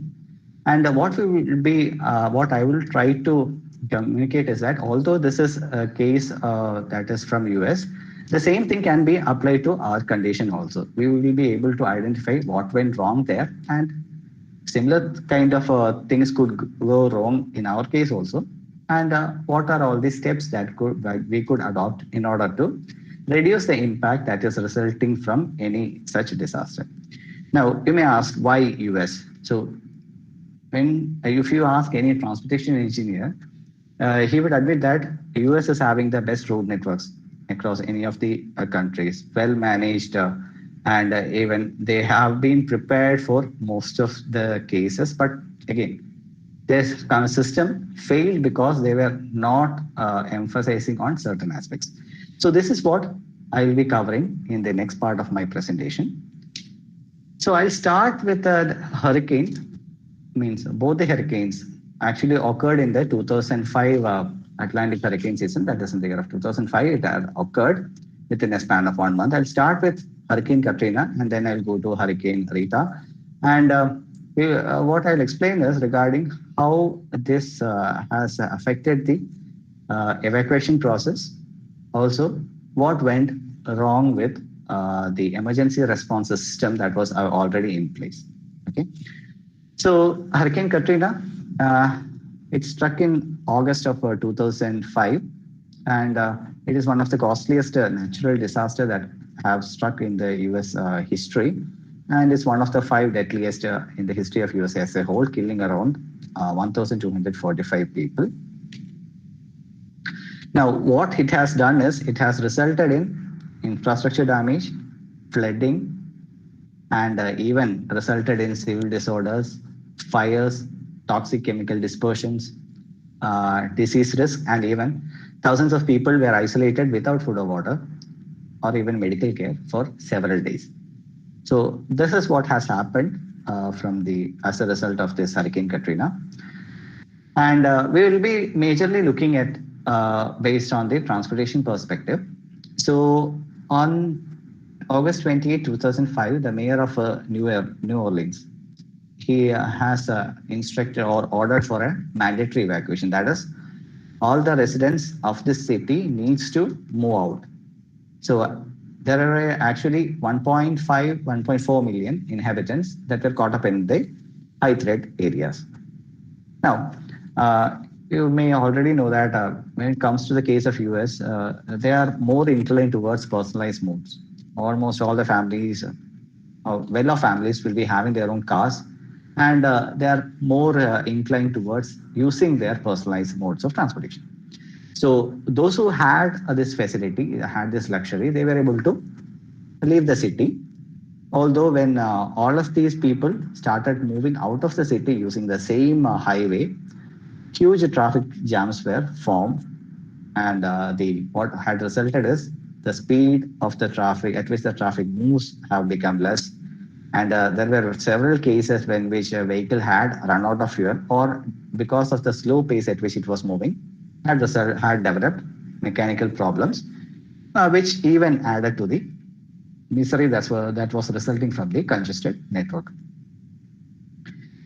However, in the case when there were also people who did not have access to their personalized modes, so these were the people that had suffered a lot. So there were no effective plan to evacuate the transit-dependent riders. Transit-dependent means who are depending on the public transportation facility. And about 3 lakh people did not have access to any reliable personalized transportation. And even the public officials were confused on how to guide these people who did not have any automobiles to escape from the city of New Orleans. Now, what ultimately resulted is there was a failure to have an effective evacuation plans for the non-drivers. Those who had vehicles could easily flee from the city, although the congested road network was an issue. But it was not as severe as the people who were dependent on transit facilities. Then second is the failure to prioritize evacuation for the most vulnerable of the citizen. So they did not give any priority as such. And next was the failure to offer any sort of free or subsidized evacuation transportation. Although public transportation was available, but they have to pay for it to move out of the city. And there were many cases where people could not even afford that. So that also further added to the misery. And then the public transportation facility within the city was not that great. And because of which, what they have done is they have just set up 10 pickup locations within the city where the buses could collect people and drop them at the emergency shelters as a whole. And even this service that they have provided were completely unreliable. So what ultimately happened is that a few buses operated, and they were since the number of services were limited, they were all dropped at the same location, and it has led to some humanitarian crisis. So these are the pictures from 2 superdomes. So superdomes means these are stadiums with a roof over it.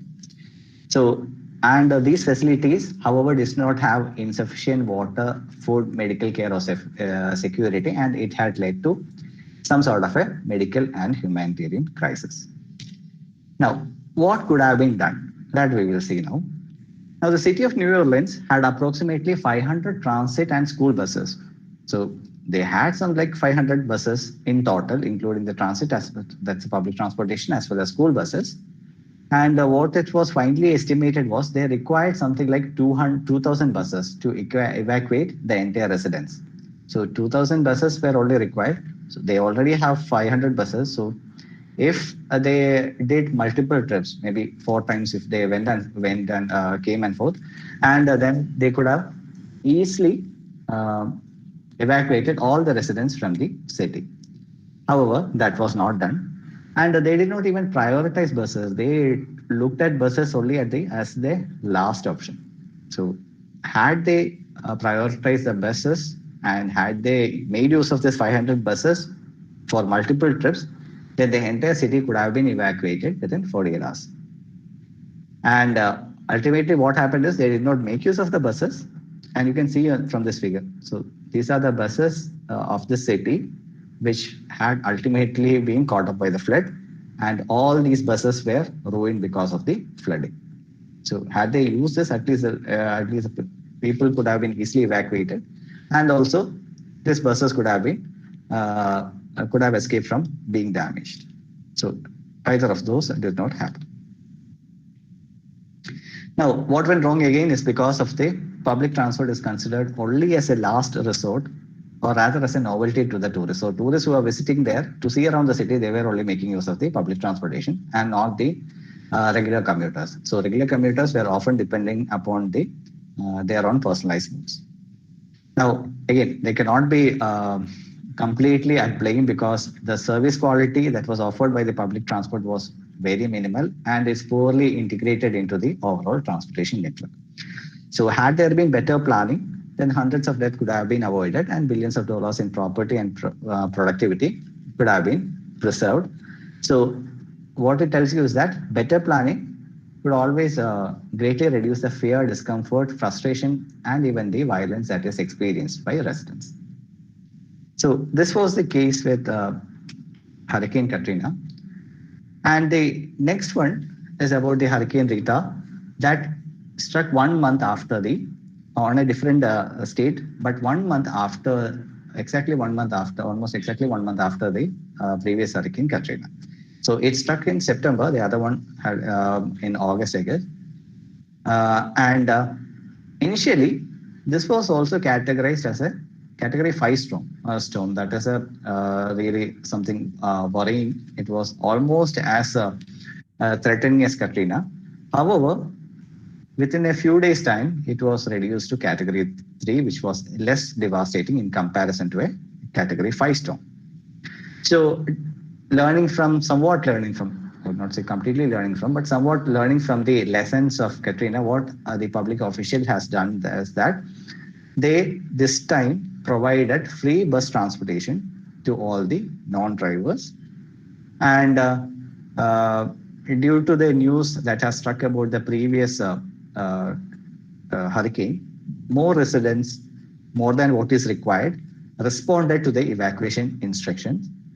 And what it has resulted in is, again, huge traffic congestion and fuel supply problems.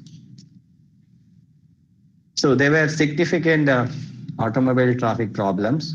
Around 3 million people had evacuated from the Texas coast, creating around jams as long as 100 miles long. And many were left stranded and out of fuel because the fueling stations along the way had run out of the fuel, and there were no provision made to supply fuels to all these stations. So because of that, people were stranded for hours. And the gridlock or the traffic jams continued for more than 24 hours. And it has resulted in one of the worst traffic jams of Houston's history.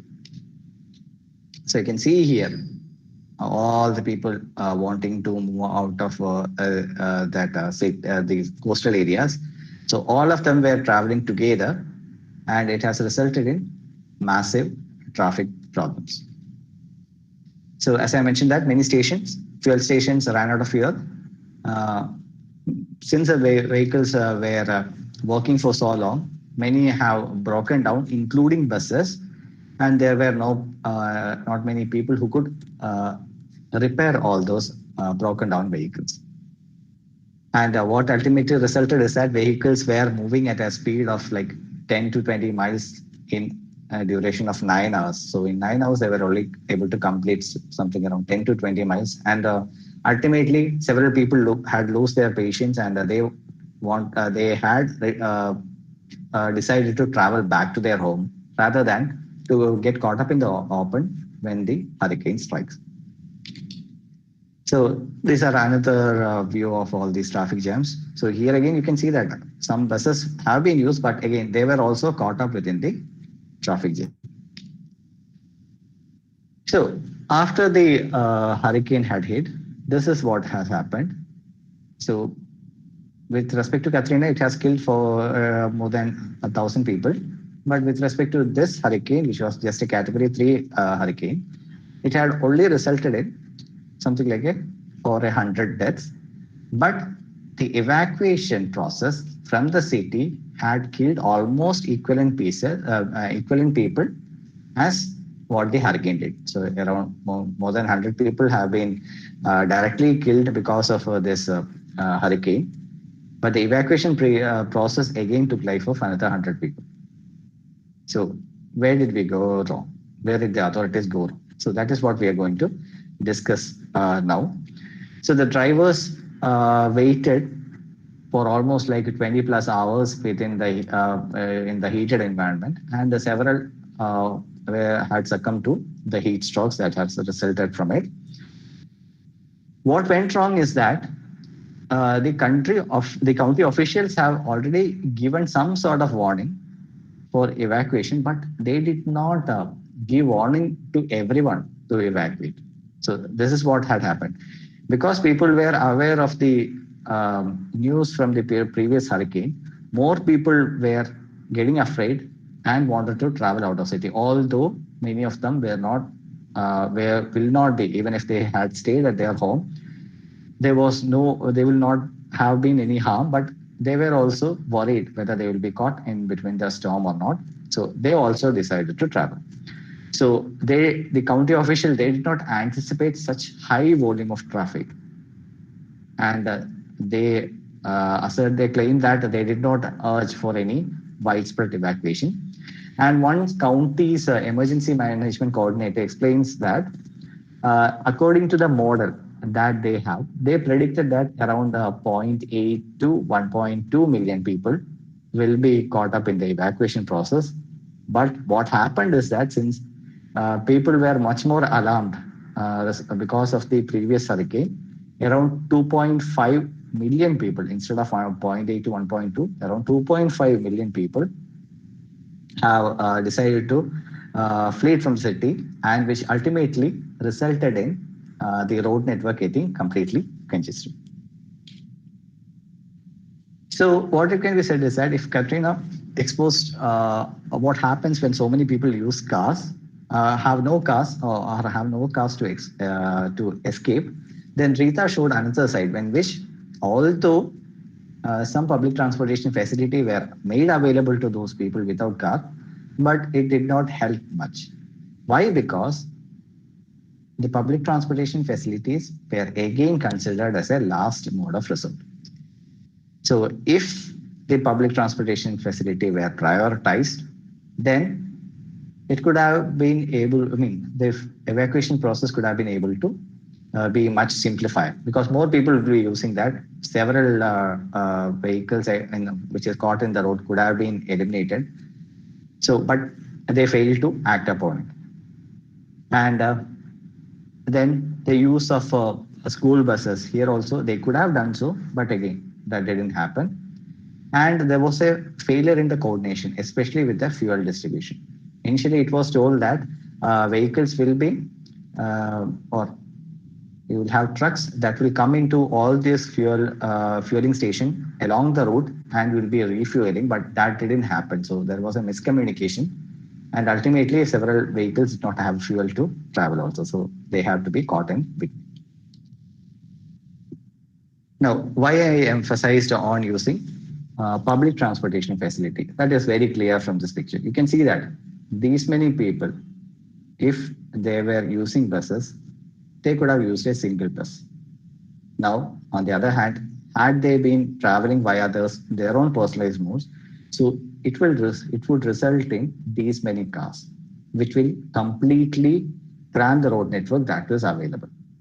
So that is why I said that they should have prioritized public transportation facilities over the use of private transportation modes. So this is equally applicable to us whenever there's a need for mass evacuation, then the residents has to be urged to use a public transportation facility rather than their own private facilities. Why? Because all of these trains, whether it be trains or any urban rail, light rail networks, or even heavy rail networks, or even buses, will be able to transfer more people out of the city rather than the pool of these cars individually does. So it will also always be a better idea if all these people could be transferred at the same time, and there could be proper coordination also in that case, rather than routing all these individual vehicles.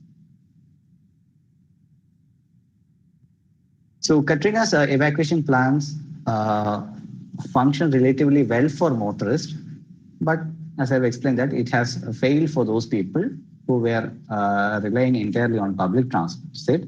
On the other hand, although Rita's evacuation plan had included the public transit facilities, but since there was excessive reliance on automobiles, it had resulted in huge traffic congestion and fuel shortages. So, and in both of these cases, these people who require special needs or even the vulnerable residents, they were completely ignored in either of these evacuation plans.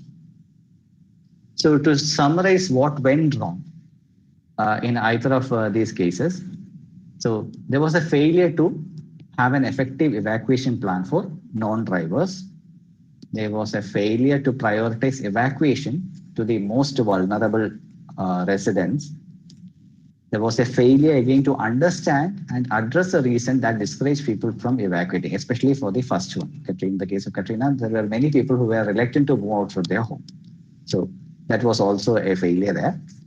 Then failure to offer free and subsidized evacuation transport for the people who need it, as in the first hurricane's case. Then failure to prioritize evacuation traffic to favor buses and heavy occupancy vehicles. So rather than all these individual cars, had they been used, then it would have been much more easier to coordinate the evacuation process. Then failure to implement transit and school buses in the evacuation plan. Failure to use counter flow lanes. To some extent, they have used the counter flow lanes. Counter flow lanes means, suppose, let's say, I have a 4-lane road here, okay, 4-lane road here, and in the middle, there is a median. So normally, what happens is there are 2 lanes on one side of the median. So this is the median.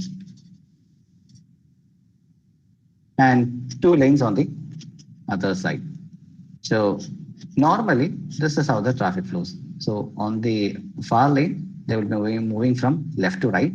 And on the near lane, they will be moving in the other direction, right?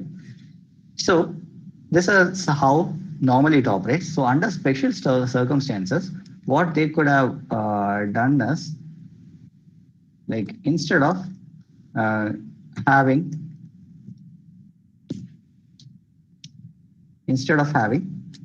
all the 4 lanes equally divided, they could have allotted 1 more lane to that towards one direction. So this may be the area that is caught up in that evacuation process. So there will be more rush in people who will be trying to move out of cities. Only the emergency vehicles may be traveling on the other way. So here, rather than the regular traffic, they will be traveling in the opposite direction.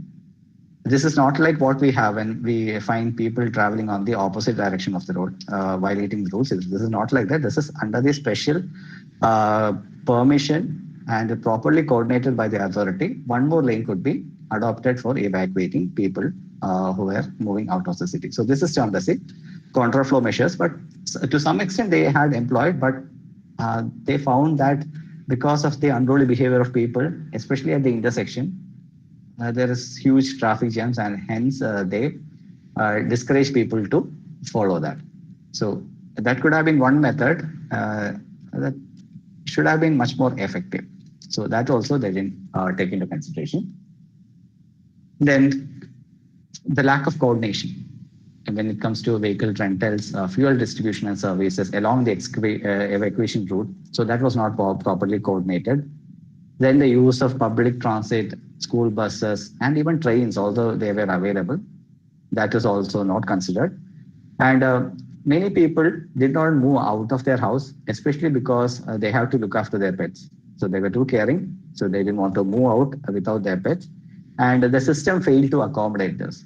So again, that is another aspect that has also to be considered. So all of these had failed, and which has resulted in the creation of problem of such magnitude in either of these earthquakes or either of these cases of these hurricanes.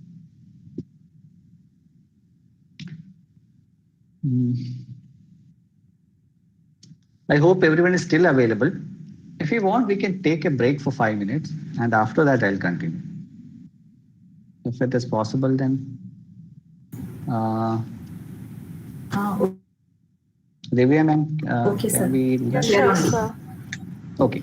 Then we'll, right now it's 3:02. By 3:07 we can meet back.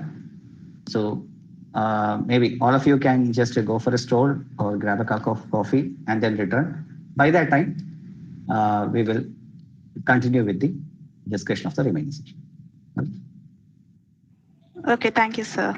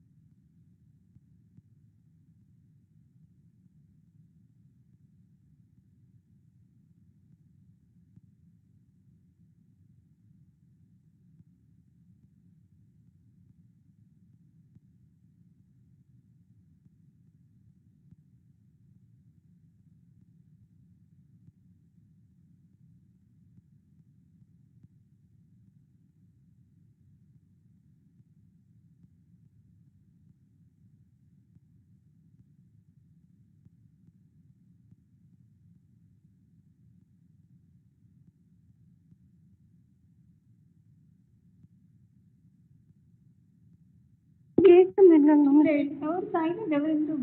ആണ് തോന്നുന്നു. അതുകൊണ്ട് ഞാൻ നിർത്തിയോന്ന് അറിയാനാണ് നിർത്തിയത്.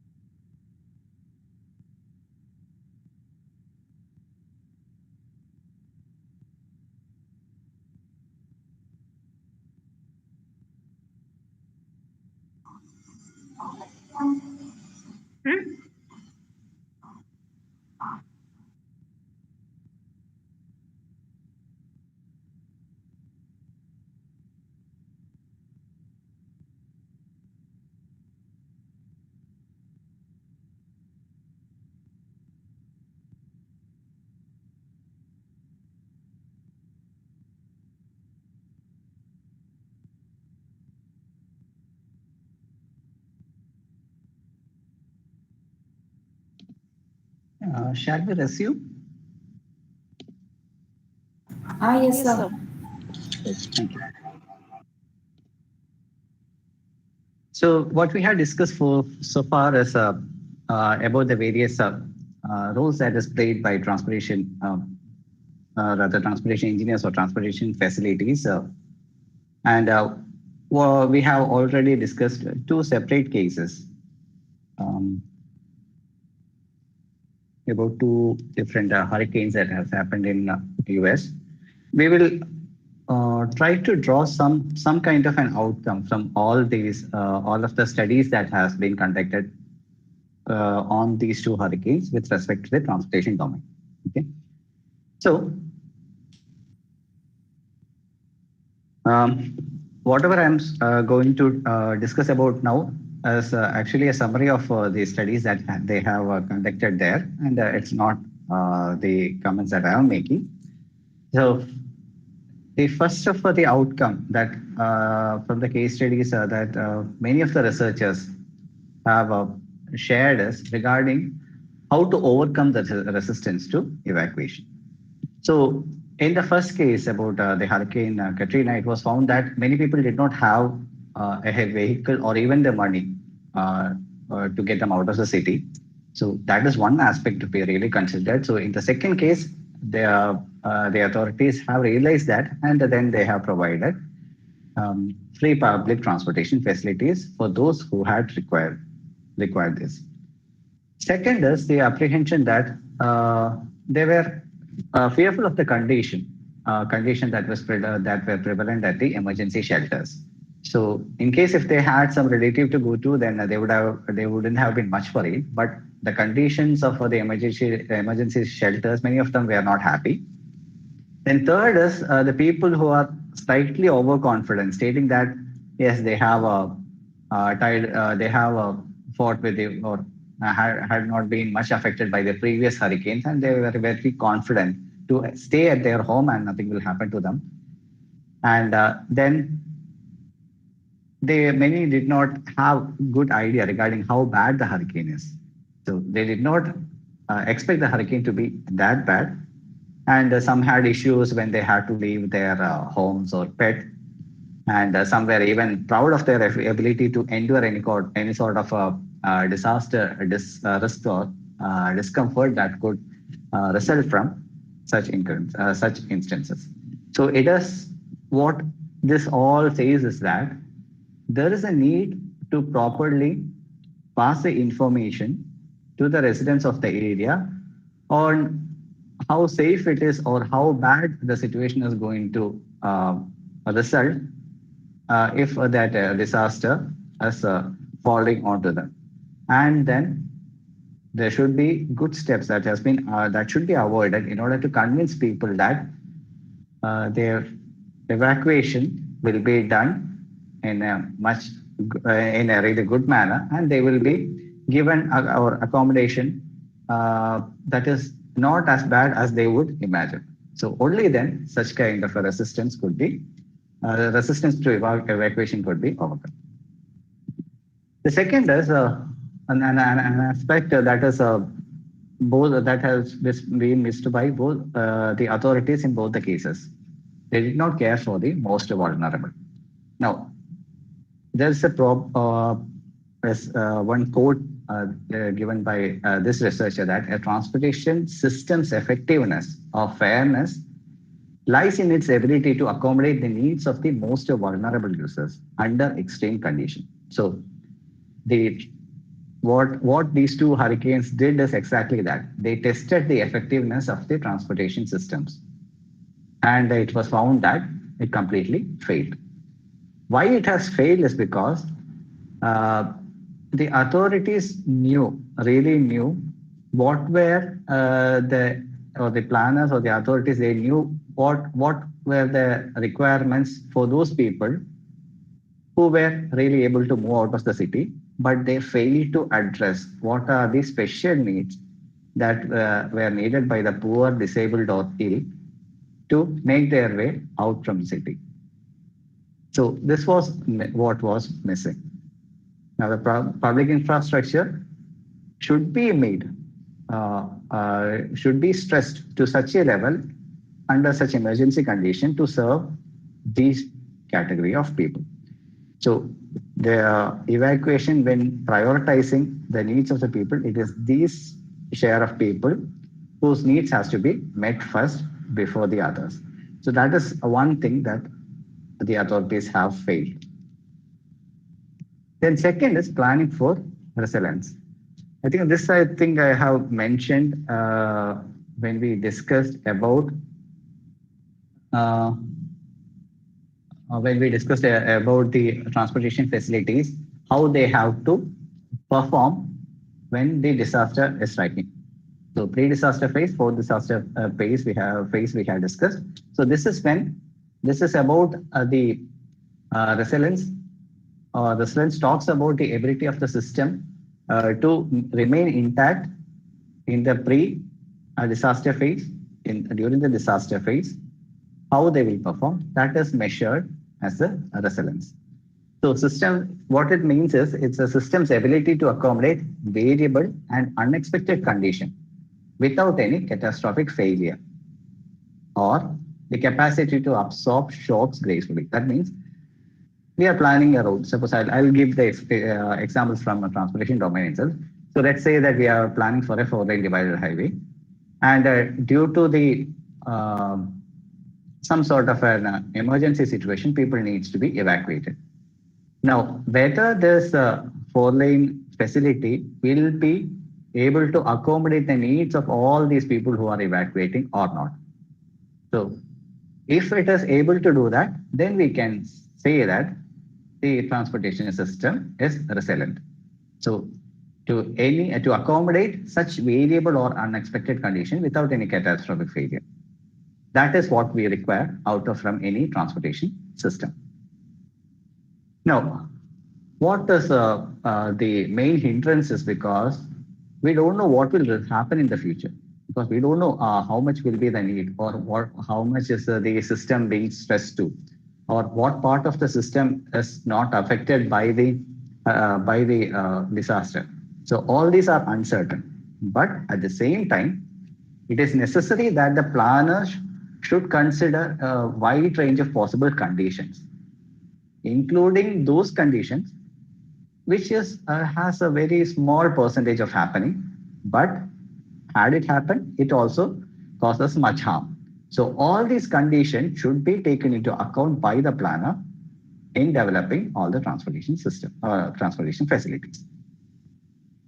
And to a large extent, it also is affected by the system's ability to collect, distribute crucial information under the extreme condition. In the earlier case, we have mentioned about the Hurricane Rita that although they have given the order to evacuate, but it was not that extent to which that evacuation should have been communicated, that was communicated much to a larger extent. So such kind of situation should have been avoided. Now, again, the capacity of any facility, whether it's a highway or it is a railway facility, can be increased if there are alternative routes or lanes available. Then proper strategy should be adopted, just like in the case of a counterflow systems, so that more benefit can be derived from the existing network rather than going for any other alternatives. And again, it's a highway capacity. Since for any highway, it cannot be increased much more than a certain level. So what it can be done is that we can reduce the number of vehicles. How it can be reduced? By encouraging people to use buses or any high occupancy vehicle, any other high occupancy vehicle, rather than using passenger cars. So that should have been one way of reducing that resilience. Now, how to increase the resilience of a transportation network? The first one is to develop a multimodal transportation system that provides a variety of mobility options. So multimodal in the sense, you can have various modes. It can be private transport to some extent, public transportation facilities ranging from buses, metros, that means light rail systems, even to the normal rail systems. So all these should be integrated into the same platform. Suppose if some people want to leave the cities, rather than they taking their cars, what they can do is they can take their car to the nearby metro station or a railway station and then board the train and they could leave. So what it increases, it will not stress the capacity or the facility to its capacity. So that way we can make the best use of the system. Second is designing transportation facility to withstand extreme condition. To some extent, there is possible. You can decide. You can develop a facility such that even after the happening of the disaster, it will hold its shape. But majority of the cases that may not happen. Next is creating transportation system networks that provide multiple links to each of the destination. That means when you have multiple routes, even if one of the route fails, you will have some other route available so that using those routes, you can evacuate people. Then transportation planning should take into account the needs for the special people with special needs. So that is also to be taken into consideration. Then develop an effective system to maintain information communication system among the transportation system manager. There should be credible information that is being communicated from one source to the other. So based on this credible information, they can make a collective decision on what sort of strategy could be adopted. Next is develop ways to prioritize transportation system resources whenever it is necessary. Then maintain the transportation system evaluation to provide early detection of the possible problems and inefficiencies. So this should be done periodically to understand how the system would perform under the extreme condition. So that should also be considered. And also we can do is design critical components along the transportation system to be fail safe self-correcting, repairable, redundant, and even autonomous. So to whatever extent we can get or we can avoid human errors, it will be rather a better system that functions.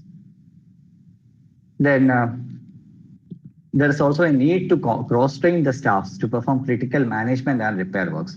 As I mentioned that in the second hurricane, even though buses were used, several of the buses failed midway through their journey, and the drivers were not knowing how to repair the vehicle. So had they known it, then such kind of instances could have been avoided.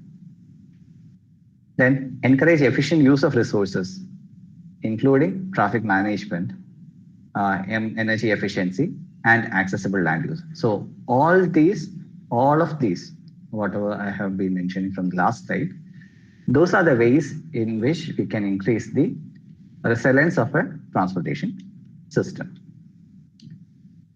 Now, what are the disaster issues or the disaster transportation issues that could arise? So evacuation before, during, or after the event, and adequate accommodation of the evacuees at the refuge destination is always a big problem. At the same time, it is important for the transportation networks or the system to deliver the emergency supplies, services, which includes food, water, medicine, utility, etc., to those who require them also. And also assist in this search and rescue operation, as well as quarantine if needed, and also in the transportation infrastructure repair. The next slide will give you an indication regarding what are all the transportation issues that could arise, or the roles that is to be played by the transportation network across various disasters. The first column indicates the various disasters that could happen and the scale of which, from the localized scale to a larger scale, all the disasters vary. And some comes with a few days warning, some comes with a very short warning, just like in the case of a tsunami, and some comes with no warning at all, just like in the case of earthquakes.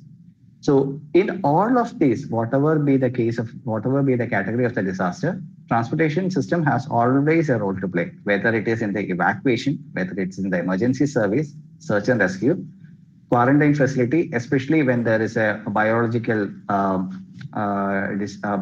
issue, or when there is a toxic or a radiation release. So in that case, also quarantine is required. And then finally, all these disasters are bound to destroy several parts of the transportation network. So infrastructure repair is also one of the elements to be included. So these are all the roles that is played by the transportation systems across various types of disasters. Now, it is to be understood that evacuation activities that depends on a range of factors, from the type and scale of the disaster, and also what is the extent to which the mass excavation is needed. As I mentioned that some of these disasters, it will not come with it will come without any warning, such as an earthquake or a fire. And in that case, rather than mass evacuation, what is required is to help people who have been affected by the disaster to the nearby hospitals or even shelters. So emergency transportation, along with the public transportation facilities, these two things are to be clubbed to a larger extent whenever we discuss about the emergency preparedness. So it's not like public transportation facilities should not be used. It should be used, and people should be encouraged to use these facilities much more than using their own personalized modes. Then, role of automobile transportation. We have seen that when people are much more relying on the use of private transportation facilities, they tend to jam the system. But there are some critics who often argue that the best way to improve emergency transportation is to increase the automobile ownership and roadway capacity. But at the same time, we all know that roadway capacity cannot be increased beyond a certain limit. Suppose you have a facility, you have a 4-lane facility, and except from the time that there is a disaster, the facility is used by very less people. So in that case, if we invest in widening that facility, maybe from 4-lane to 6-lane, it would result in such kind of budget that we will not be able to justify. So although there is a popular argument that this is the way that is to be implemented, but I personally feel that, and many of the researchers also feel that it should not be the way forward. Then there should be within a neighborhood, they should have the contact details of all the people who may be requiring emergency services, such as vulnerable residents or people who cannot take care of themselves. So that list has to be maintained, and they should be given ways for the authorities to, at least shared with the authorities, so that it will be possible for the authorities to contact them and give them suitable direction for the evacuation. Then there are often years or even decades between major disasters. That is often the case, but nowadays we can see that when either because of the climate change or other reasons, the number of natural disaster or events that result in disaster are increasing at a higher frequency.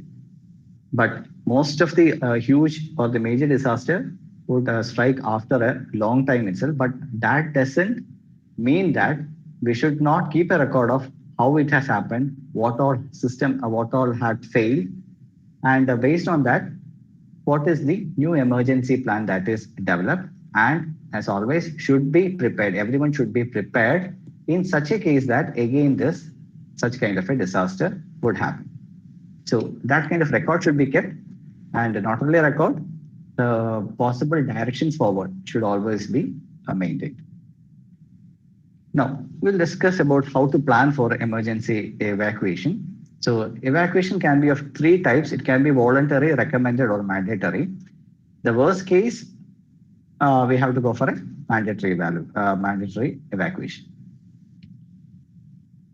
Now, the basic principle of planning is to hope for the best, but prepare for the worst. So we have to design anything or plan anything with a view that anything can go wrong, and hence we should be prepared for the worst, although we will be hopeful that it will always be in the best possible condition. So if we are prepared for such a case, then even any of the disaster, we will be able to safely pass through it. Now, one thing what may be troubling is that the planners will not be able to imagine what is the worst possible scenario, which might not have even occurred. So if they have a record of some kind of hazard that has occurred previously, then they could really imagine the scale of its disaster and prepare according to that. But at the same time, they will not be able to imagine all the possible scenarios that could play. And that is one major drawback when associated with the emergency response preparation. Now, what has happened is, like, there is an accumulation of risk that resulted from the increased urbanization, our dependence on critical infrastructures, terrorism, climate change, variability, animal and human diseases, as well as there is a greater mobility of people and goods around the world, which has increased the potential for various types of disaster. So if you take the case of this coronavirus itself, it has started in China and now it's spread across the globe. So because of all the people moving from one place to another, all these disasters and all of these factors could increase the scale at which the disaster could happen. Now, these disasters require significant logistical deployment, which is the role that is played by the transportation agencies, which is required to help provide relief to the victim as well as for the transportation of the equipment and humanitarian goods. So the emergency logistics can be defined as a process of planning, managing, and controlling the efficient flow of relief information, services from point of origin to the point of destination to meet the urgent need for the affected people under emergency condition. So it has to be well planned, well managed, and has to be controlled so that the relief material reaches to the person at the destination. The required information is transferred as well as the services provided.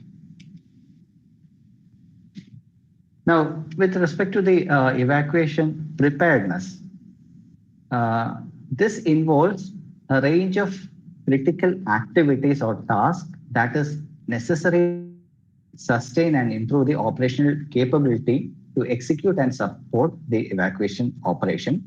And it cannot be completely done by a single person or a single agency. It requires the involvement of various levels of the authority levels from the government side and even from the private sector and the non-governmental agencies. So a good coherent environment has to be created among all these such that they will help in the evacuation planning and the preparedness process, because all these are stakeholders in this major task. Now, the first aspect of evacuation preparedness is to come with a proper plan. So how to develop a plan is what we are going to look further. So first of all, it is essential to identify who are the stakeholders. Who are the stakeholders which are necessary to develop a plan. So this includes the residents of that area or the representative of residents of an area, government authorities, experts in the field of disaster management, or even the private and public parties should be considered as the major stakeholders in developing the plan. Next is to identify what are the tools that may be acquired or developed in order to execute the plan. Next is to capacity building. We have to train people. The emergency response unit or the emergency operation team should be trained and kept aware of how to deal with the disaster. So such a team is really helpful. And in the second step, we have identified what are the tools that are required. So next is to procure them. You have to acquire these key components and the supplies. Then an establishment is to be made between the various parties. Suppose if from city A to city B people are to be moved, then some sort of an agreement should be available between these two cities. Then these plans should be coordinated at the regional level, corridor level, and even at the state level. And they should not be finished with that, but there should be a process to continuously review and update the plan. If there is a change in the stakeholders, or suppose some sort of a new threat has come upon, then they have to revise this, whatever their plan they have developed here. And then that is how they will develop the final evacuation plan. One more chief element that comes into this evacuation plan is to select the route also. So evacuation route planning is also needed. There are several routes, which route one should take. So that should always be also be developed as a part of the evacuation planning. So specific evacuation routes cannot be finalized until the geographic scope of the natural or man-made disaster is determined. Because if it's a large-scale disaster affecting many of the routes, then if we are keeping a plan prepared and all those routes are affected, we are left with no other choice. So that should not be the case. So first of all, this evaluation of the routes should be finalized only after the scale of this disaster is understood. Then the routes, at the same time, there will be a possibility to identify routes that have high probability and feasibility of being used because of their survivability or ease of restoration, how easily we can restore the routes back to its original state, functional service, and even strategic location. Also, there is a need to identify what are the potential bottlenecks. There is a bad intersection, then that will affect all the flows through the entire road. So all these bottlenecks, whether it's in the form of an intersections, barriers, some work zones, that means the area where some work is being carried out. Suppose the work of metro is going on or the work of a flyover is going on. that will add to the slow movement of traffic. So those routes also should be, or such existence of such bottlenecks should also be identified. Then the control point should be planned where there is this crossover flows can be, or the turnaround counter flows can be facilitated. Okay. And the planners must also determine the highway capacity. Although they know the highway capacity, but due to the human element involved, the road may not be performing at its capacity. So that should always be also be considered. Then they should consider the role of transit vehicle in evacuating the people who needs them. So that also should be considered. Now, they should always also be having the data of the most accurate of the census data that should be available to them, as well as the vehicle ownership data. So this kind of information will be helpful to the planners to planning on the routes that are to be allocated for various people. And as well as they should develop spatial and temporal distribution plan. How the people are moving, at what time they are moving, where they are moving to. So all these distribution models should be prepared. Now, shadow evacuation is something what we have seen in the case of that Hurricane Rita, when people who didn't have, who will not be facing any sort of harm, also decided to get to the relief camps.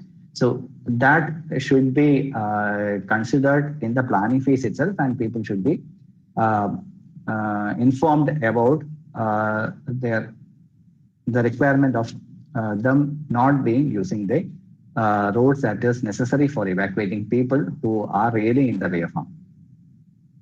Then the people always, to a large extent, use the routes that are familiar to them, but this may not be the best route under special circumstances. Hence, any sort of alternate routes that is available, and also what is the travel time along that particular route, these should be communicated during the preparedness exercise itself. Then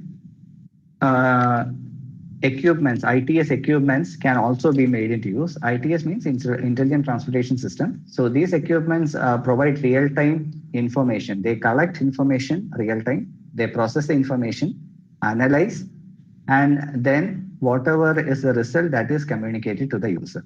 Suppose they collect data directly from the routes, understand this is there is a traffic jam there, and this is the number of vehicles that are that may be using this facility.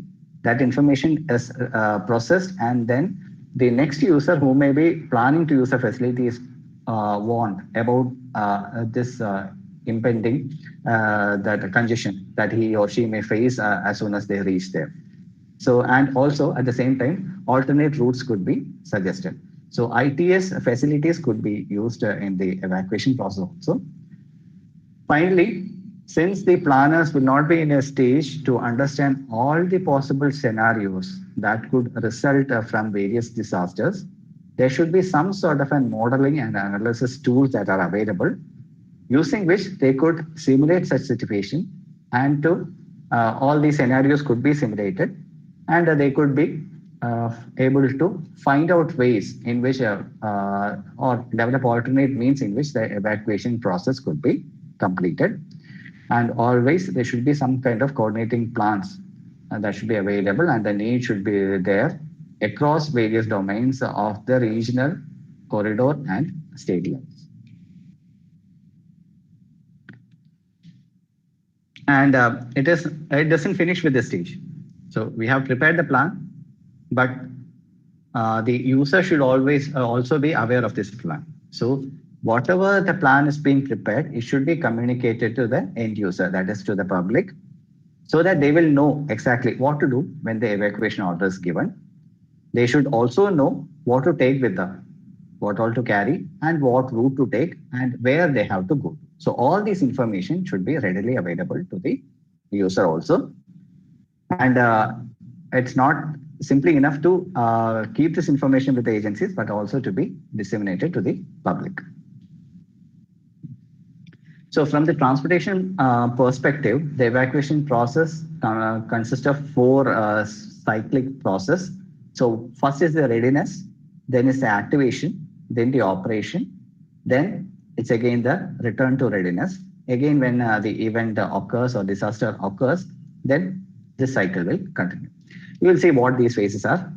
So first is readiness, means in which we are just keeping preparing ourselves to be ready and to be confident to deal with any such a disaster to happen.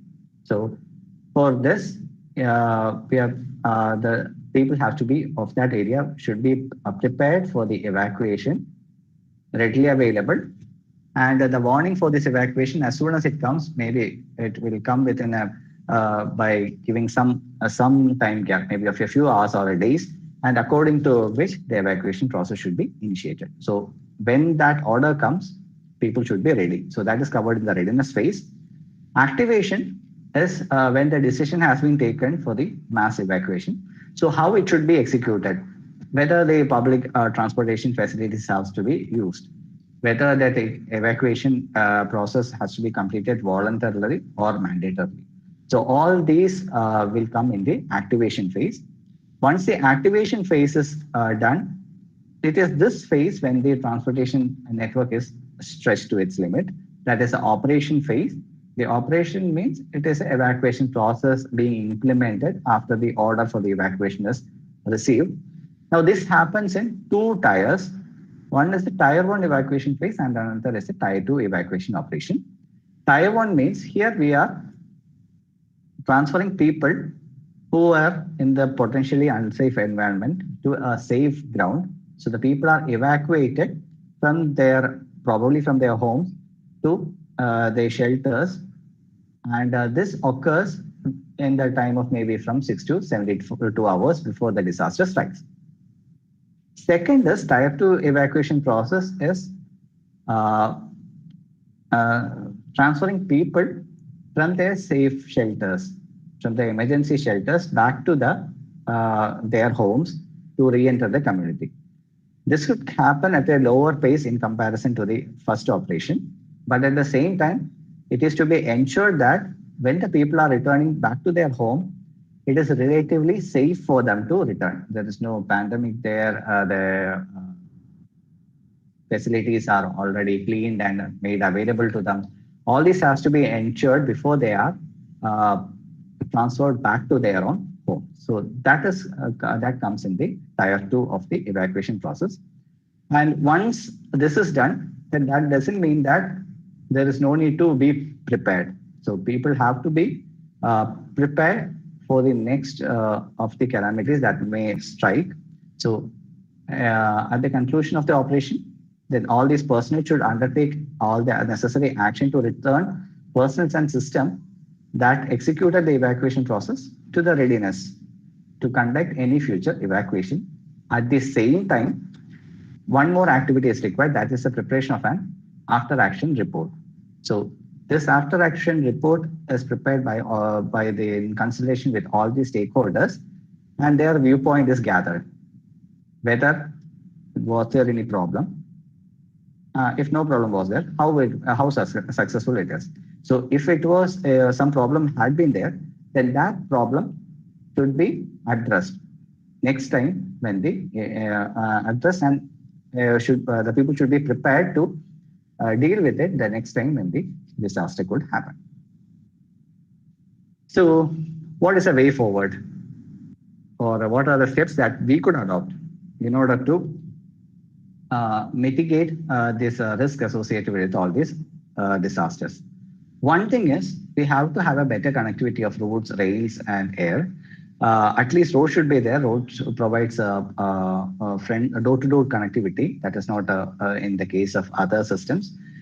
But even in the far-off areas, there should be a good road connecting that far-off area to the area where all these required facilities are available. Next is to include disaster response units as a part of all the transportation planning process, whether it's at a regional level, local level, or at the national level. And all the possible ranges of disasters and how they stress the transportation system has to be studied, and this can be done through simulation process, and a wide range of possible solutions could be suggested.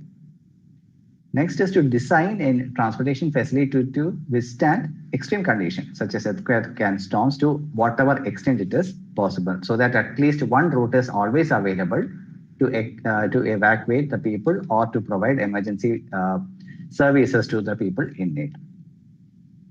Next is to always go for multimodal transportation systems. They should not be highly reliant on one or the other mode. There should be equal distribution across it, so that if one of the mode fails, then again other modes could be depended upon. Then creating transportation system network that provide multiple links to each locations. So via rail lines, or even if there are many roads that are available, so different alternate routes are available. So even if one route fails, then the other route could be set in action. Then last is to have advanced information and communication system to track and coordinate emergency response teams. So this is actually a need of an hour, and it is actually being made use of these days. Especially when suppose if someone is, people nowadays are very much active on their social networks. Suppose if you are taking a photo of a fire or suppose a forest fire, and you are using the geotagging facilities that is available in your phone on the photo, and you are posting it on maybe Facebook or Twitter or something. Now, using this geotag and the information can be retrieved from the photos.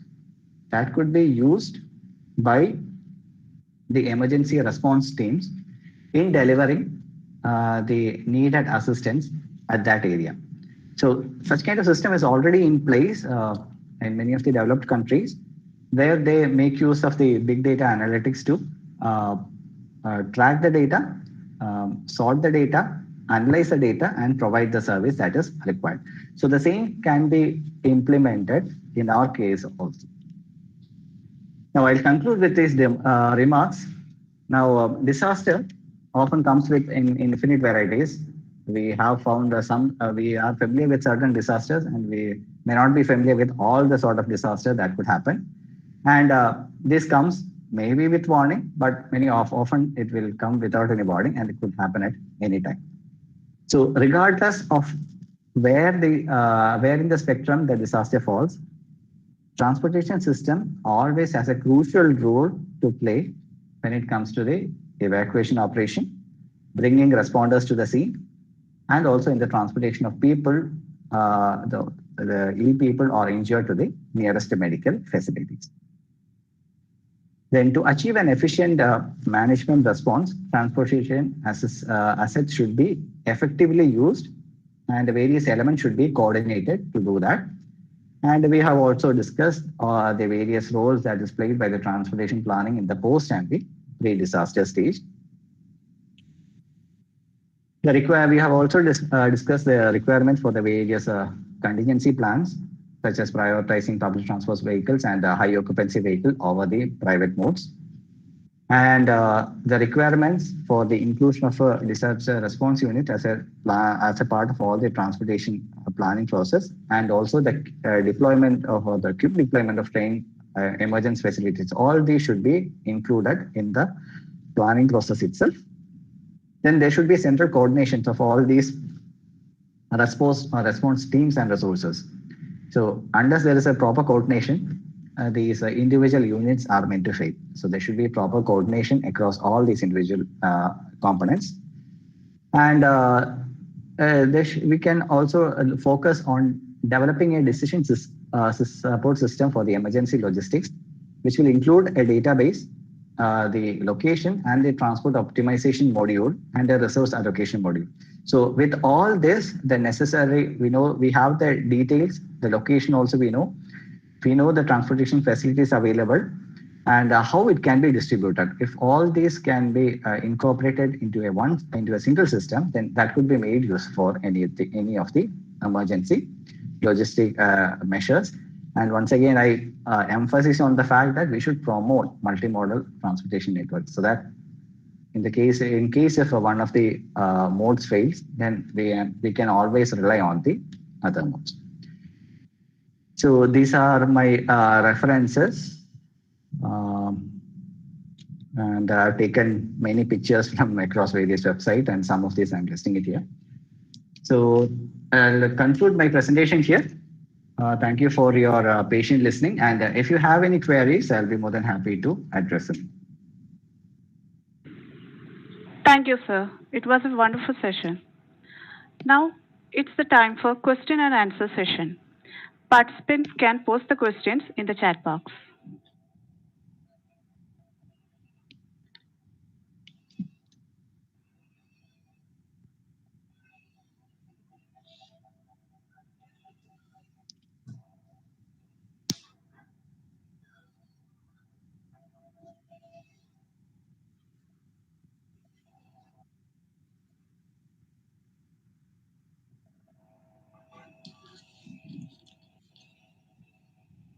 Well, I have a doubt, sir.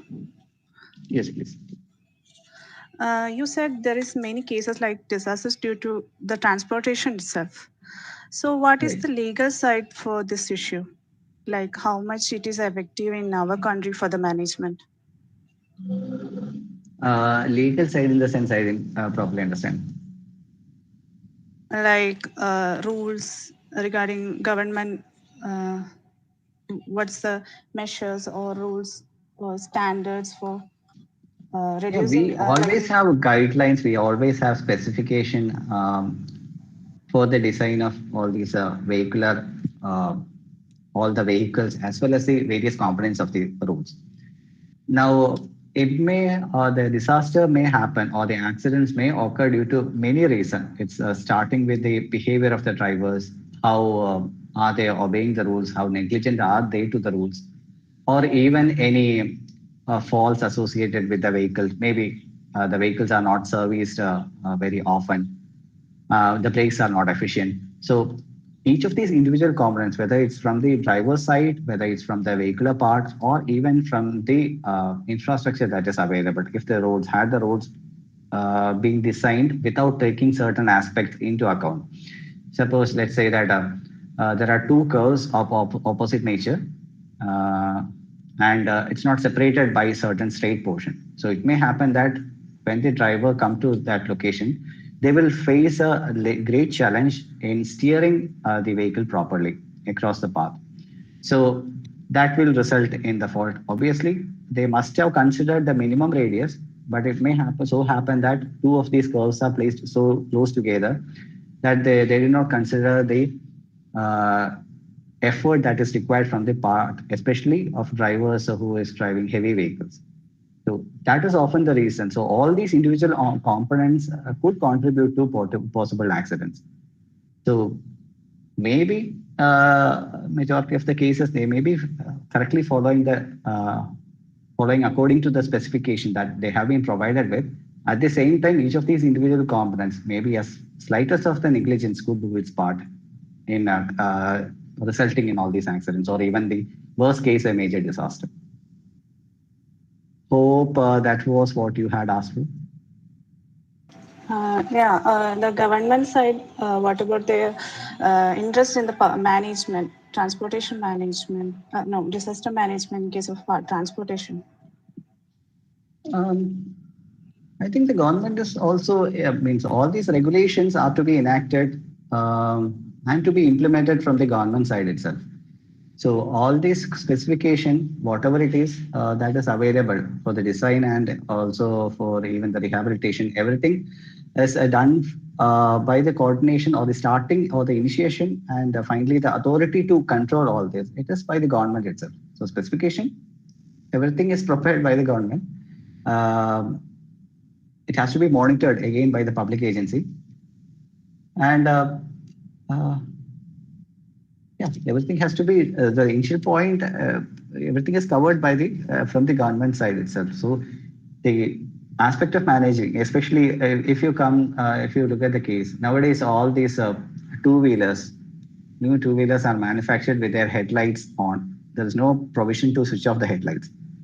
So it is one kind of a management techniques which draws attention of the rest of the road users towards the two-wheelers, because two-wheelers are the most vulnerable category of vehicles. So all these are, although maybe slight mass, very small measures, making seat belts mandatory, making airbags mandatory for all the cars. So all these are steps that is taken by the governments. So they are doing their part in dealing with or reducing the effect of all these accidents or all these disasters. At the same time, from individual side also, we should also be doing our part. Yeah. But in case of transporting the heavy objects, we can see in the road itself the heavy objects carrying from they will be out of the vehicle, you know what I mean? That may be the case. I think there are few aspects which is not covered. One is regarding the weight or the load that is carried by the vehicle. There is obviously a restriction, but what the provision happens is that we will not be in a position to measure the loads that is carried by the vehicle. We should have a frequent, maybe there was a proposal some time back to have weighing stations just next to the toll gates, or when the vehicle stops at the toll gates, the vehicle load has to be measured, and based on this load, they have to pay the toll amount.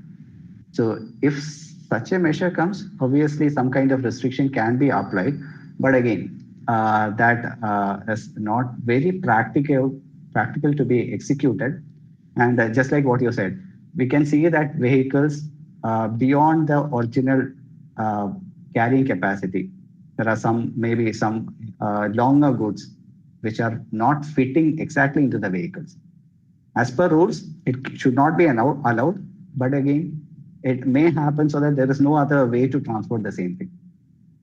So we are not strictly enforcing all these. I mean, whatever you say is correct. It has to be strictly enforced, but we are not still in a position to do that. So in that case, if we are doing that to that good level, in that case, I think we'll be able to avert much more of those accidents that is very common to what we see on our Indian roads. Yeah, we are not in a great position to control to that level. Hopefully, we will be in a position in the recent future. Okay, thank you, sir. I would like to invite MS Vidya Kanagaraj to deliver a vote of thanks. Okay, thank you, Shanila. So I would like to thank Dr. Mithun Mohan, who shared the knowledge of transport systems and disaster management with us. I personally liked how Dr. Mithun Mohan explained the case studies of USA and the solutions that can be implemented. And above all, Sir explained the disaster transportation issues very clearly. Thank you for being with us and sharing your valuable ideas. Also, I wanted to express my gratitude to Dr. Mithun Mohan for being a part of our FTP, not only as a resource person, but also for his continuous guidance and support for the conductance of this FTP. Thank you, sir. Thanks a lot, ma'am, for the fine words. Sure. It's always a pleasure to be associated with MESCE.